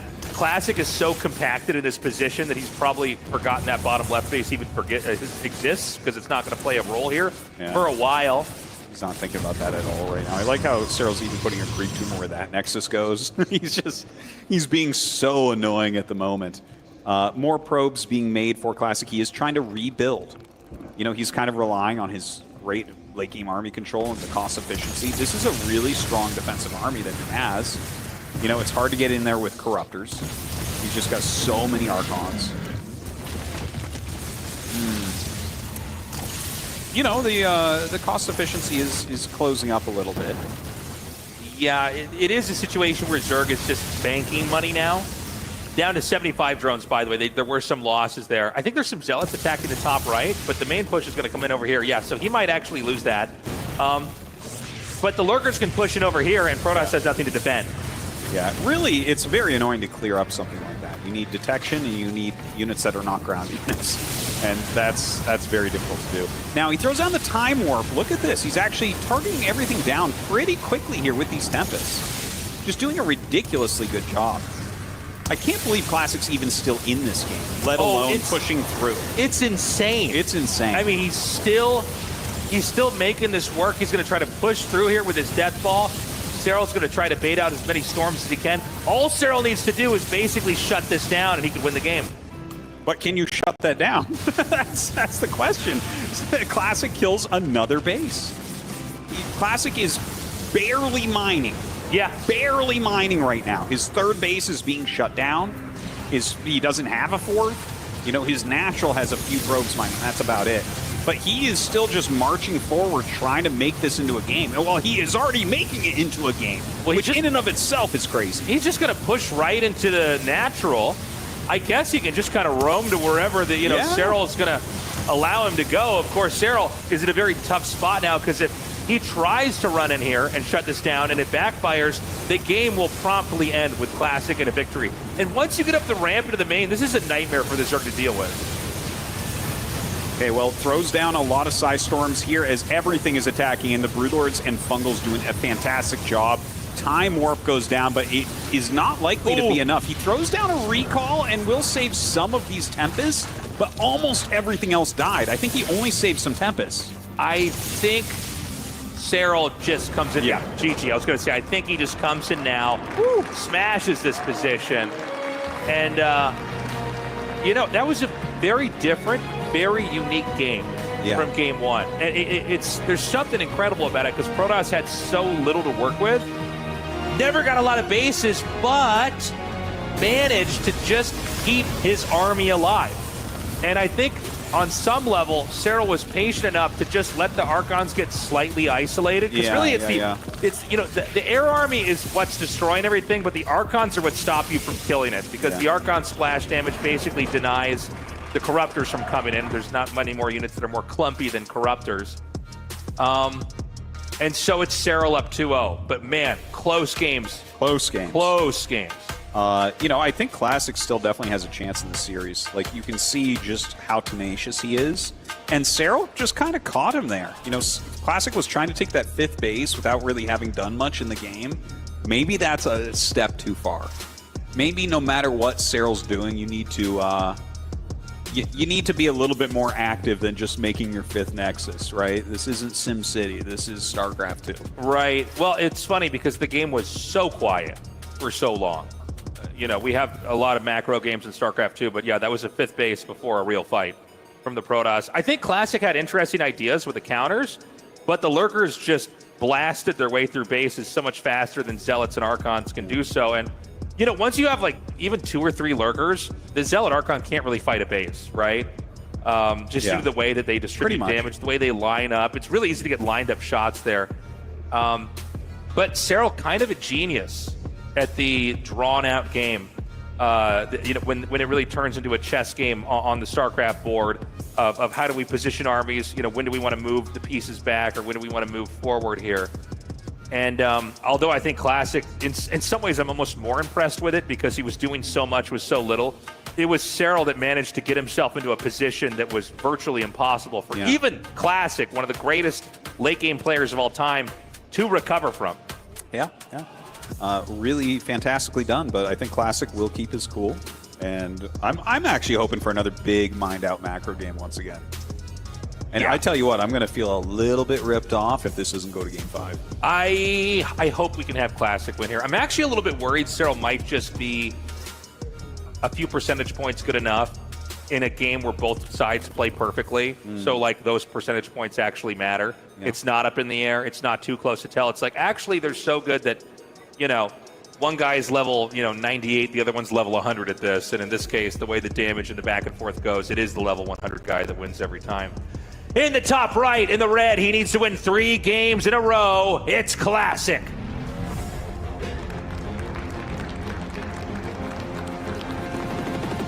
He was going to win last year's Esports World Cup, and then he lost to Clem. He's here to do it again. It is Serral. I like that. He was definitely going to win until he lost. So, Classic here. Not going to be falling back on any cannon rush or anything like that. We did see that a little bit from him in Dallas. But, yeah, going to send his probe across here on ley lanes. And, yeah, I don't know. I want to actually see Classic basically do the same thing. But 5 bases right away is like a bridge too far. You know what I mean? It's like, make your 4 bases, just roam a little bit more so you know what's going on completely, and then make your 5th base. Well, it feels like there's some moment where you do have to at least prompt the Zerg into defending or attacking or engaging with you, and I think Serral may be the very best Zerg in the whole world at this, at kind of handling the macro game, the SimCity game, the development game, like you were talking about. Yeah, is this a city builder game or is it StarCraft? Well, Serral, when you don't mess with him, he is sort of the ultimate machine of production, map control, setting up positions that later on are going to be almost impossible to deal with.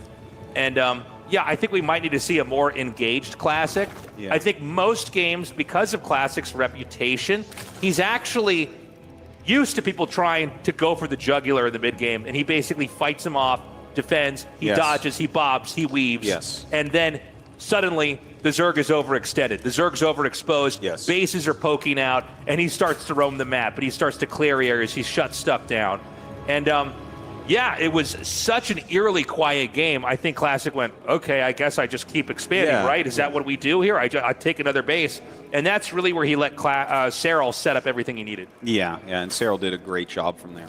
Yeah, I think you're basically right, is that Classic plays, in a lot of these games, he leans just slightly more defense because of how many Zergs don't want to play this late game like Serral does. And really, I think the thing that Serral is the best at, and right now, he's going to be going up into his 5th base. We talked about maybe a 4th base being a little bit too soon here. Really nice surround by these Lings here. These Adepts getting absolutely no value. Almost all of them, maybe almost all of them destroyed. One lives to tell the tale. No one's even going to believe him. Warping in a lot of Stalkers right now. He does have a fair amount of Psystorm ready as well. That 4th base coming up. Of course, Serral here adding in some more Zerglings. He's gotten quite a few Hydra upgrades, but I don't think we really have Hydras. He's really more on, like, Ling, Bane, Roach, Ravager. Which, like, I'm trying to remember. Like, I remember Shin using a style like this several years ago. I remember that, really, really good effect, and I feel like we don't see it really all that often, but generally you are going to see an attack line up from this. But honestly, if Classic's going to come up here and attack, and this has been something popular from him as well, is to walk out with the Stalkers and some High Templars and go, I don't think this attack works. Yeah, well, he has to have the most godlike storms ever. Yeah. And the Banes are going to come in here, and I mean, with nothing to really tank, I mean, the connections are going to be huge.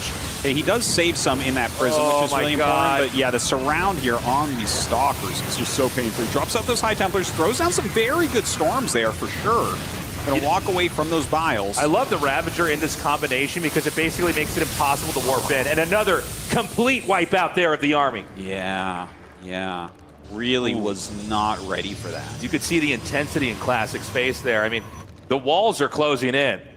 It's becoming an unrealistic game where Protoss can't really do that much. The Stalker Templar army, it's interesting, but I mean, Cyril basically has the counter.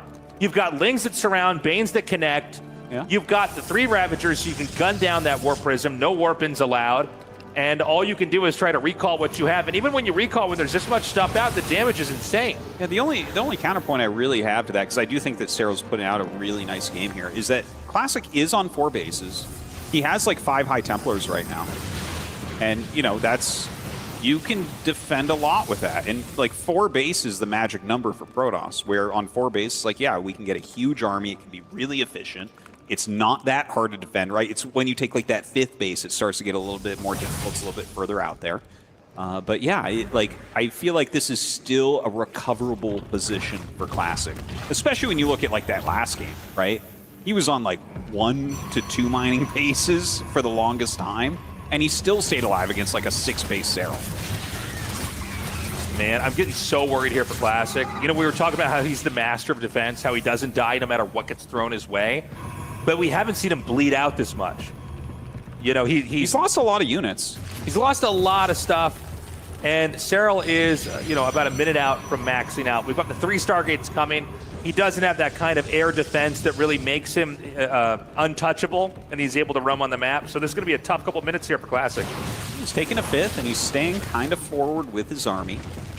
You know, this type of more forward play is very different from what we saw in that previous game, so that is going to allow him to control what's going on a little bit better.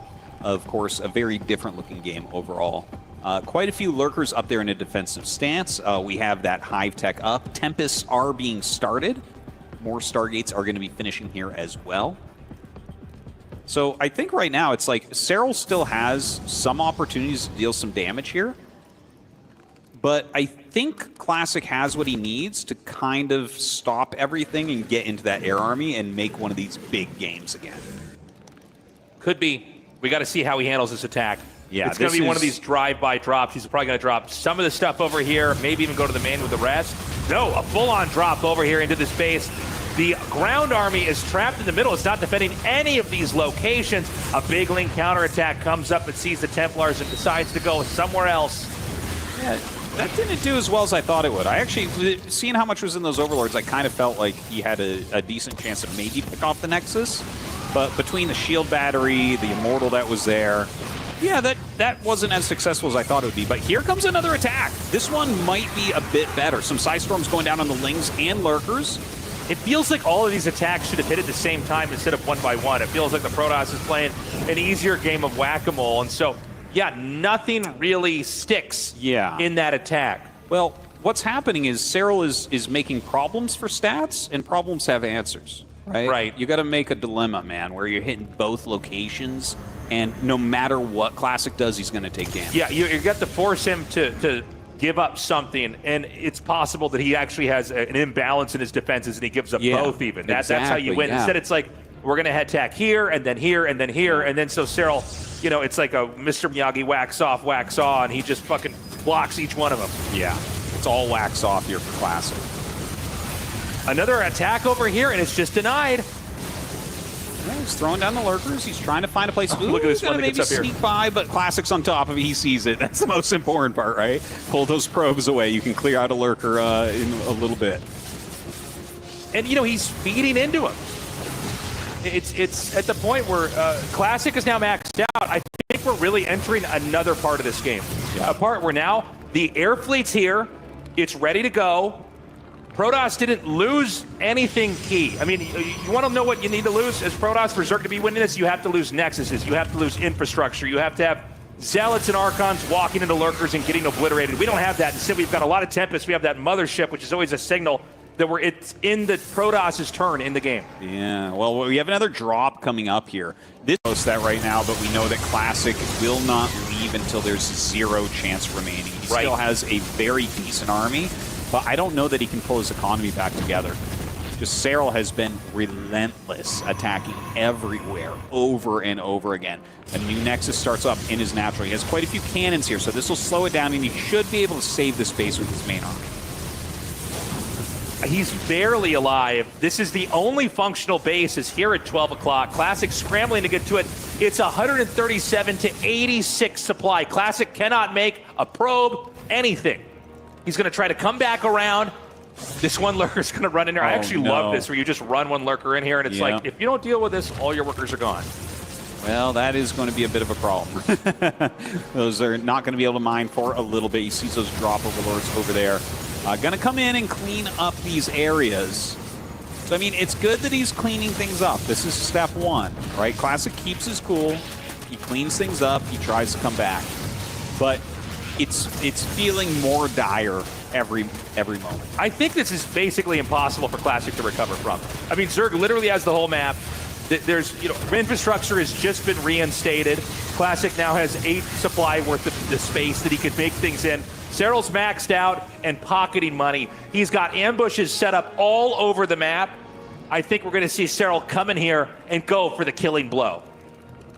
All right. I think you're right. There's really just not much left. The thing is, even if he doesn't go for the killing blow, I don't think that Classic can really, like, he has to go on the offense, right? Like, he has to go and attack and try to kill all Serral's bases. And then you just counterattack. Well, I think there's no answer. No way to recover, right? I mean, it's a world where he could take this. I mean, Serral would have to overextend so many times over. Yeah. The few remaining probes are going to get wiped out. It's 19 workers to 81 Artosis. Yeah. It's Serral. I think he's done enough to do it, man, to qualify into that next round. Just a beautifully played series from him. We definitely had some close moments, some great moments from both players, but Serral, mixing up his strategies a little bit, showing more aggression than I think a lot of people thought he would. Yeah, which I actually think in this current metagame is a very good choice. We saw how strong Classic is with this type of army, and I think getting some of that earlier aggression out, getting some damage, is a good way to play it. Feel bad for Classic here in the last few moments of this game. Good storms here on the Corruptors, but Serral could lose many more and still close this out. GG! Serral defeats Classic 3-0. Yeah, a very, very strong victory for Serral. Definitely one of the favorites here going into the EWC final couple days. Beautiful series. I liked each of the games. We talked about Classic needing to be out on the map, maybe be a little bit more active, and he sort of did that, but the problem is that Serral shut it down so hard that suddenly the part of the game where Classic is really the best at, the mid-game to late mid-game, he was so squishy, so punishable, that all Serral had to do was hit multiple locations at once, and Classic fell apart. He did. Classic defended the first several attacks super, super well. I think it really started to go downhill, though, when he let the lurker drop go in his main and just counterattack. Yeah. Because then Serral was attacking actually 3 different locations, and Classic only killed 1. And that's not a good enough trade. It's also, I think, very difficult when the Protoss does the counterattack and there's lurkers burrowed everywhere in the counterattack to kind of gather what exactly is going on and where you need to prioritize the recovery. Anyways, guys, we're going to go to an interview with Serral and see how he's feeling after 3-0 Classic. 3-0 in front of Classic. Sensational finish to the last series of the day. Serral, congratulations. I want to jump right into that first game. It was looking like, I want to say like similar fashion to how you lost in DreamHack Dallas. How were you able to change things around in this game, or in the first game rather? Yeah, I was getting some flashbacks already when the recall got into my main and I lost the main and net. But yeah, I mean, I still had the confidence. I knew that if I just take good enough fights, it should be good enough. And that kind of ended up happening. I messed up one big fight at the top left once, but besides that, it was pretty decent fights all the time. So I know if that's happening, I can always win. It did go pretty back and forth in that first game, but the second one seemed a little bit more decisive. And I want to ask you, when it comes to the switch, you had layer tech aggression in the first one, and then you switched it up with hive aggression in game 2. How come you made that switch? Well, I kind of felt like he might expect the Hydra Bane again. He was also doing a good job scouting it in the first game. That's something I prepared for, that he doesn't really scout for the Hydra Bane, but now he was scouting it for it, so I didn't really want to necessarily do it again. I instead went for the Nidus Lurker play. That it's interesting, but it works quite well because the Queens just are so tanky and the Lurkers are so tanky that it's actually really hard to break a position like that always. But yeah, I just wanted to mix it up a little bit, and also the map wasn't that great. Yeah, I mean, you definitely mixed it up, but still, sensational ending. Did you think that you were going to be able to take down Classic in a 3-0 fashion in the best of 5? I thought it was possible, but at the same time, Classic's really good right now, and I thought this series could go either way. It's all of the games are really close even now, so it's always a little bit luck involved as well, who wins some of those games. So I was kind of hoping for that, you could say. Well, at the end of the day, you managed to get that 3-0. Congratulations, you make it into the top 8. Thank you very much for joining us, Cyril. And now over to the studio to break down that last game of the day. And we still have 2 more days ahead of us here at the SNB Esports Arena for StarCraft at EWC.